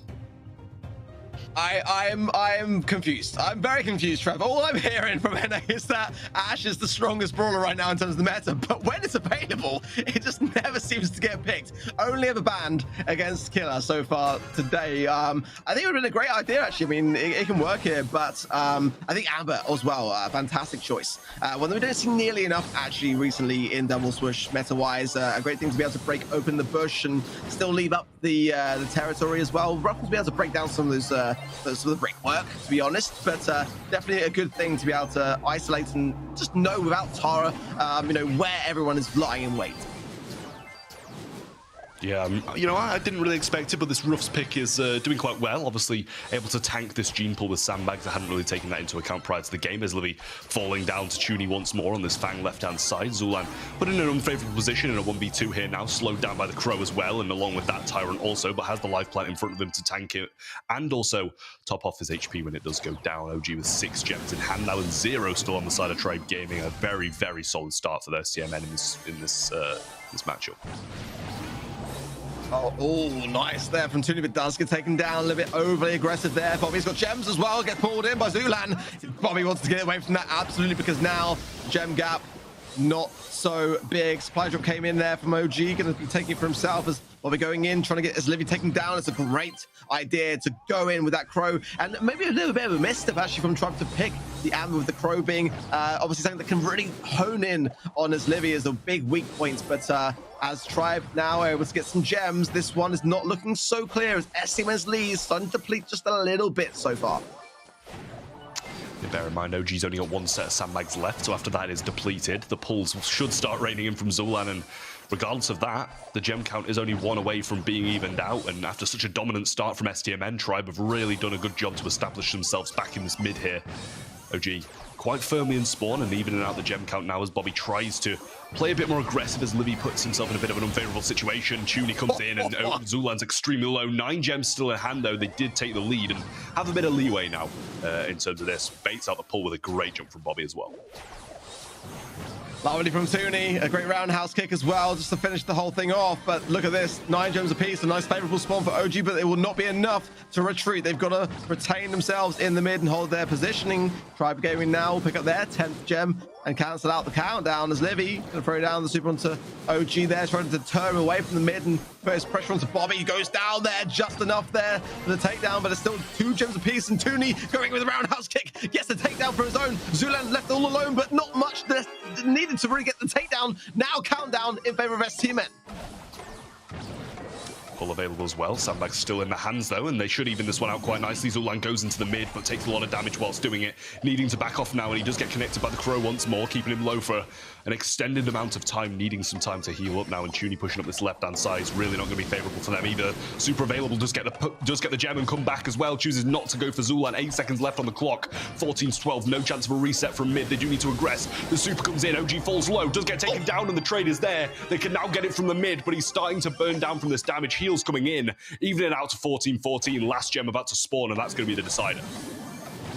Whoever gets this, as Toonie's beautifully spawned in his favor, but he is the bang and he's the gem carry, not where you want to be. With that particular brawler, 8 seconds remain. No pull to hand on Zulan. Tyrant's got super, Slivy's got super. Have they got the time though? Toonie under scrutiny, he does go down. It's a result. Oh, 14 gems with Tribe. What?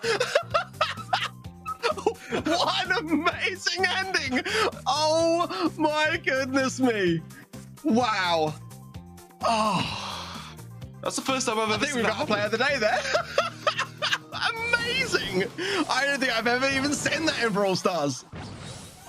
That's the first time I've actually seen it happen since the change. The takedown comes in and the timer remains because the 15 gems have spawned. That's when the 15-second timer keeps on going no matter what.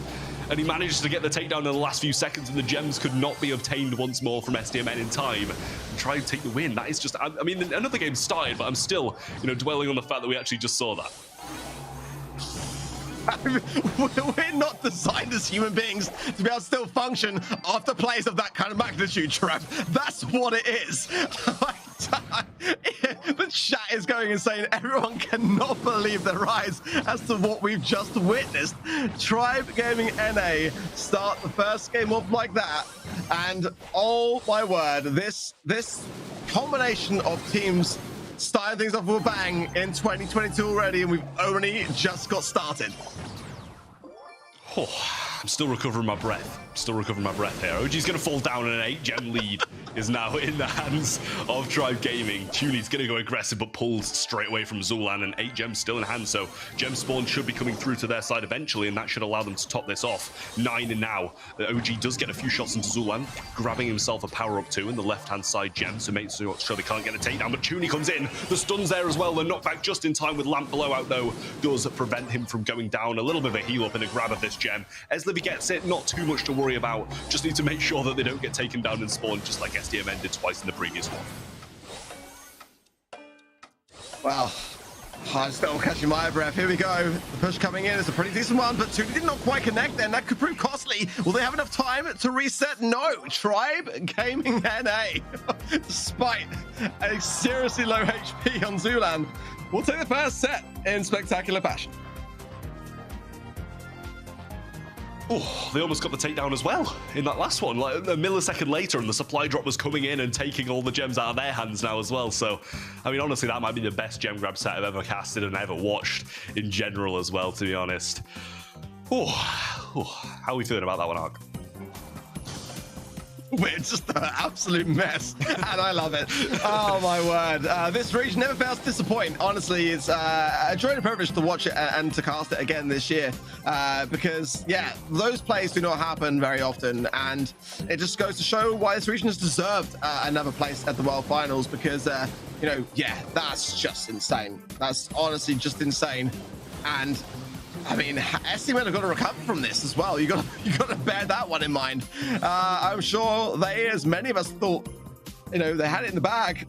DPS, Tyrant, insane in terms of amounts. 267. That is a high statistic. I think pretty much anything above 200, getting to that 250 mark, you're already talking high, and it is making sense with a problem like Spike. In fairness, 46% of the team damage as well.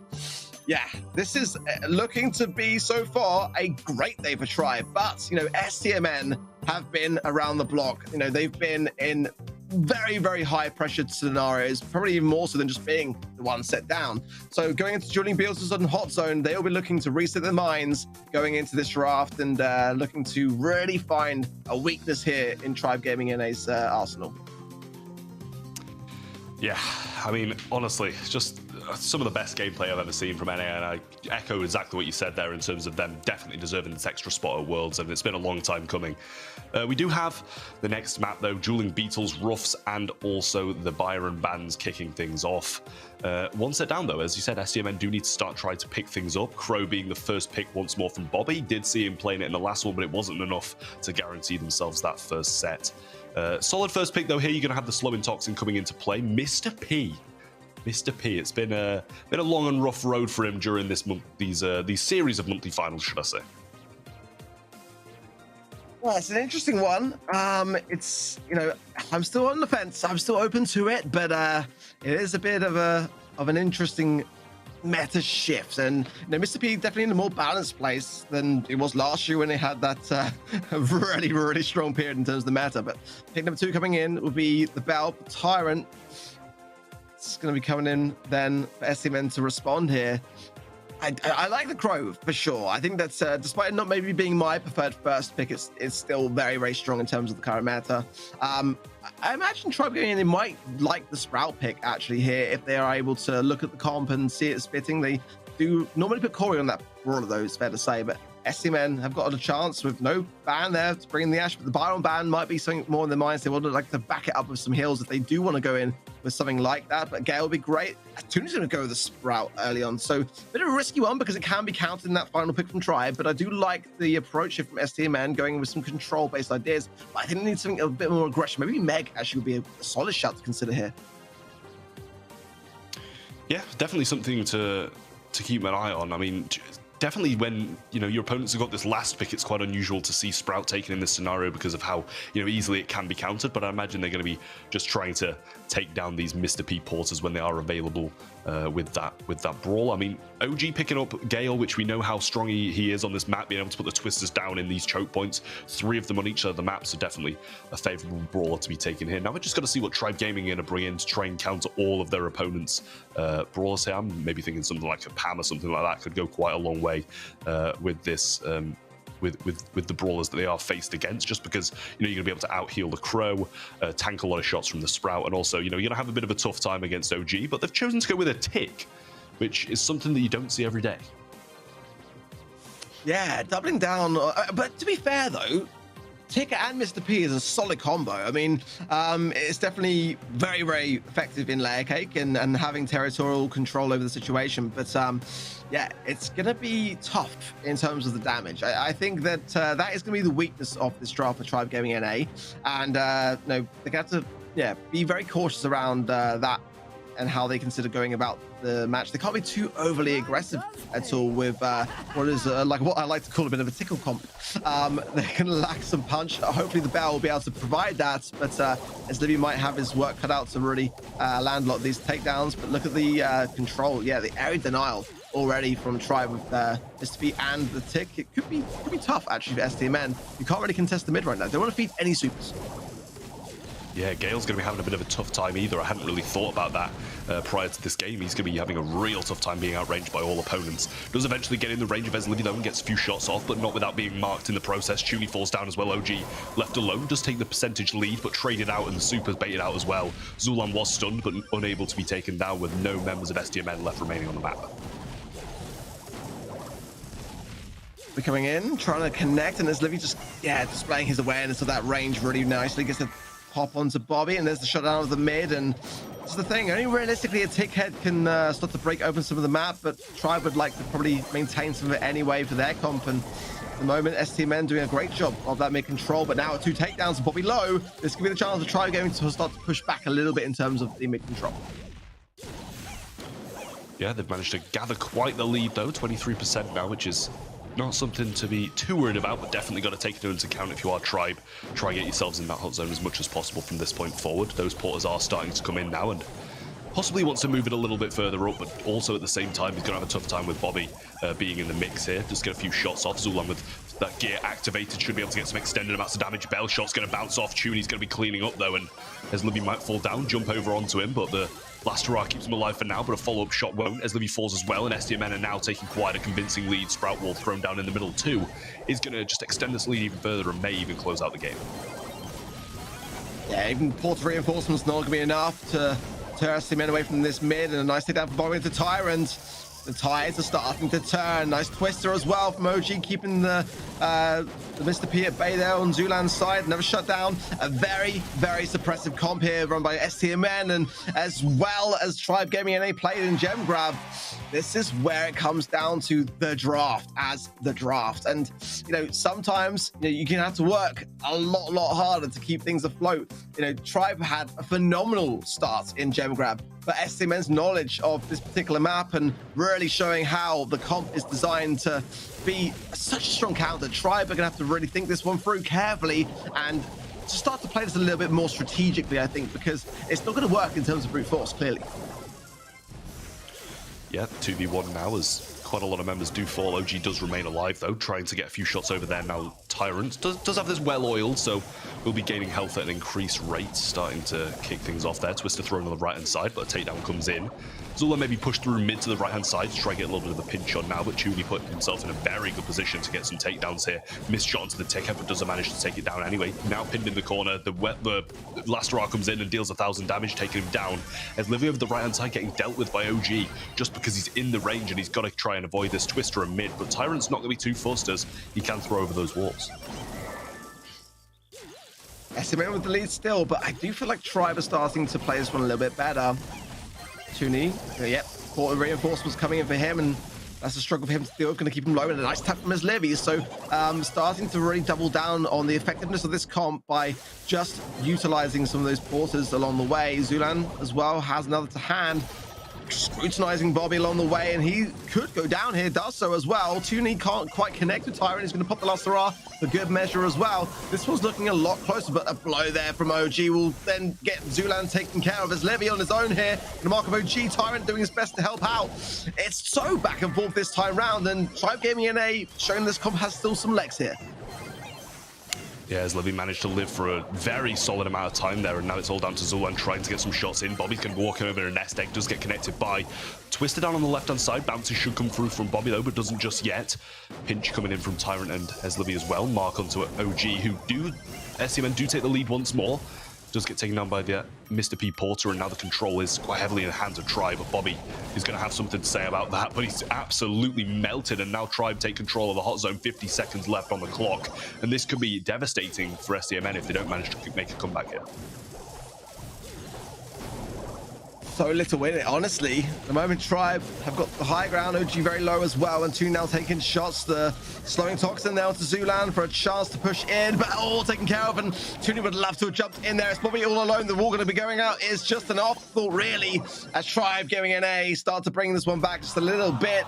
SCMN are going to have to rethink. They've got the comp. They've, in my opinion, got the better of the comps. They just need to be able to be in a position to start to cycle us to some of those walls and blocking things off with the Gal Twister along the way as well. But yeah, Tribe, as I kind of thought they might do going into that one, learning as to how things went wrong the first time round, is starting to affect a little bit better. Probably going in very aggressive this time round, and those who wants to get his walls super quickly here, but the Belch just ricochet between OG and Tuni is a disastrous thing, and this could be a lot of the early start from STMN going down early on in this game. Yeah, the nest egg trade comes in, and the Porter's being secured nice and early on, but Bobby's going to want to grass for those quite early. Maybe a little bit of a wasted mark from Livy there, as a normal shot would have secured that takedown anyway. STMN Tuni trying to push on now, and just get pinched down by a little bell shot and a bell bounce coming over from OG. Porters are going to be a bit of a nightmare for Gale to deal with, as a lot of the damage that he does have wants to be focused on the brawlers and not those, as it still takes 2 shots for him to take it down. Porter is sort of forcement's coming through again, and that's, you know, the big weaknesses to both Sprout and the Crow, which is why it's being timed perfectly, in all honesty, by Zulan. Big taps from OG on the left-hand side as Livy there, taking a load of the scrutiny. The shots coming back though. Nicely juked, and a nice tap from Bobby. Great, clearly great teamwork and communication going on the side of STMN to really have and handle everything that's being in front of them so far. Nice block of the wall again, and the lead starting to go more in STMN's favor. Tyrant a bit out of position, and yet going to go down despite the use of that last hurrah, which is a little bit wasted, as OG gets a nice blustery blow onto Zulan.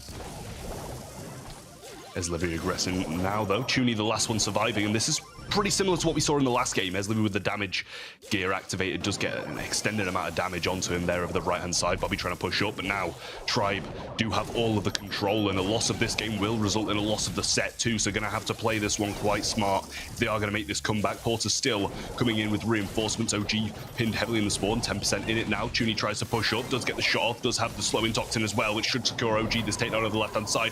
Hooks around the wall though. Tyrant's still alive, but Bobby pushing on, managed to get some jukes off as well. OG coming in with a pinch in the Porter should be taken down, but maybe not just in time. Twister goes down, but I think he can still squeeze through as Livy gets on site. Bobby gets taken down. Tuni comes in, though, marked up. Zulan slots on, and only 10% needs to be 10% remaining to capture for SDMN. And they get a pinch through. Tyrant's looking like he might go down. Tick get thrown out. Bobby comes through, though. Does get taken down by it. 7% remaining, but only 12 for Tribe. The takedowns do come in, and this is looking like they're going to secure it. The last hurrah comes in, but a jump from Tuni might get themselves the last percentage, and Tribe are going to go 2 sets up with a massive comeback in Hot Zone. What a time to do it. What a time to do it. I was a little bit concerned there wasn't any more gadgets left to dispose of Zulan on the Porter reinforcements, and that was really a good way to push things back. SCMN gave it everything they had. This is going to be rough for them. They had a game in the pocket there for Hot Zone. They would love to have tied up the sets. But again, you know, it's not as clear-cut as that. You know, SCMN and Tribe go a long way back in terms of their rivalries and battles. We've seen reverse moves happen before in the past. They're not even quite there yet. There's no match point going in to Bounty. Layer Cake will be the map coming up just about now. But Tribe have got a huge advantage now. They've got inside the minds of SCMN, but at the same time, the draft is where it can all turn very quickly. I did feel like SCMN going into that matchup felt confident about it. Just a couple of misplays along the way, though, and a great courageous comeback from Tribe. We'll take Tribe 2 sets to 0 going into Bounty. Yeah, scary situation for SDMN now. We did see, you know, the start of a reverse sweep maybe sparking up from Chasmac Gaming in the previous one, but it was cut short in a nice 3-1. Whether or not we'll see the same, or if Tribe will close this one out in a 3-0 fashion after this Layer Cake map, we will not know just yet. But by the way Tribe are playing and how well they're changing up the gameplay to suit beating SDMN is absolutely insane. Just look at these stats, though. I mean, look at the differentiation between Tribe and SDMN, and then look at the differentiation between Livy and the rest of his team. That just shows how much he shines bright, and what an absolutely incredible addition to Tribe Gaming he is. Yeah, I did call it at the beginning that on that Bell pick, he was going to have to really carry his weight, because with the Tick and the Mr. P, you know, they're not really the hard-hitting brawlers that you might expect to otherwise see, and, you know, really focus a lot in terms of control and push back into the mid. But they are some dominant stats, it's got to be said. I did feel like SCMN did a great job of handling a lot of what was thrown at them along the way, making that last matchup particularly exciting with the amount of back and forth. But I do feel like SCMN do thrive in Bounty. They are very, very good at timing those runs. As we saw early in the quarterfinals, when they are behind, they're still able to communicate so effectively to time that moment of explosion, to get the lead, to then go on the retreat.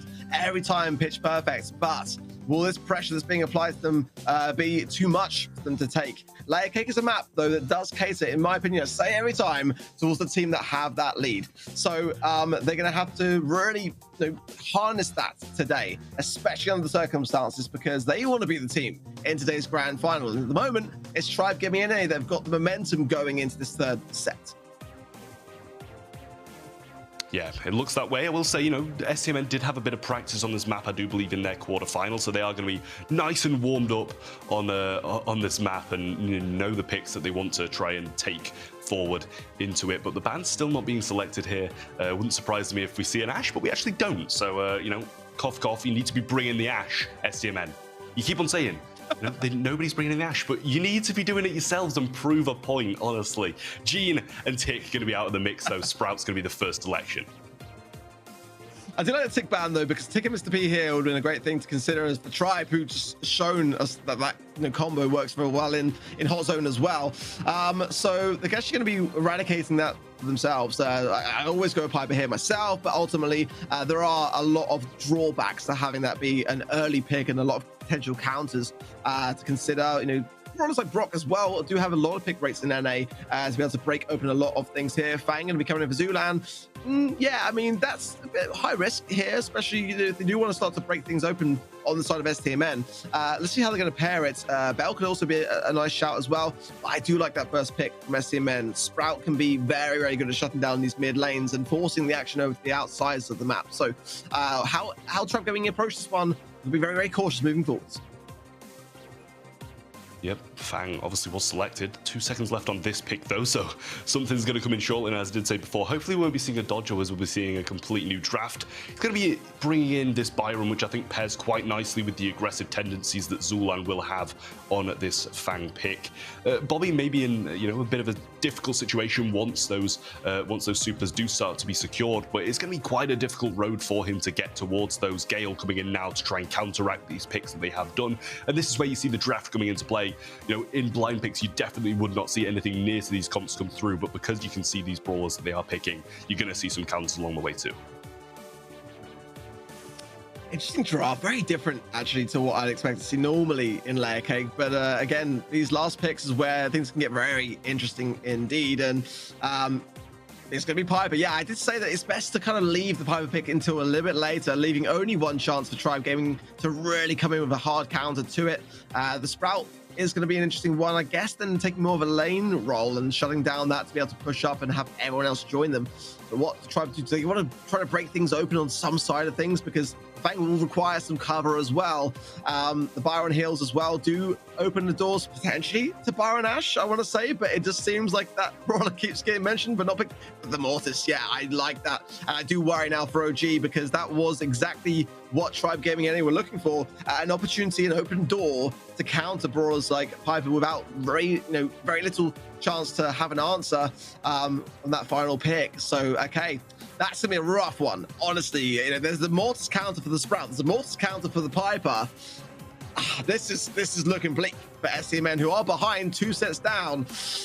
What do you make of it, Trav? I mean, I'm personally going with the comp for Tribe Gaming NA. They got a hard counter here, just to Gale to realistically do much about it. Yeah, I mean, honestly, it's kind of the fact that, the Gale's obviously going to be able to deal with one of them at a time, but if they do a coordinated attack, it's going to be absolutely perfect to have both at the same time. Zulan sweeping up this blue star now and heading straight over to the left-hand side is going to be trying to make this play, but OG is there on the left-hand side to shut him off, which you might see Tyrant try and rotate right to pin him in and herd him like sheep. That's a very important move from Tooney, because again, like you rightly say, you're going to be very, very careful of Zulan, who's going to be looking for a moment to capitalize, and OG is just going to be hanging around everyone. The clustering of STMN could also be the downfall, as we know what Mortis can do when everyone is lining up. And like you say, with Fang as well, it's going to be an interesting thing. Roundhouse kick, but a blow back there from OG, and Tyrant does go down. That is going to be the lead then over to STMN, and some great taps onto his Livy. Zulan, though, trying to go in. Yes, knocks back a nice auto aimer there from Bobby as well, which would be the preferred Piper gadget here of choice, considering the comp they are up against. Yep, pinned in the spawn quite heavily though. Tooney had to throw a wall down, which obviously isn't assisting his teammates too much, but he is going to be able to survive because of it. Zulan fell quite low. There's Livy with some heals provides. Zulan does dash the wall now, choosing to go in all alone, and that is very surprising to see. Dashes come through now, and the jump across. Can Livy finish off Bobby here? The wall comes down and just completely stops the push coming in. No shots available from Livy over there. 30 seconds on the clock, and some comeback potential is there, as only 3 stars are in it, but it's got to be timed well. Going in, but not able to cycle on the heel side, and waiting then for Livy to come in and just evading that shot from Bobby. So crucial here, as Bobby is very low, has to jump to hand.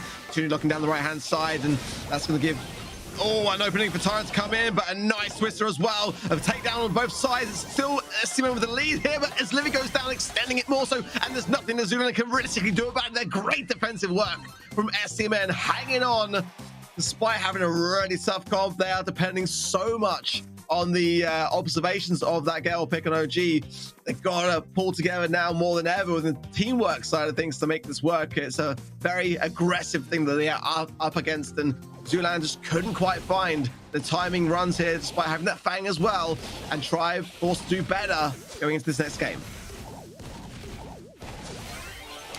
Yep, early aggression from Zulan cut short by the auto aim and knockback from Bobby, who's also very low as well. Splash going to be a defensive one from Livy there. Maybe could have been used offensively a bit more to their liking, but they're just sitting in spawn, same as last game, chilling, waiting for them to aggress and have these contingencies when they do.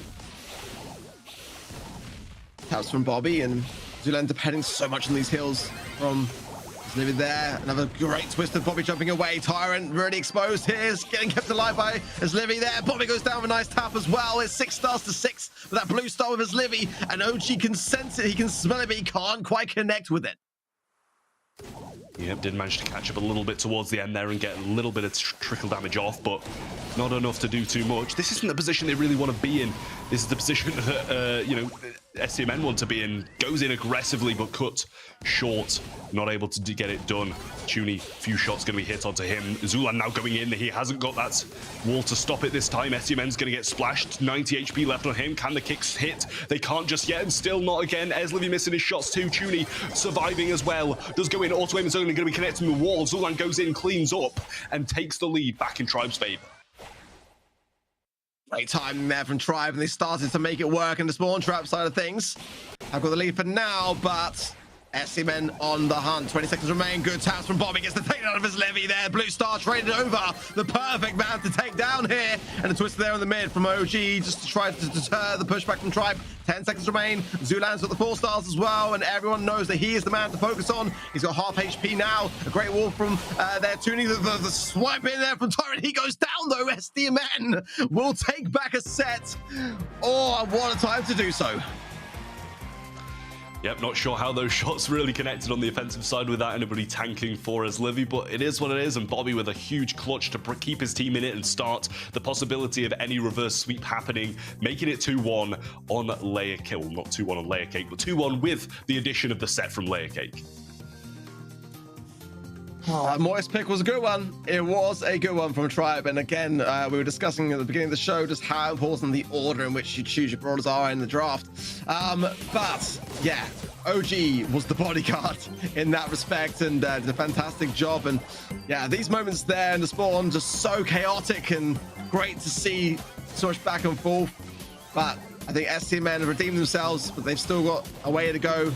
But nonetheless, a great thing to have going into the next set. They needed that lift. They needed to be reminded that they can hold their own against Tribe that had all that momentum going in. Well, coming out, not so much. Yeah, these replays kind of just showing how well the STMN managed to play. You know, Tribe, I think, needed to maintain their aggression when they did manage to get these leads. And you see the Twister bouncing them up over and over again in the spawn, but the stun wasn't enough for Tyrant to be able to get the kill at the end, and that's what allowed STMN to maintain this victory.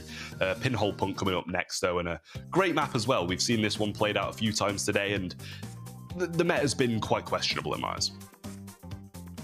It's definitely different for sure. I think that even in other regions though as well, people still starting to adjust to what is like the kind of new meta on Pinhole Punt, because I honestly expected Max to take a real front run in Brawl Ball, but it seems to be a little bit more selective. We saw a little bit of that more in Super Stadium, obviously renamed since the update, but you know, it's definitely a brawler which, you know, I thought that having that buff be so favorable, it just felt so good to play again.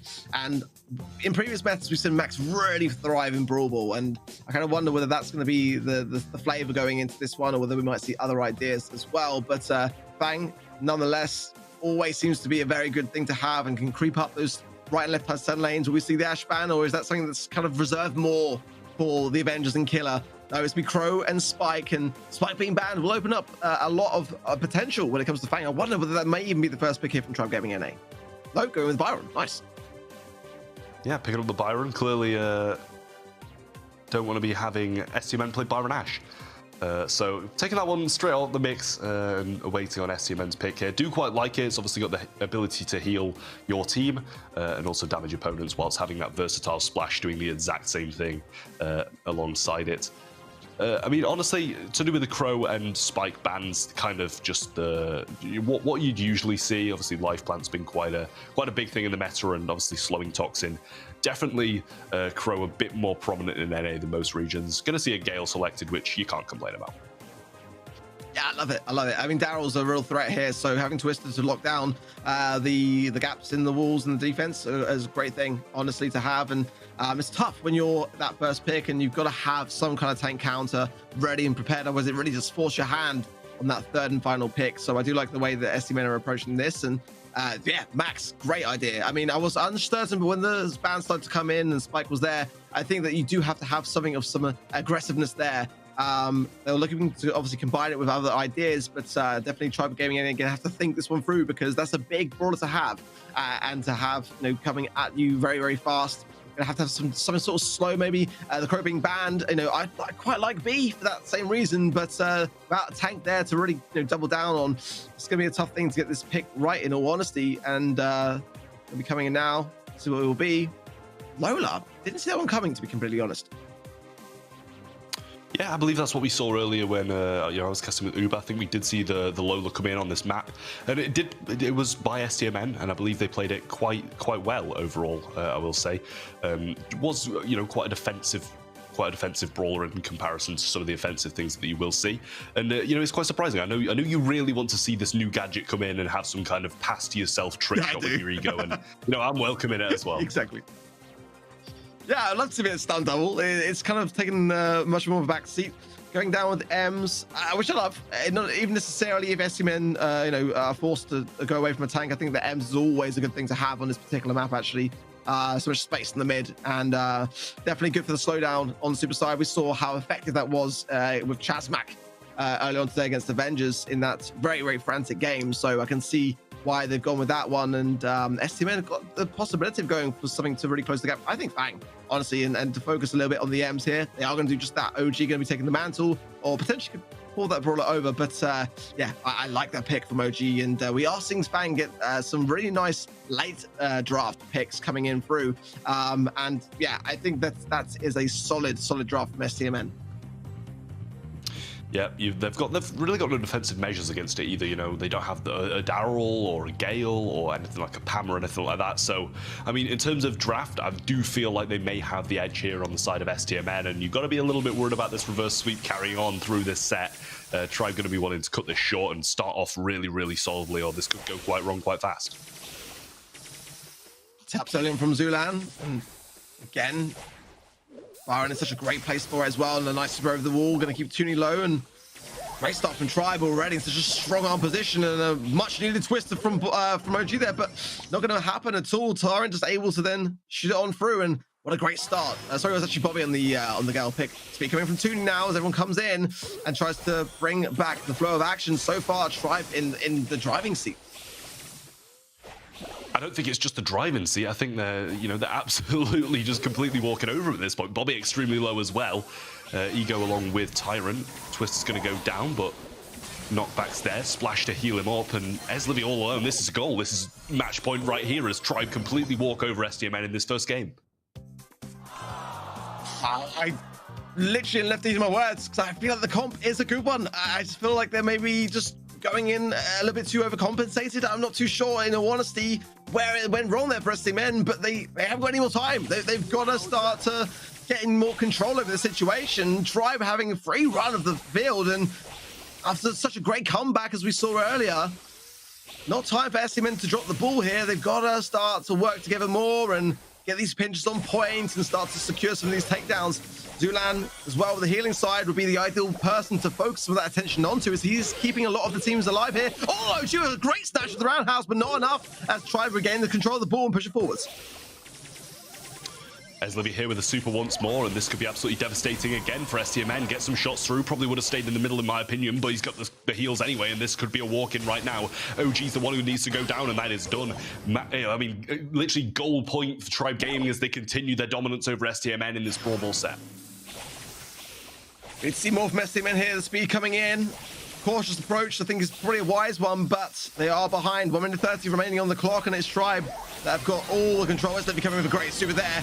Maximum pressures. Toon tries to face shift away. OG comes in with this lovely dash, but it is the 3 versus 1. Now Toonie is left alone. He's doing his best. He's low on HP and does get a takedown along the way. Just enough time for it to come back in off the line of OG, but they are not out of the woods, not by a long shot yet.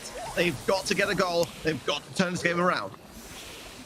I mean, it might be done right here. Eslivy continuing to push forward. Tyrant going to be joining him now as well. Bobby over the left-hand side going to get splashed and taken down near enough instantly after saying that. Speed comes in, but can they aggress any further than they want to? Eslivy's just going to pick up the ball. It's too risky, in my opinion. Got to be keeping you cool when you're in a position like this, especially against STMN. Toonie's just gone. Does not have a phase shifter left, though, so can't take advantage of the situation. Speed, just as he lets go of the ball as well. Could have definitely done with that a little bit earlier there, but now he's getting pinched down. Bobby going to be joining him. He's taken down as well. Bobby's going to fall too. Ball in the corner, and 140 seconds left. It's looking like STMN might have this slipping away from them.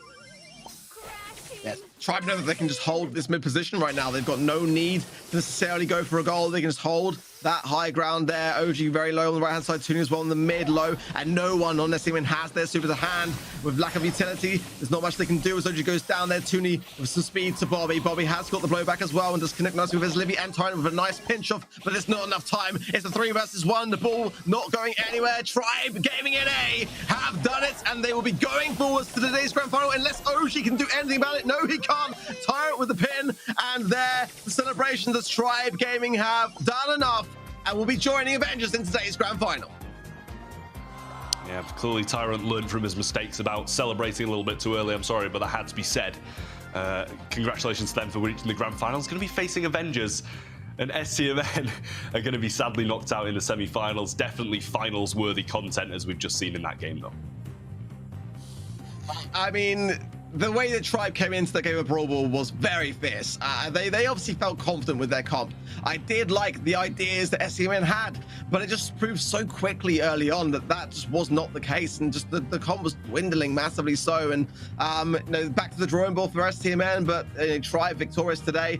It was looking like a great start for them. I felt like after Bounty, maybe STMN were able to slow the pace down, take it to a 5th final set. It was not the case, and Tribe just showing us how it's done. A reminder again, back to that first game of Gem Groups, how insane it was and how closely matched that was in that final moments. No resets to hand. Look at this. Dude. The perfect takedown at the perfect time there. Unbelievable stuff. And it just carried on through, didn't it? Tribe Gaming NA's momentum just never ceased to dwindle, except for that moment in Bounty. That itself also could have gone either way.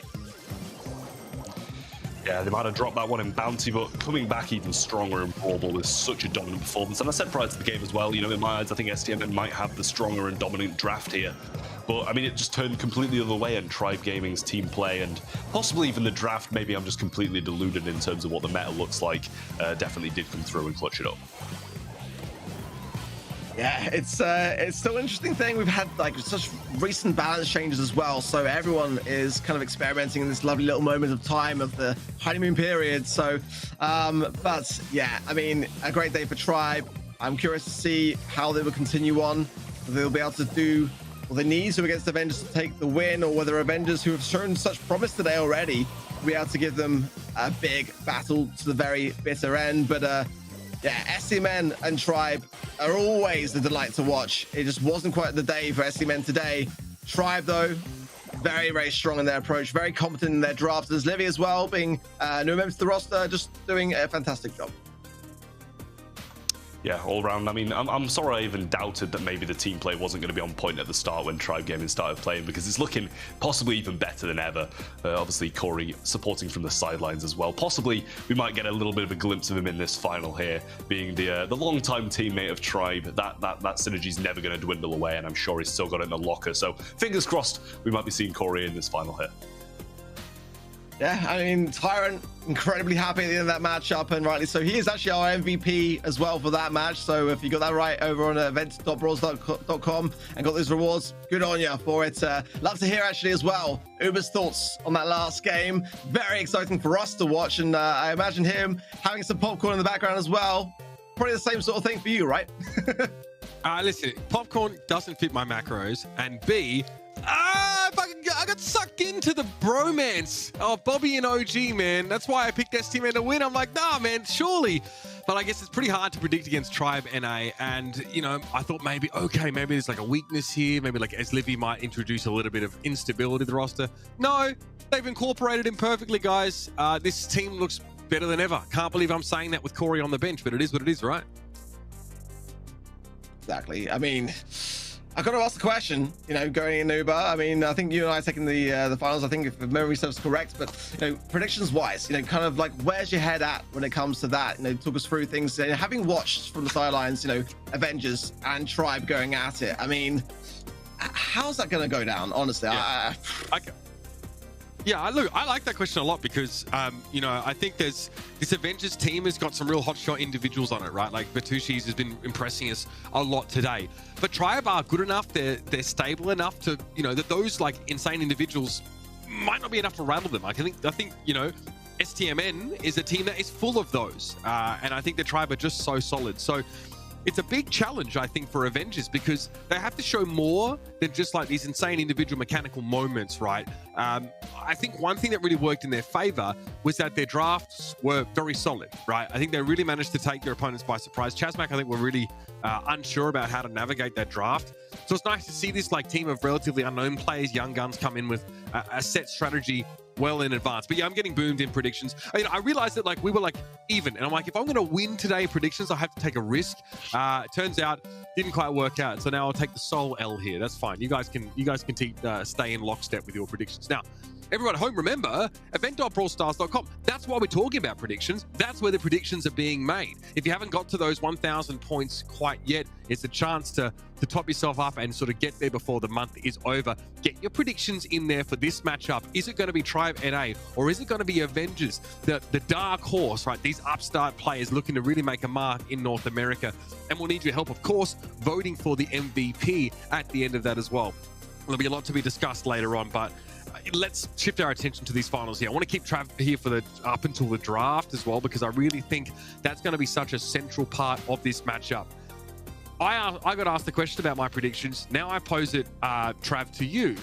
Do you think Avengers have what it takes to really leave a mark here on Tribe NA, now knowing how comfortably, I guess, they dispatched their rivals in STMN? Yeah, I mean, as much as I love a good storyline, I think, you know, they probably will be cut short. I mean, Avengers, they've gone against our predictions twice now. We've predicted against them twice and proved us wrong both times. So they've definitely got something brewing, and I don't think this will be the last time we see them at all going this well. But I just don't know if they've got enough of what it takes to take down the Titans in Tribe. Yeah, let us get reacquainted with this Avengers roster, because there are some names that we're going to get pretty familiar with, I have a feeling, over the coming month. It's Christian Killer, who looked absolutely fearsome on that Fang pick. And then Betagees, of course, Arc. This team looks like they have a really bright future, but they have to go up against the big boss of this entire bracket. I've got to say, it's very, very rare in Brawl Esports to see newcomers come in with such an impact as we've seen in this region. And you know, I've been so impressed. I really have. One thing's for sure is that if Avengers can do this and take down the Titans of Tribe, my word, how that will resonate around this region. I kind of want to see it. I'm with Tribe. I think it makes an incredible story, very inspirational thing to see. And despite my prediction for Tribe, I am rooting for these guys massively. Yeah, I think one of the reasons why I'd like to see Avengers win is just to see what Curse tweets about it. You know, I think that would be worth it in and of itself. The insane of the NA EU rivalry still simmering in the background and provides quite the compelling backdrop to this particular series. I mean, Avengers looked really good against the team. Chasmac, I think we all predicted them, right? Because they look very solid in their game. A lot of known quantities here. But we got the Mortis pick. We've got a ton of really insane individual moments. We'll probably try and check back on some of those towards the end of the show. This roster is showing that they are the real deal when we've been predicting against them the whole time. But let's shift our attention here, Trav. Tribe gaining NA. You know them, you love them. Zulan, Tyrant, and Eslivy here have shown that even their rivals are no match for them in this current form. So what could anyone do against such evil? I honestly don't know. I don't know. I really have no clue how any team could really, pose a threat to this absolutely incredible team at this point. They've just proved themselves time and time again. They're a team who performed so well at Worlds in 2021, taking down the Titans of SK Gaming. They've made a roster change, which I thought may have been, a downfall in terms of synergy. They've proven the complete opposite, and they're looking better than ever, completely dominating SDMN and their quarterfinal game against NA Esports. I just don't know how anybody can stand in front of them and think they're going to beat them at this point. Yeah, Tribe Gaming just looked to be solid, watertight, so to speak. A couple of moments, obviously, Bounty was less auspicious for them against STMN, and they really had to kind of come from behind on dueling Beetles here in the end.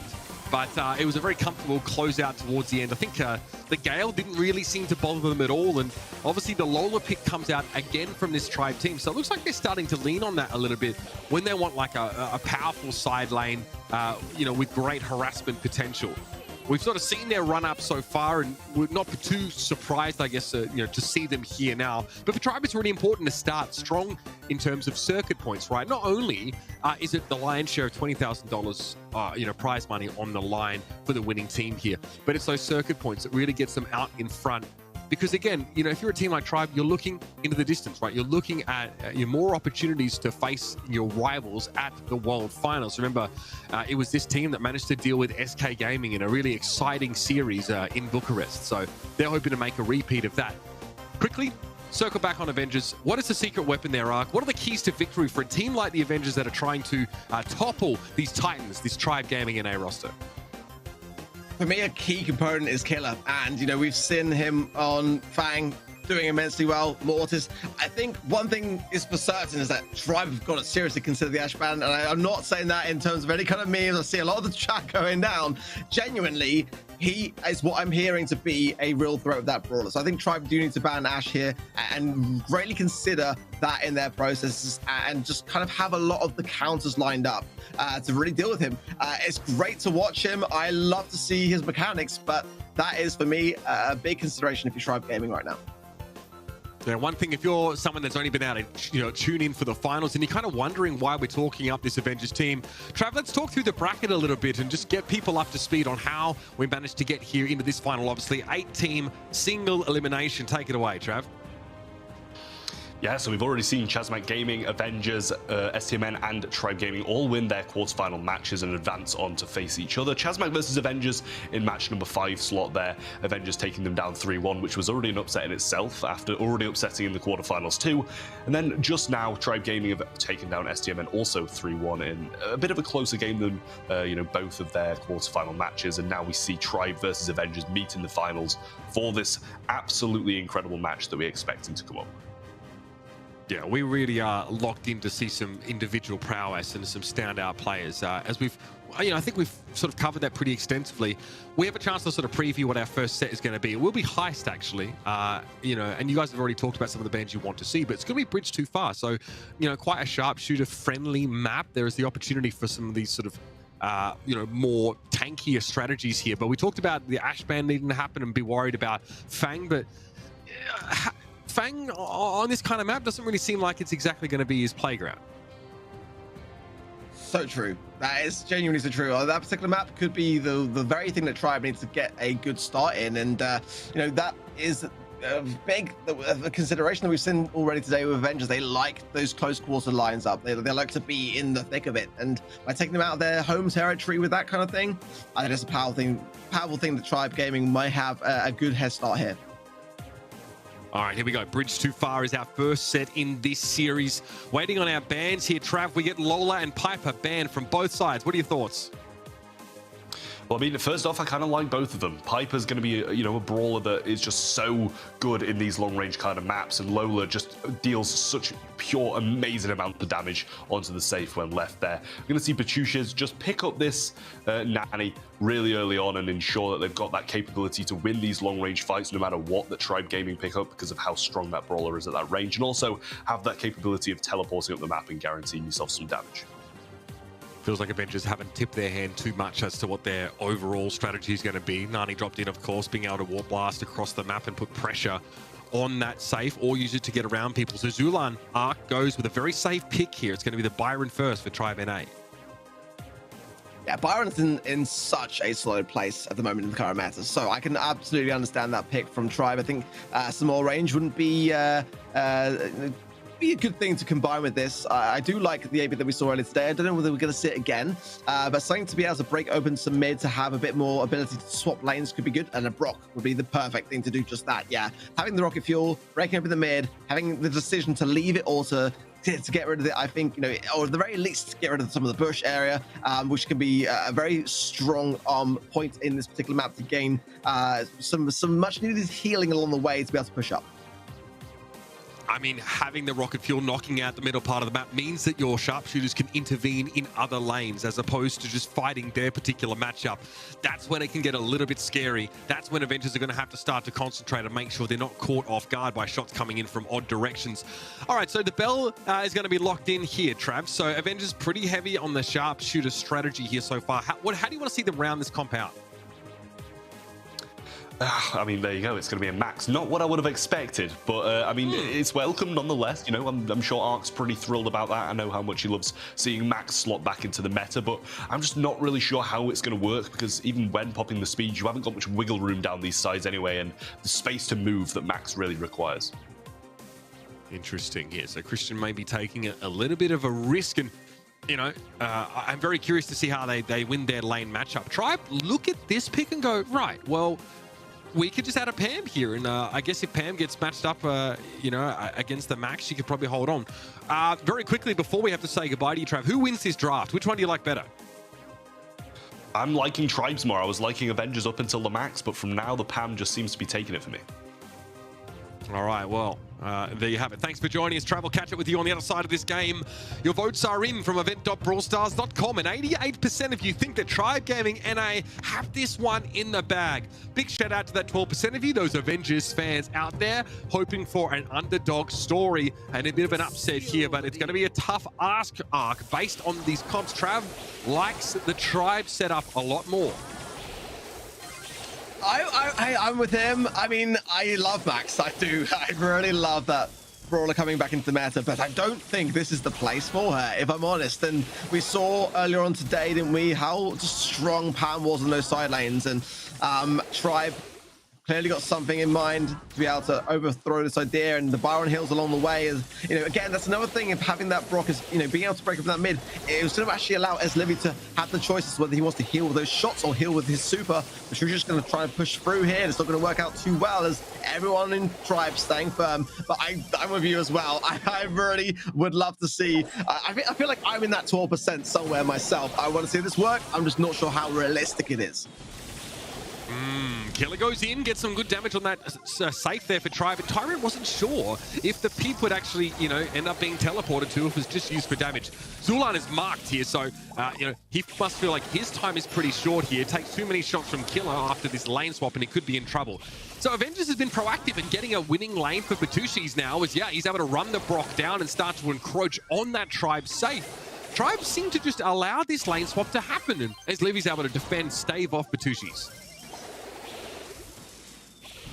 Got a lot of nest egg value in that mid, but at the moment it's Livy not going to, or he's going to do one now, but at the same time, not a bad time to do so either, keeping his attention onto Zulan whilst he recovers himself, and Christian too low to really contest. This is a nice pop there into his Livy from the peep, but again, the shot in the arm coming in, the heals for his Livy are going to keep him firmly in position, and definitely is a core backbone here, a core spine then. The Tribe to be able to hold on and get some damage of their own now. More rockets, I assume, on the Brock side of things. Tyrant there coming into play as well. That's a lot of damage, and Tribe then will take the lead. Yeah, decent lead here, but they've lost their mid and left lane. That mark hitting Zulan every single time. Christian has it. There it is again. Christian really shutting down Zulan, but Zulan was able to find that Nani pickoff. That's crucial. Tyrant tried to blow Batushis up with that rocket fuel, but doesn't work out. The Max has an opportunity to push forward, but now it's going to be the desperation peep coming out. Yeah, and it's not utilized, so no gadget use on there. I think Avengers realized that Tribe were ready for them to go deep and overcommit. Zulan going to hide behind that healing station, and Tribe, pretty solid stuff there. I've got to give credit to Avengers, Ark, because they were able to swap that Max at times into a good lane assignment up against the Brock, but they get worn down a lot, even though they very effectively pressure the Pam with the Bell Super. It's not enough.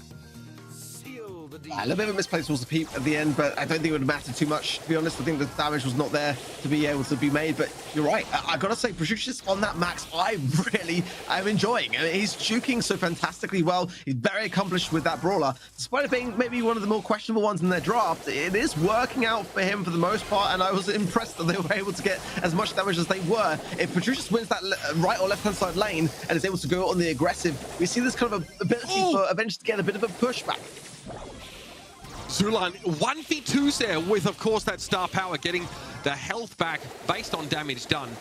Pretty scary stuff if you're dealing with a potential scrap sucker play into two sharpshooters, really slowing down your ability to put out damage. Batushis is getting aggressive here with phase shift every now and then, trying to run Tyrant down. Tyrant, though, able to stand on the right side of those incendiary fields to make it hard for Batushis to pressure. 34 HP for the Max, but Batushis able to stay alive. Not healthy enough to pressure the enemy safe with those Livy in position to stave them off. marked up as well now, and there's going to be a key component in keeping him low as Livy low as well, though, in the mid. And Tyrant taking shots as a nice TP from Killer there, going in to get his value in on that safe and getting some good taps. The damage gear coming into effect as well is going to go a long way as Producers now coming to help out the push. Zulan forced to place down the healing station on that top left-hand side, and that's going to be a good thing for him to have. How long will it last? As Livy now coming in whilst the turret is down to pick up the slack. But a very close game. Honestly, I did not expect to be this as close as it is, considering this draft on the side of Avengers. Yeah, Batushis is back in the weak lane assignment, though, so keep an eye out for that one. It's going to be tough for Max to do too much in terms of gaining ground there. Christian obviously wants to land a mark if possible, but as Livy is also causing problems for them. Surely, as Livy knows, there's going to be a nest egg just ahead of them there.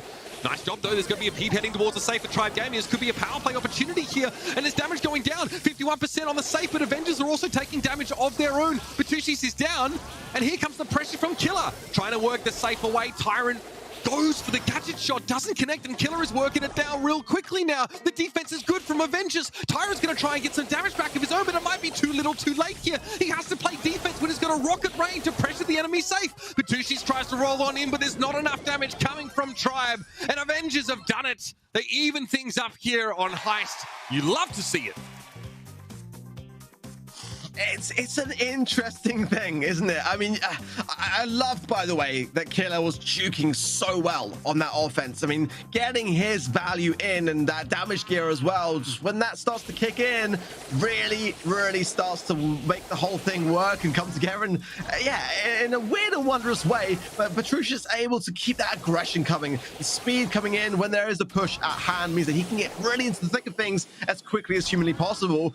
This is not nearly as clear-cut as you might think, as things now very much even leading into this next game. Oh, Christian wasn't ready to catch that stray there, I think, from his Livy. And his Livy's confident enough to go forward and start to, well, first of all, break down that nest egg and get some pressure on the safe. Now, it looks like the Nani is actually snuck behind Tribe here for the time being, so they're going to have to turn around and defend that eventually because there's a lot of damage going on to their safe. Zulan, though, is trying to reciprocate. Couple shots here. There's also a healing station fairly close by. The mark has to be used by Christian here. Pam up close is pretty scary, but these teams are starting to race each other, and so far Tribe are losing out. This could go wrong for our favorites. They've just been leaving Killer just to have free roam, and that is not the way to play it. Honestly, Natty can do so much if left untouched, and that is where Tribe are going wrong currently. Bit of a speed from Patricius did not quite connect with Christian, but the mark onto as Livy did connect, as well as the shot behind it. But there's Killer again lurking, and a good find there from his Livy. A very important one because he has been the thorn in Tribe's side so far. Big taps from Christian as well onto his Livy, and a chance for Tribe to start to get some damage their own at the moment.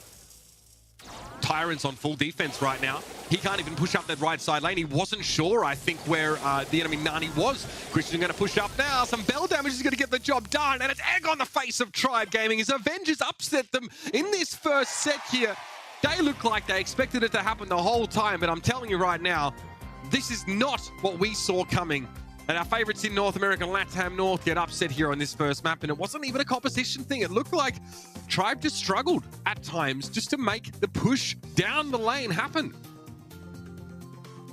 Max on Bridge Too Far. Just still one. Putting that out there for any regions that are watching and want to take some notes on crazy outlandish drafts that you won't see coming.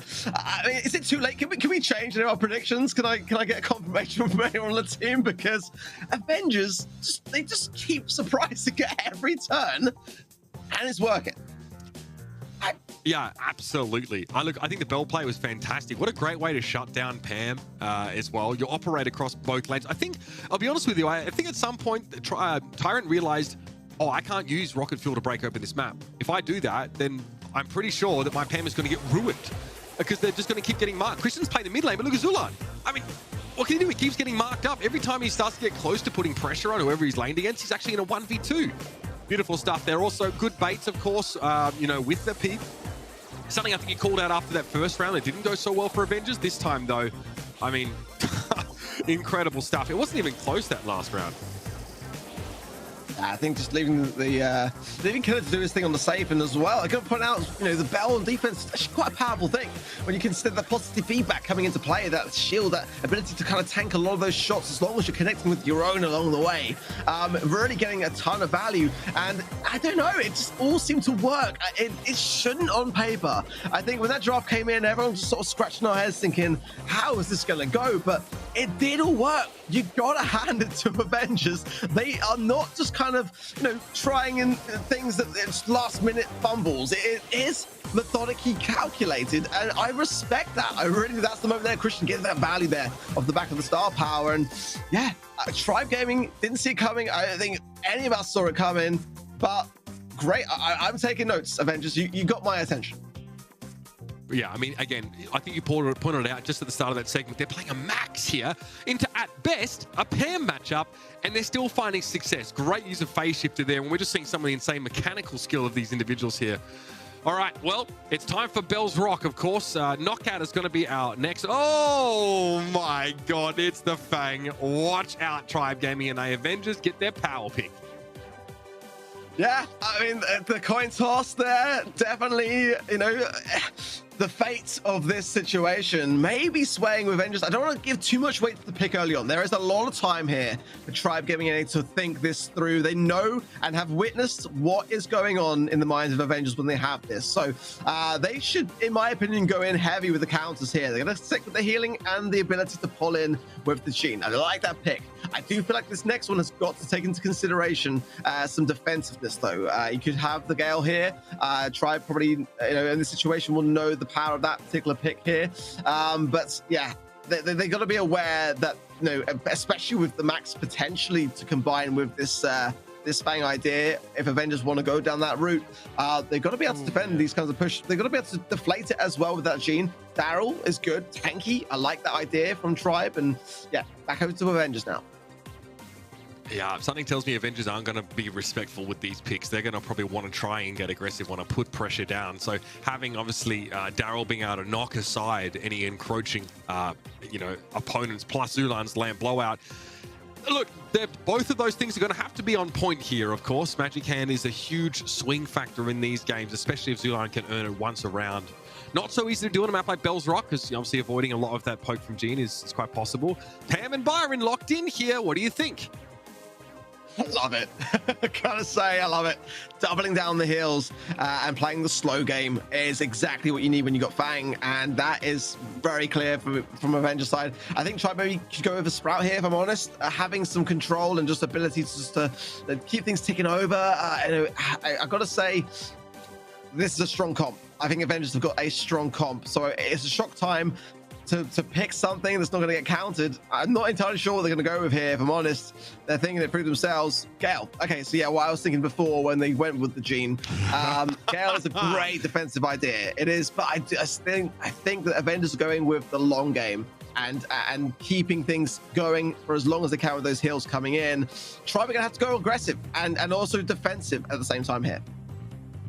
Right, it feels like a very respectful draft coming out from Tribe Gaming NA. No more are they underestimating their opponents. And listen, seeing first pick Fang gives you a lot of time to react to it. But as we've seen earlier, sometimes even 3 brawlers can't counter Fang. So bear that in mind now as Killer's going to try and work that left lane.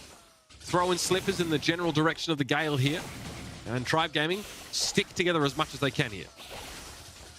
Yeah, the powerhouse on this left-hand side here with Christian just getting Patricius into those right angles. And look at this. Tribe boxed in at the minute. They just, come out of the spot there, but that was looking a bit hairy. But already a takedown as Christian capitalizing. And Tribe are in a 2 versus 3 scenario already. And Killer with the blow. Tribe are crumbling quick. Not a single person on the side of Avengers went down here. The Gale there is there for defensive purposes, but it just seems that Avengers know how to play against this very idea. They poked them down in a big way. Zulan took too much poke damage and couldn't heal it up quickly enough. Okay, so this time Tribe looked like they're trying to be a little bit more proactive, of course. They've got supers in hand. The quicker they use the super, the quicker they can start building another one. So Zulan's looking for Magic Hand, and they've caught Patushi's here. Killer tries to dive in and do something about it, but there's the Gale super as Livy's able to counter that aggression comfortably. And Christian, he's done. He knows he's done. Yeah, just a little bit too aggressive on the side of Avengers there, but Tribe did well. Again, that early pressure may have thrown them off, but not at all the case.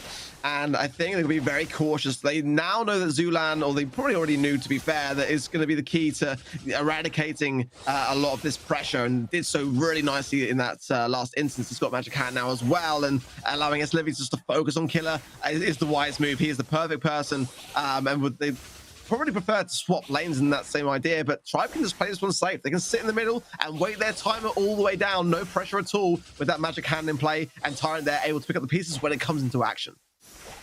They made sure Zulan could get enough damage at the end of that round to build another Magic Hand there. So getting it every round, like I mentioned, is really important. And yeah, Patucci's realizes they can't really do anything. I mean, they need to try and bait a Magic Hand. They basically have to hope it misses. They know that Killer's going to engage on them instantly. So as Livy wants to be in position to try and respond, there it is. It's going to be Killer stunned up for a long time. Twisted thrown down though. No kills come as a result of it, and Killer's getting that health back. Another super from Livy, and that one's going to get the job done. Killer is ruined. Make it 3 for Livy, and the Gale wins the day.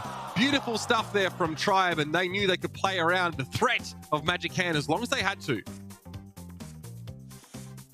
Kind of how we felt it would happen. I mean, Gale is such a strong force, but Avengers have proven that they can work this comp. They've got to go in fresh here. They've got to start slow. They cannot feed any of Tribe's utility here. They've got to make sure they don't feed Zulan, and already Christian going very much in the aggressive and does give him a couple of shots along the way, so surely not that far away. In the meantime, though, a lot of great early pressure, great connecting shots from Avengers. They know they've got to go in early, and I think this is the right approach, but it's the ball, and as soon as that happens, it's a 3 versus 2. Okay, so the roundhouse kick used there by Killer to secure the kill. Christian stays alive to make it a little bit interesting. Oh, the super dive in. No connection, no reset. Gale Force going to be used to knock Killer off course, and Christian's getting 1v2'd right now. The pressure's too much. Zulan wants to hold on to this Magic Hand. Prefer not to use it against someone like Fang there. Twister going to be used to keep Livy safe for the time being, but that won't last forever. Killer's gearing up for a 1v2. Finds Zulan. Lamp Blowout's going to knock him back. There's still a Magic Hand in play, but Zulan wants to be away from Killer, not close. The 1v2, the Fang versus the Gene here combined. Can they make it happen? Yes, a Magic Hand, of course. Knock him up with the Lamp Blowout, secure the round.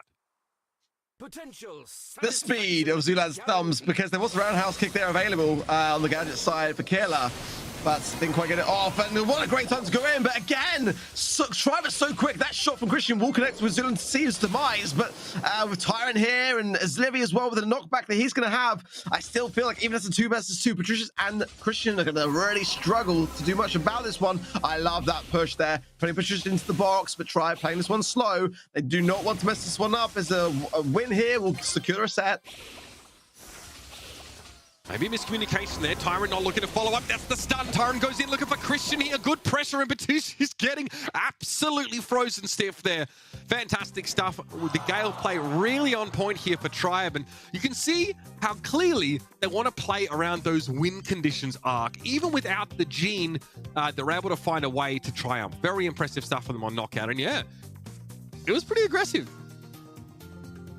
Yeah, they really made use of that final pick, and I did think that maybe we see the Gale a little bit earlier than that final pick, and maybe that would have been something which would have then led the draft a different way. So I think it was a smart decision. Sure. Definitely the right brawler to pick at the right time, but they had to also play it right, because Avengers did show signs of synergy in that moment where they did start to gain some momentum, and it could have gone another way, but ultimately we saw a lot of patience being displayed from Tribe, and that's something which they do really, really well. That's something that comes from a lot of experience and a lot of ability to perform under pressure. So I did love that moment with Killer. I would love to have seen him come in clutch there and bring the ice, but yeah, it's just a very defensive comp, but that's exactly what Tribe had to do. They had to get that balance between the defensiveness and the aggressiveness, and for me it was perfect.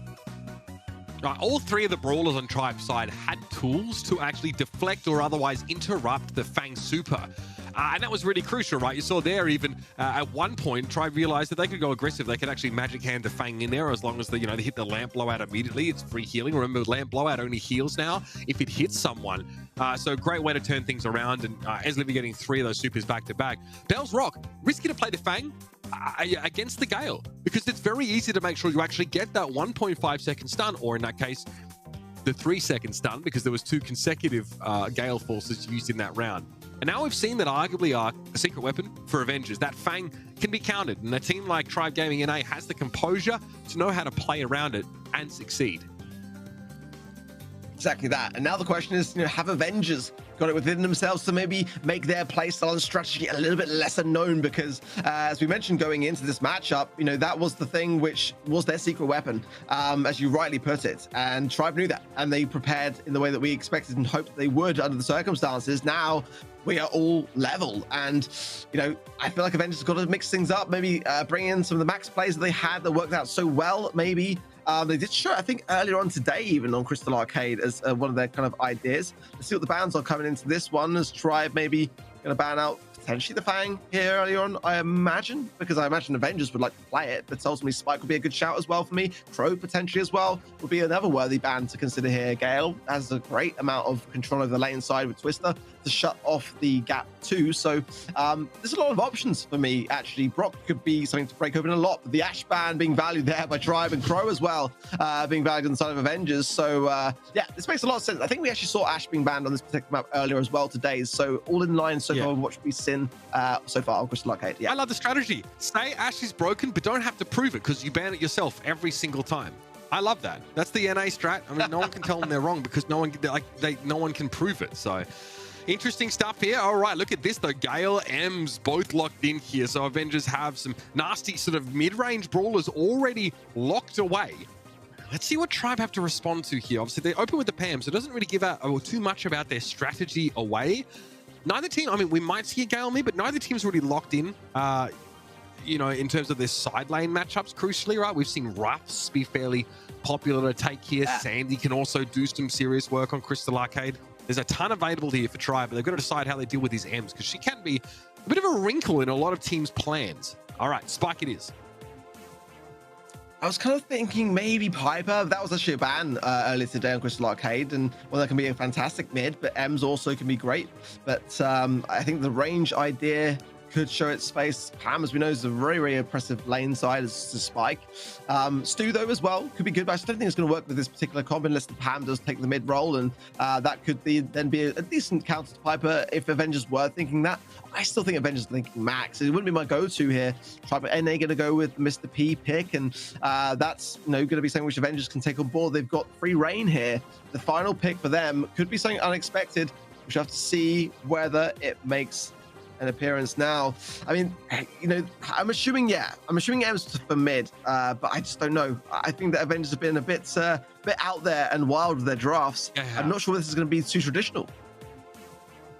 Yeah, I mean, we like the Max, obviously, combined with Ems. It's a pretty straightforward. Oh, you can't be serious. They've done it again. But this time, Tribe didn't have an entire pick and ban phase to prepare for this. They're not able to play around the Fang because it doesn't get locked in. It's saved for last this time, and oh my goodness, I do not want to be Mr. P when Fang comes knocking. Dear oh me, that sounds horrible.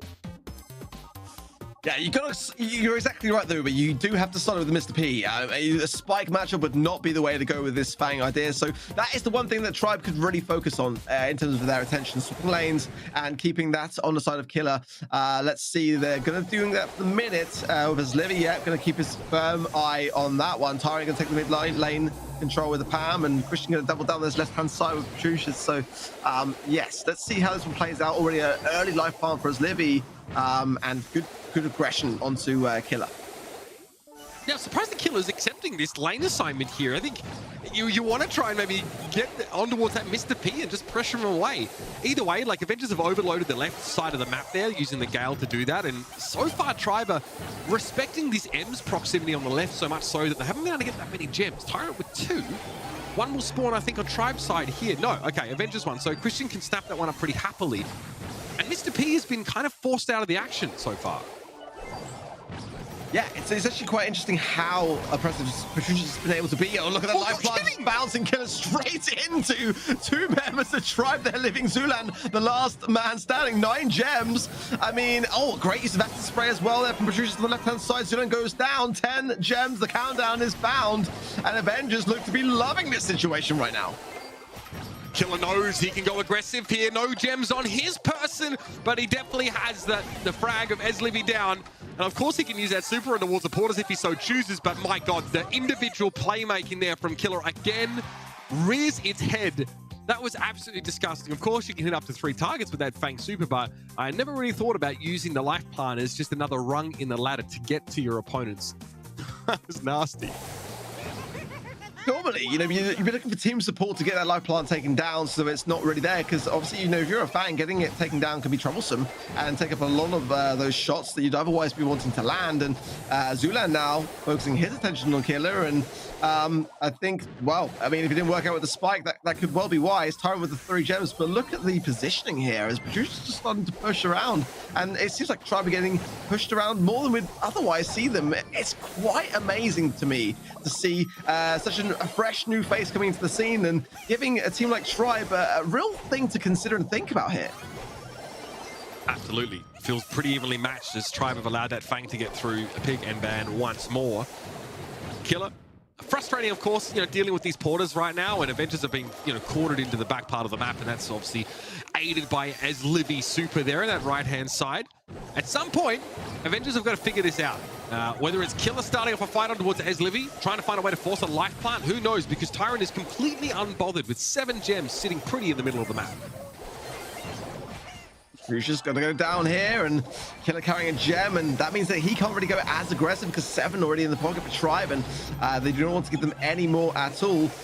Killer, I think, should probably consider going over to Eslivy where it was working before and have Petrucci's focus on the Mr. P side of things. 5 gems. Christian, though, very precarious position for him and just about getting away with things with those 5 gems in his pocket, but Tribe advancing ever close towards that countdown, starting to work this comp a little bit better than the last round. I can't believe we're telling Fang to take a spike matchup, unironically now, after what Killer did in that first round. As Livy obviously hanging around that life plant, though, as Christian was able to snap up his 6th, but Tribe are getting ready to push up now. And they want to go with great wave to stave off that attempt at an aggressive play. This could have gone wrong. Petrucci's going to fall, but Christian gets himself 12 gems. And just when Tribe try and go forward with the Pam Super, Christian turns on that caustic charisma and charms the heck out of Tribe Gaming. You know way you're coming back from that one. That's going to leave a mark and hurt in the morning. No chance here for Tribe to catch up. And Christian, with an evil grin in the right-hand side corner, sends Avengers to a 2-set lead. What are we witnessing? Who would have anticipated this? Honestly, going back to the start of this stream, who could have ever predicted that in the grand final, we would see Avengers going 2 sets over Tribe? I mean, this is incredible. This, again, if anyone is in production listening, can I change my predictions, please? Like, we've all gone for Tribe. I think the viewers at home would have gone for Tribe. At the moment, this is shaping up to be insane as a storyline. If this continues on, 12% of viewers thought that Avengers would win. So you're not the only one that had Tribe Gaming backed here. Again, look, the timing just worked out perfectly for Avengers in that round. It's like they kind of knew that Tribe here. Tyron goes aggressive, but straight away it is caustic charisma. So no one gets to the healing station at all. The explode from Avengers is so exciting. What an aggressive team, but they look so well drilled when it comes to that execution factor. And they completely took Tribe by surprise. Again, in fairness, Tribe did pick Mr. P. So that was the thing that happened. There's no forgetting that. Yeah, again, that same question mark we have with the Brawler as to where it lies. It's a bit of a, you know, some people think it's great, others not so much. I'm kind of still in the middle, but verging on the side of it not being great. And the thing with draft now is that, you know, with the discussion we get to have in the lead up to it, we get to be able to be, you know, able to say, yeah, I told you so. And I did say, Tribe, consider banning Fang. It didn't happen, and look what happened. Going into dry season, all I'm saying is that you might want to consider eradicating it, or, you know, double down and get that Gale picking early on, as it worked out very well in knockout. Yeah, it seems like Avengers are really confident when it comes to like constructing an all-in strategy. I mean, their composition, I think, helps that immensely when they have Ems and Fang to work with here. Okay, Tribe Gaming. Moshi Moshi, wake up. Time to make something happen here. Fang finally banned. Respect finally extended over to Avengers now as we head into Bounty. Who'd have thought banning Ash rather, you know, as opposed to banning Fang? I mean, you know, I think this is probably the better way to go about this particular matchup. Tribe have got a great chance here now if they can just start to iron things out. I do like a lot of their ideas here with getting a good solid mid, Gene's actually not my preferred. Like Bell or Piper, or even something like a Brock would be great for breaking. But Zulan was fantastic in knockout with that particular brawler. So it's a great thing to be able to pull a brawler in from the spawn area as well when they do have a position where they're going to push. Brock though, and the Sprout. So interesting ideas. Sprout normally left until a later part of the draft, but it can have a great amount of defensiveness as well as offensiveness. So I do like this from Avengers as well. Yeah, I mean, of course, with that star power, Batushis can play from the bushes pretty comfortably and be pretty good at shrugging off a lot of the poke damage that's going to come in. Either way, that poke damage means that Zulan's going to be able to build a magic hand and sort of build the action up to a fever pitch. Tribe probably aren't going to worry too much about what happens in the early round here, but they're going to try and secure the win, off the back of one of those big supers. And oh dear, here it is, the Piper getting picked up here. A no-brainer based on the dimensions of this particular map. Tribe going to snap that up. Yeah, I like that a lot. Again, Bell, Piper work fantastically well. I wasn't sure the Tribe were going to bring that into the mix as well with their Gene, actually, and they are. I quite like that, but it's going to need something to have a bit more support in the eventuality, but Paul Piper's not going to help out at all. So maybe Daryl could be a good shout for that, or something along those lines. You want to get this quick and swift takedowns and have also say, there it is. Yeah, perfect. I love that from Tribe. It's going to be a great thing to have as well in the offense, going into the spawn, getting some kills, coming back out. So Tribe have got a solid comp. I think that actually Avengers got to consider massively now the tank counter card, because this is gnarly idea from Tribe. Yeah, they've got to be able to have something to push back here, and I'm not sure whether the Gale would work necessarily in Bounty, but we'll have to wait and see. This third and final pick coming in soon, and it's going to be a good one. Yeah, even Bell is just going to get kind of like outpowered by Piper in the middle of the map. You don't really want to try and deal with Piper at her ideal range there. So Colonel Ruffs is picked up here. I guess, again, having the sandbags to be able to sort of block out and stave off that magic hand at crucial moments is really important. So at home, keep your eyes on the sandbag count, because it's going to get used a few times in this round, and the last thing you want is to have none of those left when it comes to the final moments, and the blue star hangs in the balance. So execution is going to be a really key factor for this Colonel Ruff's play, but nothing too crazy. Finally, Avengers have had to go away from the Fang. They said, okay, not available to us now. Let's see what they can make happen with the Brock, the Ruffs, and the Sprout. Yeah, Killer's going to have his work cut out. I'm not too sure on the Ruff's pick myself. I do see the idea with sandbags as a great deterrent of Piper, and giving his team more power is going to go a long way. Look at this Killer already. Absolutely slaying this. Oh my word. Tyrant as well. As in a bit of a pickle as Livy's forced to jump away. Oh my word. What a great start for Avengers. It is just a one kill head start lead, but the blue star to a Tribe. But the positioning of this one already just shaping up to be quite explosive from the outset. My dear. Zulan taking a little too much damage from Killer there, who really seems to be a bit of an MVP candidate right now. All right, Tribe want to try and take some space here, get some value out of Tyrant, of course. Barrel roll to get him up close and personal in striking distance of these stars. Yeah, blue star for Tribe, but they don't have the lead right now. They just need one more elimination, and already Christian going to pop the sandbag. So Zulan was able to bait that out to a degree. Some incidental poke damage coming from Batushis here as Tribe have all the map control they could ask for.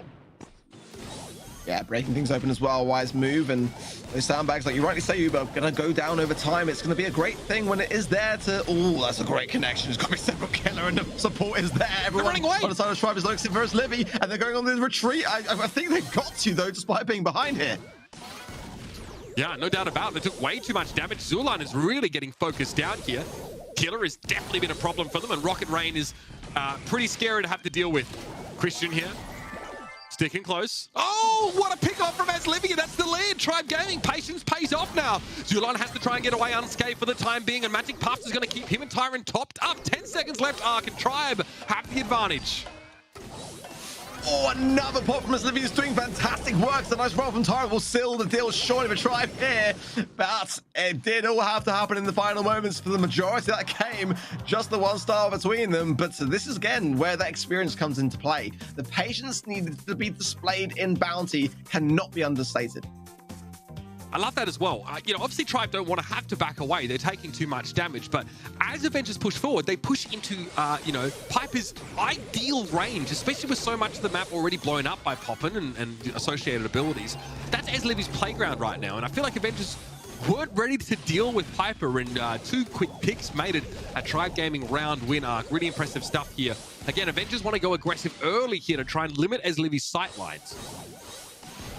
Yeah, exactly that. They've got to keep Livy back as early as possible and not feed along the way as well, whilst keeping the pressure on. Some great abilities to place those sandbags down from Christian at a very swift moment as Livy, you know, again, we've seen already, he is hitting a lot of those shots. And I know Christian would like to get some supply drops coming in soon. And Patricia's with some great shots coming from the right, but they can actually connect some great jukes on the side of the tribe. But this is starting to gear up a little bit into a potential spawn trap position, which is why that supply drop coming in from Christian is at a great time, realistically, to hand over to Patricia's.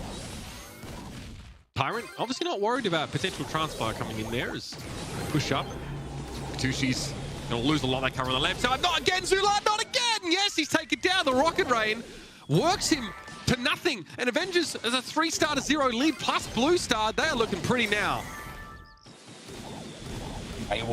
Great wall as well as Livy trying to get into position there.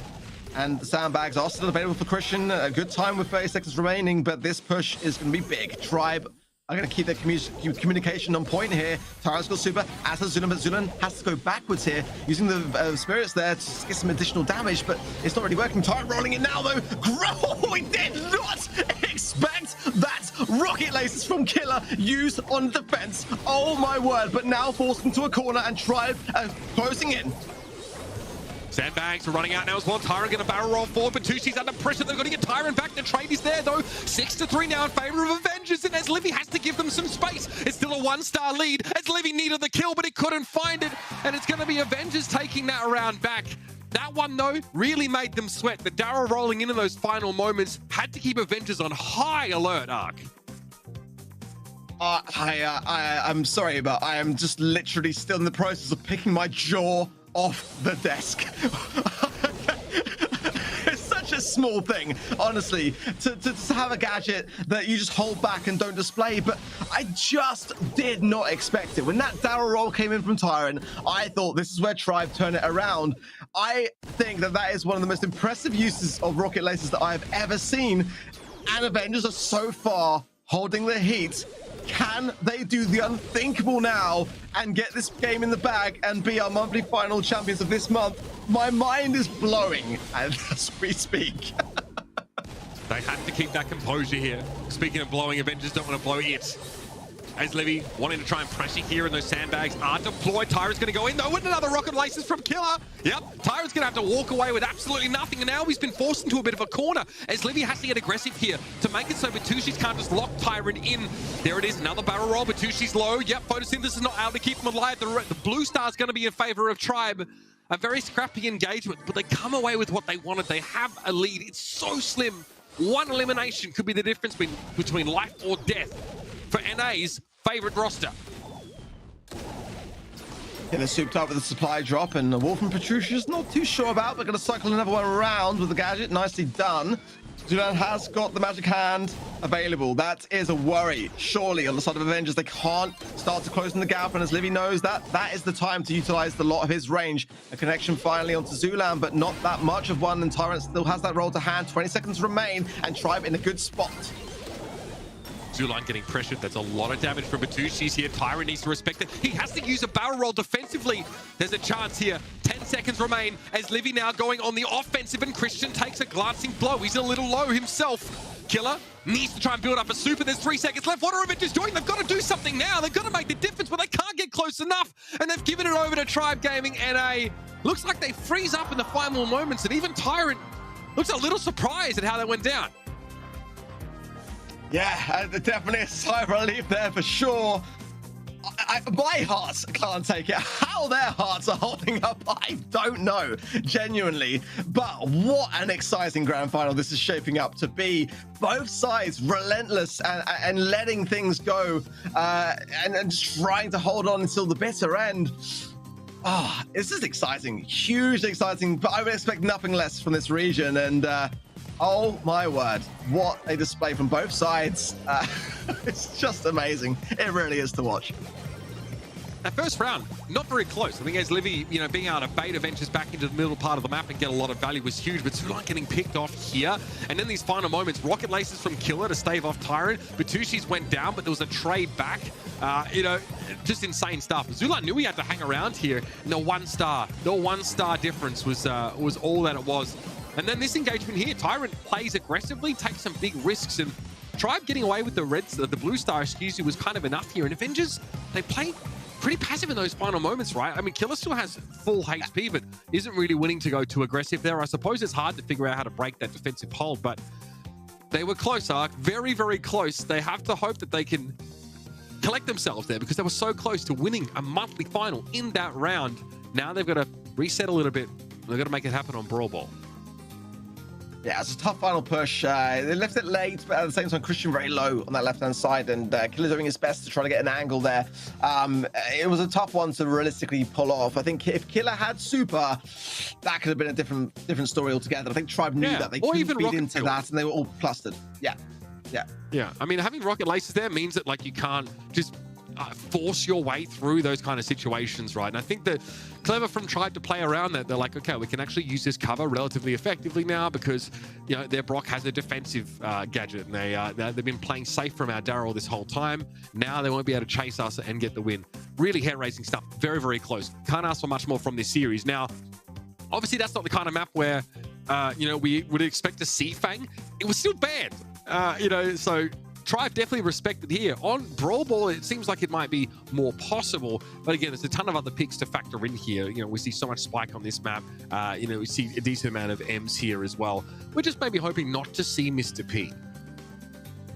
Yeah, I mean, just personally, I think that visually as well, like in terms of excitement levels, I think it's definitely a brawler which, you know, caters in on the spawning side, so it slows the pace. I think that actually Tribe got a bit of a conundrum here because, you know, there is the Fang idea, but we've also seen Petrucius loving the max pick. I mean, daring enough to bring it in on the bridge too fast. So how they go about this ban, I'm not too sure, in all honesty. And, you know, we could see a Gale ban on the side of Avengers. I mean, if they are thinking the Fang idea they've already run into problems with that in the past. You know, they seem to be able to be okay with the Spike, but the Gale caused them problems. So this is super interesting for me.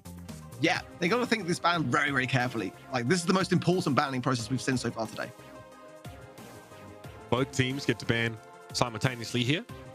So no prior information going into this selection. And I think a lot of what these teams are trying to achieve is going to become clear to us once we see these sort of locked in. So no time being wasted. It doesn't get any better than this, ladies and gentlemen. It is 2-2 in our grand finals of our March monthly finals here in North America and LATAM North. And both of those regions have players in this particular match.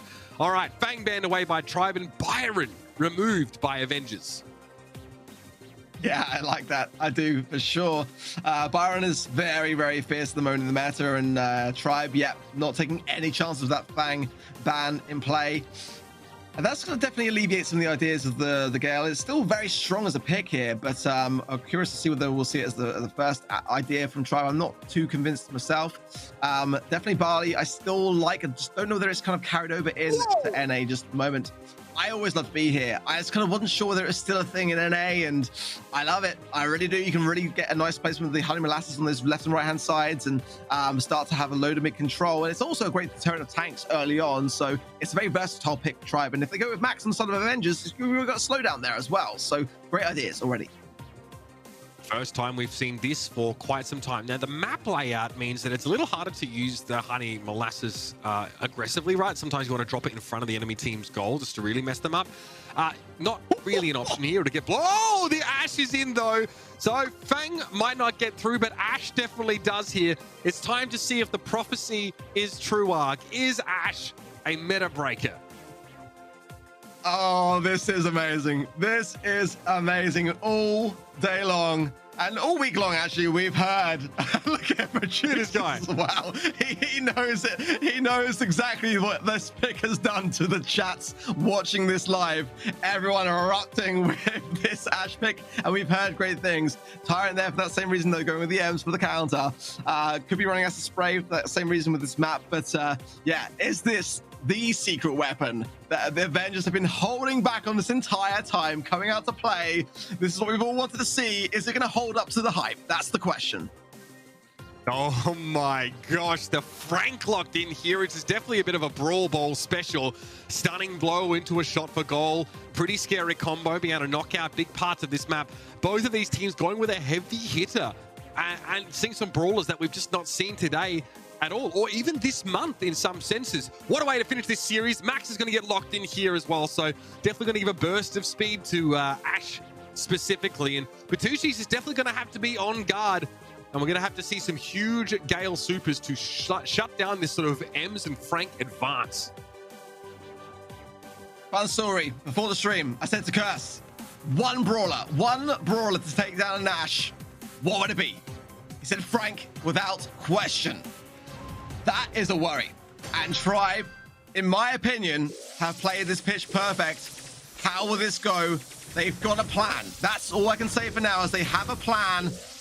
And the B is on the side of theirs as well, so that tank counter is just down to the Gale. They've got to take care of Zulan and focus all their attention on Killer. This is going to be a very interesting one to see play out, but already I do like the advances so far we're seeing from Avengers. All right, there's a defensive Honey Molasses here, but Tyrant's able to take down Batushis, and it might be time to switch gears here. Caustic Charisma, Killer, nowhere to go. Zulan going to be able to catch him quite easily here, and it's advantage Tribe Gaming. The ball is on the move. Okay, let's go use there by Batushis, but Christian can't do much with it. Another Honey Molasses deployed, so that's 2 already for those keeping count at home. Zulan, oh, he's in trouble. Or is he? Oh my God, that's wrong. Batushi's able to get the 2v1 eventually, but it didn't look good, and Killer's getting absolutely rolled with damage, but he's able to withstand so much of it there. Ball close by him. Iron Hive is available for Tyrant. Zulan has that stunning blow. It doesn't connect.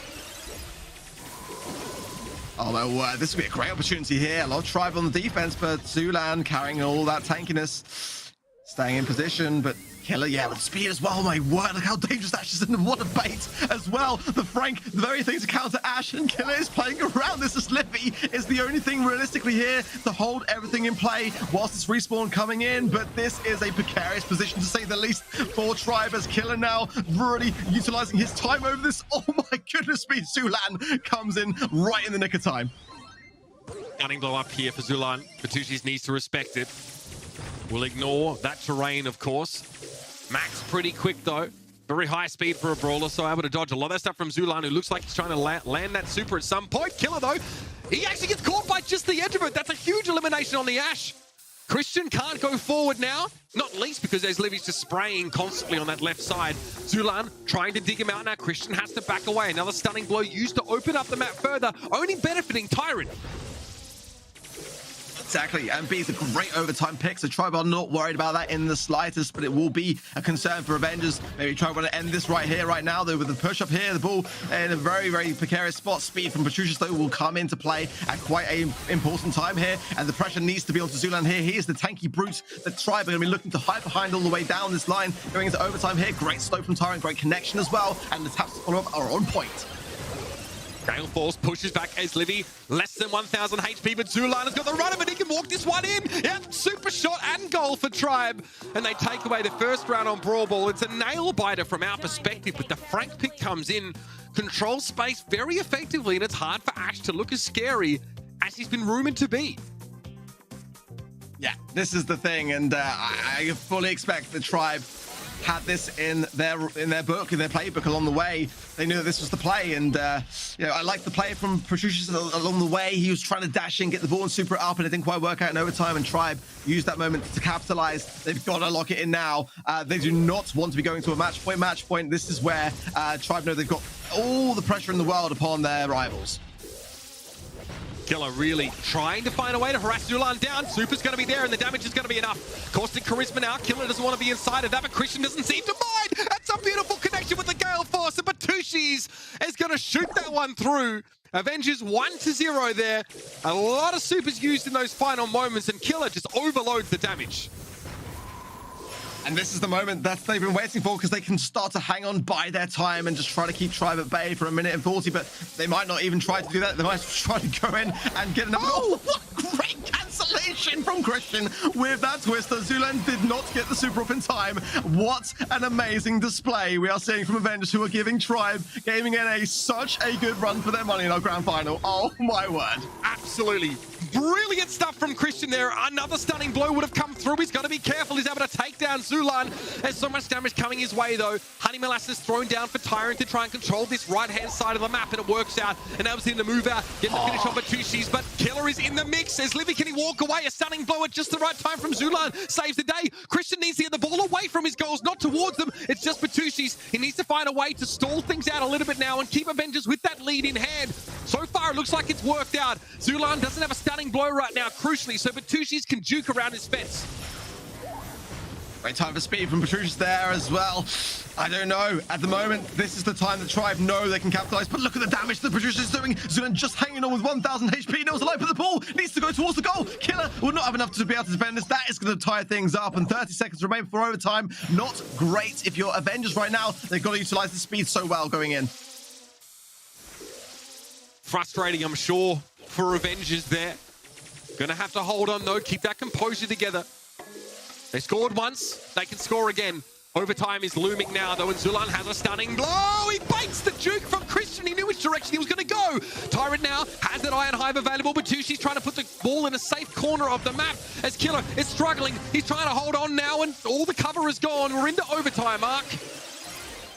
Honestly, I think Avengers was set for a draw at this point in time. They know they are going to be heavily outmatched going into this overtime situation as they start to turn those screws. Christian's got the pushback here. He's got to use it. Oh, but the noise cancellation is there on the side of Zulan. A great time for it. Speed's the last thing available to them. Can Tribe make this happen? They've got to tie this up now. They really do. The super worked out there for Killery and managed to get the elimination on Eslivy. 30 seconds left to make something happen here. Christian obviously has Gale Force available, but no obstacles to really secure the stun. It's going to have to be purely used to reposition someone. Not ideal for the Gale player, but he has to make what he has work right now. Tyrant as well, really thriving in this situation. Nothing to hide behind for the Avengers now as we have 10 seconds left and they're getting aggressive towards Killer. Here's the speed. Killer looking for an angle, doesn't seem to have one. Stunning blow, doesn't connect this time, and there goes Killer straight on top of the Frank. He goes down. Caustic Charisma was in play, but no score means no result. What an intense round of Brawl Ball there, and it ends in a draw. Genuinely, I think that all things considered, Avengers were happy with that result because going into overtime, they knew they were at a big disadvantage and they want to be able to utilize the early game. They want to be able to go in again fresh. They want to start to use the map and its ability to have them hide behind this terrain before Zulan can break it all down. That's really the play here. Tribe, though, are doing fantastically well against this because Avengers are fierce. Christian has Gale Force here, able to avoid most of the damage from Zulan. He's building yet another super up. Killer unsure about how to get closest, but this is dangerous now. Honey Molasses and, of course, that Caustic Charisma is online. Tribe have Avengers where they want them. All they're missing right now is that Frank super. And Tribe are biding their time. Nice angle from Christian, though, picking off the Honey Molasses. That's going to be a little bit of stress relief, but Killer's going to get caught by the stunning blow. Ball sent forward, but Batushis captures. Caustic Charisma runs out. Friendzone and knocks Christian back, and that's it. No bodies left for Avengers. Tribe Gaming have done it. They avert the upset. It's insane stuff. They get themselves that 1-goal lead, and now all they need to do is play safe. Trying to stay out of that desperate overtime. This is not looking good if your Avengers are smashed there from Zulan. Connects with Killer. A shot from Eslivy, cleared off the line by Petruccius, but it's not over yet. There is still time, but Avengers have got to recollect themselves massively. There is 1 minute left, and Tribe have got all the power in this position. Tyrant has super to hand as well. Got all the time in the world in this moment in time. It's Avengers have got to make the play. 1 minute left. It is all up to Avengers. Killer, nice mechanics there, forcing Zulan away. Down a half HP plus super. Zulan has to line up an attack to get rid of those bots. He's still alive somehow. There has to be pressure from elsewhere on the map, and there's going to be a charge forward for Batushis. Ends up being a trade. Can't quite score the goal, even though he did have the speed boost. He's going to walk it in. What a madman! I can't believe he's done it. It's 1-1.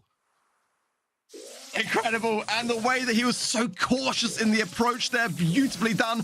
Couldn't have been done any other way. Tribe really did throw a lot at that defense, but that just goes to show how skilled this man is. A Max, great let's go coming in. The speed there, but Zulan has got super, trying to bait it out yet again. A nice super over the wall from Killer.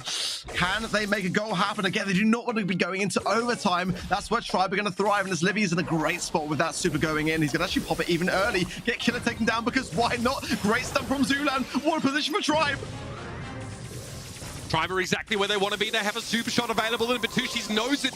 Gale Force going to force Livy back, who's just barely staying alive. Batucci's pops the super, trying to get in position. Even FaZe shifts forward, but now it's a 3v1. Killer gets stunned up. The shot, the shot gets past the Zulan. Look at the mechanics. The finish is there from Livy though. And the newest player to this Tribe roster comes in clutch and secures the victory. And they avoid the upset. Incredible stuff from this team, showing that they belong at the top. And my God, they had to work for it. Tribe Gaming NA win the battle, but boy oh boy did Avengers win all of our hearts. They had a phenomenal entry in this year, and they can be so proud of their performance. There are very few teams in the world that can give Tribe Gaming NA a run for their money. They did just that, and I'm very, very excited to hear from Tribe directly later on in the interview process, because I want to hear from them how they felt about that, because Avengers just did so well. Yeah, throw it back here as well. Bridge too far was where we sort of started, right? Where, we saw, the Pam matchup into the Max. And we're thinking, there's no way Avengers win this. They're trying to make this Max work on this map was ridiculous. It ended up working out for them. And then we saw the Fang being quite a problem for Tribe on this second round. The Gale obviously was huge there for Livy though. And it looked like Tribe definitely had the composition to sort of deal with this. But this was a really exciting set. It really was. I mean, Tribe they had all their drafting put to the test, really, and they did come out on top. They had a plan going in, and there's very few teams that you can say that about as well. That's under that amount of pressure to get it right. They did get it right. That Frank pick really came in towards the end, but Bounty as well. We've got to remember, thinking back, it could have all been over right here. It was match point to Avengers in that last moment where they had that blue star there. That was the key fundamental moment actually in Bounty. That one takedown there is what led on to keeping Tribe's tournament lives going on. Such a joy to watch, honestly. It really was. Yeah, it was incredible Brawl Stars there. Getting to see the Frank on Brawl Ball to try and answer the Ash, and answer it did, right? I feel like it was such a sick composition from Tribe Gaming, and it was just a true grit from Avengers that really kept them in this fight. I cannot believe they managed to equalize things on that last set here, and then Batucci's maybe a step too far. Killer gets caught by the edge of that stunning blow, and then it's just, playing chicken with that ball. Not a damn thing that Avengers could do. Really, really impressive stuff here from both sides. I think we've starting to realize that North America and Latam North has a little more depth than we gave it credit for. In this match as well, no one really dropping the ball, pun not intended, of course, as everyone contributing quite heavily towards that damage percentage here. And I really enjoyed honestly, the fairly mechanical matchup, between the Ash and the Frank in that right-hand side arc. We got treated to an absolute blast for the series. I love that stat line. Just 4% is all that is in, from the lowest score to the highest score across the entire board. I mean, that sums it up perfectly for me in terms of like what everyone was giving in that final match. That was the only way that was ever going to get resolved in the way it did, that everyone had to pull their weight in equal measure on both teams. It was such a close one to call. I think our predictions in light, looking back, with everyone on our side going for Tribe, not nearly as clear cut. And I think now going into next month, that will be taking that on in heavily consideration.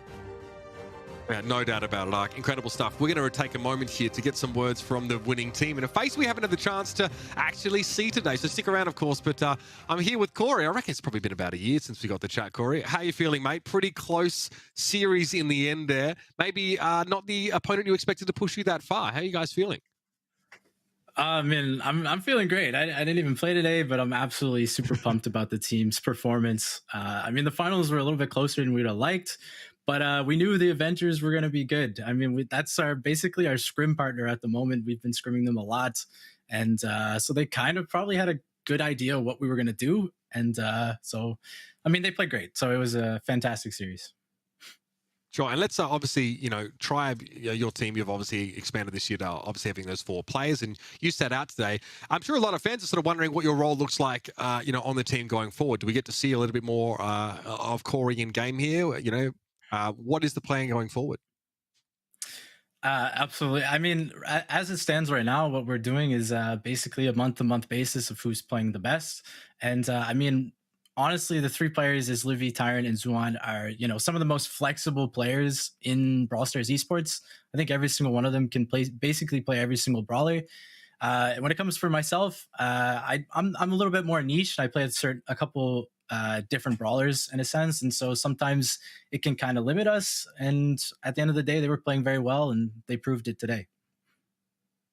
Now, I know this is maybe a little bit tougher to sort of linger on, but I do want to go back and talk about sort of how your campaign ended last year, right? With this incredible win over SK Gaming at the World Finals, and then unfortunately you guys fell.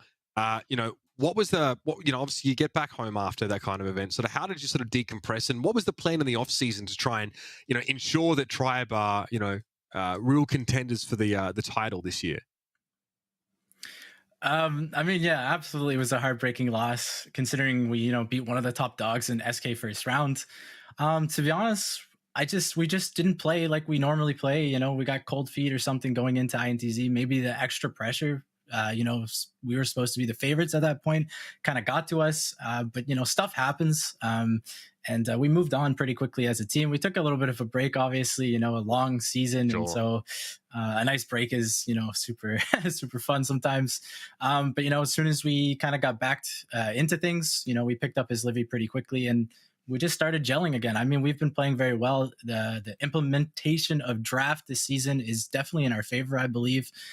Sometimes, we like to really think about the game, and if we can give ourselves an advantage inside the draft, that's what can I ask for that? Sure. Absolutely. Now, one last question. I know you're not one to really trash talk, all right? You sort of like to let your actions speak. But I do want you to weigh in on the current discussion just about, Ash's place in the meta. Is Ash really busted? Is Ash something that, people should be respecting more? You guys were able to pick Frank into it and have pretty good success in that last map of the series. I mean, I definitely think Ash is a solid brawler. At least we don't typically ban it unless we are playing someone like Killer or RBM. I mean, these guys eat, breathe, sleep Ash, and they can even beat counters half the time. So if we have to ban Ash versus a team like that, then we'll do it. But in general, we do feel pretty comfortable and flexible enough to play against an Ash if need be. Fantastic. All right. That I'm sure that conversation will evolve as the meta also does too. Corey, man, appreciate you taking the time to talk to us, and congratulations again to Tribe for being another monthly championship. I'm sure you've got plenty of those under your belt by now. Thank you so much, though, for taking the time to talk with me. I appreciate it. Hopefully I'll play sometime. Absolutely. Take care, mate. All right. How about that one? Ark, Trav, great to hear from Corey there as well. Obviously, someone who's a fly on the wall this time around for Tribe. And, I'm sure, having to sort of compete for your spot every month definitely adds an element of grind and drive to succeed. But, Trav, mate, you're sat on the sideline for that one, but I'm sure you're just you're drinking it all in there. Some pretty insane gameplay, bro. What a series. Yeah, it's just absolutely insane, to be honest with you. I mean, just sat there watching it all, absorbing everything that's going on. And I mean, at certain points, you're thinking they're going to completely finish things off in Bounty, and even before that as well.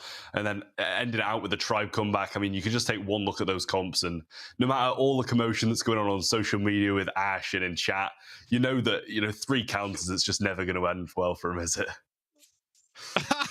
No doubt about it. Ark, hey, incredible series. Great job, man. Let's go back and go through this bracket and kind of retell the story of an incredible monthly finals for March. Honestly, yeah, it kicked off with a bang with Vatra Gaming Volcano against Chasmac Gaming, who I thought had a real potential of being in our grand final today. That was not the case. Later on, as Avengers were the team to take them down to go in towards our grand final. Match number 2 was then the Real Ones against Avengers, and again, we had Real Ones down as the favorites there. We were not, right in that respect. So definitely, if anyone was copying our predictions, hopefully still did it right though for the most part. As STMN was probably the biggest surprise of the day. They got through into the semi-finals, but were taken down by Tribe Gaming NA, and again that matchup we kind of expected was going to be a huge highlight, but I don't think anyone saw the finals being Avengers against Tribe being just as close as that. No Esports had a bit of a rough week, went out with not really much promise, but hopefully we look forward to seeing them again next month. And again, a lot of teams actually, some others in qualifiers that didn't make it. So this is the first month, but what a way to start. No doubt about it. Let's come on, let's talk predictions. We all have some apologies to make, me most of all, but also you guys, because we predicted against Avengers thrice and we were wrong twice. I mean, Trav, that team definitely surprised us. And then we hear that they're the bloody scrim partner of Tribe. So maybe we should have known.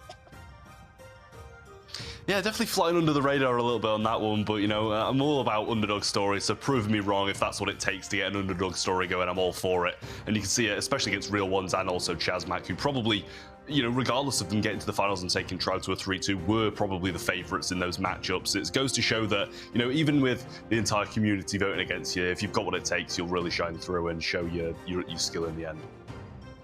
Love that. Great way to sort of put a bow on their performance. Trav, our play of the day is a bit of a complex one, so I'm going to throw it over to you to sort of break it down in your dulcet tones, because our moment of absolute madness and some very technical elements. Take it away. Yeah, I mean, I think this is the first reset we actually saw between these two teams, STMN and Tribe. The first reset comes in, they do get the reset from the mid, and then the 15th gem does spawn on STMN's side, and they've got this weird mechanic in Brawl Stars where after the 15th gem has spawned, a 15-second counter will start no matter what, so as they go down, all the gems drop, and they do not have enough time to pick up all the gems and reset it to 15 before the 1 second hits. And actually, it shows 3 gems above his head towards the end. You see a little slow motion here. Tuni starts to burn down, Gene pulls miss, but the damage goes through regardless. Bobby goes for the pickup with 1 second left. All the gems just disappear, and he only gets 3 gems over his head. So, I mean, regardless, I think there was 1 gem left, so even with a bit more time, you probably would have still only had 14, even if the game had registered it. Sure. But I love the spike super used there just to make sure, knowing that the first thing you got to do is try and scoop them up. And even though there was that immortality from Bobby out of spawn, it wasn't enough. Ooh, that's insane stuff. All right, we are 1 month into North American Latam North. The rest of this year promises to be quite exciting as well. Talk us through our leaderboard here now as the dust settles from an incredible day of play. Well, you know, Tribe getting NA, what a start for them. I mean, right out in top. But who would have thought Avengers be right by their side? 79 points for them. STMN, though, in third, and we know what they can do. It wasn't a great month for them this time round, despite, you know, a very, very good performance. You know, making it to the semifinals is nothing to shy away from. But Chasmac in fourth. Vatra Gaming, Volcano, and the real ones. Vatra and NA Esports and that kind of lower side of things, but I expect more from them to come. STMN, I guarantee will come back next month with a big bang as well. But yeah, this region, honestly, such an exciting one to watch, and many of those names, keep an eye on. You're going to see a lot more where that's to come. No doubt about it. Quite a stunning performance, of course, from Avengers, and STMN still in the mix. All right, Trav, let's talk about the world. Obviously, ECA on hold at the moment, but a lot of familiar names on this chart, Trav. Who's really stood out to you after their performances this monthly finals? You know, I will say Tribe Gaming EU were kind of a bit of a standout to me with their performance. Obviously getting reverse swept by SK Gaming to take that #1 spot in the finals of the EU region yesterday. Obviously Tribe Gaming and Avengers, I think the top 2 shine through teams regardless of, you know, how the rest of the bracket went. They were really the teams who stood out today and played amazing. Zeta Division 1 taking down their counterparts in Zeta Division 0 in the first round of the East Asia monthly finals, I believe yesterday as well. Rising Sun coming in the second, which is another team which shows some great promise coming from the bottom side of that bracket. ECA, as you said, on hold. And then Latam South. AC Milan Clash taking down the other team that qualified for Worlds from that region in Chasmac Gaming. Latam in their quarterfinals, so another Clash of Titans in the first one on that one. Arena Casito taking the second. Free Win Agents is going to be the team coming from SCSA so far after 1 month. All right, so there you have it. ARC, obviously the same household names starting to crop up, right? Tribe, NA, and EU. SK, of course, Zeta Division. Zeta Division now has 2 divisions of Zeta Division, so that's getting even more complicated. We have, it feels like a consolidation of top talent in all of these regions now, but we're seeing depth, maybe from North America, that we maybe didn't always see before in the past. Obviously, Affiliate always had a presence in this region as well, but we're seeing like a lot of, you know, incredible teams in this top 8, and it's a very good sign, I think, for globally here with this NA and Latam North region looking to bring a little bit more fight to match their bark at this year's World Finals. Yeah, I know I'm biased to say it, but I genuinely feel like this has been already one of the most exciting years for Brawl Esports. I think draft coming in has blown everything wide open, and you know, we are seeing some definitely some household names still performing fantastically well, but I can see a lot of underdogs coming through as well and showing us why they deserve to be here too. It's been fantastic to watch every region this month go through the process of just like learning that process of draft and trying to give themselves the edge and seeing what works. And last year when we had like regional meta ideas, they kind of always sort of seem to stay there. I don't think that is the case. I think a load of ideas are going to shift around across the metas and the regions as the next draft comes in for the next month. It's been a delight to watch. Honestly, I'm so excited for what's to come. Trav, I mean, we've seen each of the regions, except ECA right now, put their best foot forward. Do Zeta Division still have the edge? Does East Asia still look to be the forerunners of Brawl Stars Esports, or is there any other regions you say is right there with them? I mean, honestly, I still think East Asia have got the edge. I'd like to see a little bit more out of the other Zeta Division team and see what they've got to offer. I feel like, a lot of the drafts went to Zeta Division 1's way. So I'd really like to see, what Tensai's team with the dominant amount of World Finals winners manage to do in future months when they don't face against their counterpart in those quarterfinals. But I do think they've still got a bit of an edge. Other regions seem to be catching up, and a lot more teams popping up in these respective regions as well. And there you have it. Thanks for those thoughts, guys. It's been great to be in the booth with you. Even though we're on two different halves of the world, we can get together and enjoy some fantastic Brawl Stars. Thank you, obviously, everyone out there for joining us at event.brawlstars.com. Hopefully, you guys managed to get to 1,000 tokens and reaped all the rewards from this month. Next month kicks up on April the 2nd. That's right. Our April monthly finals will begin then with SESA and ANZ region at 8 a.m. UTC. Do the math. I'm in the United States. We don't know any other time zones. That's just how we operate.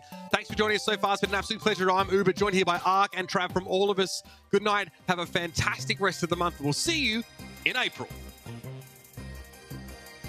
As Killer goes in with a nice round kick onto Z, who gets the takedown. Genie with nowhere to go as well. This is surely all she wrote. Kristen now rocket raining himself, knowing that Marley, is going to walk headfirst into one of those shots from Bertucci's. An absolute dismantling of real ones there. Stun comes in, connects with Slash, and the takedown's there. Followed up by another one from Tyrant, taking down the left-hand side of Frixie. Lukey left the only one available. 4 seconds left, and it's proved too much. Firepower coming in from the side of Avengers to realistically have much of a reset.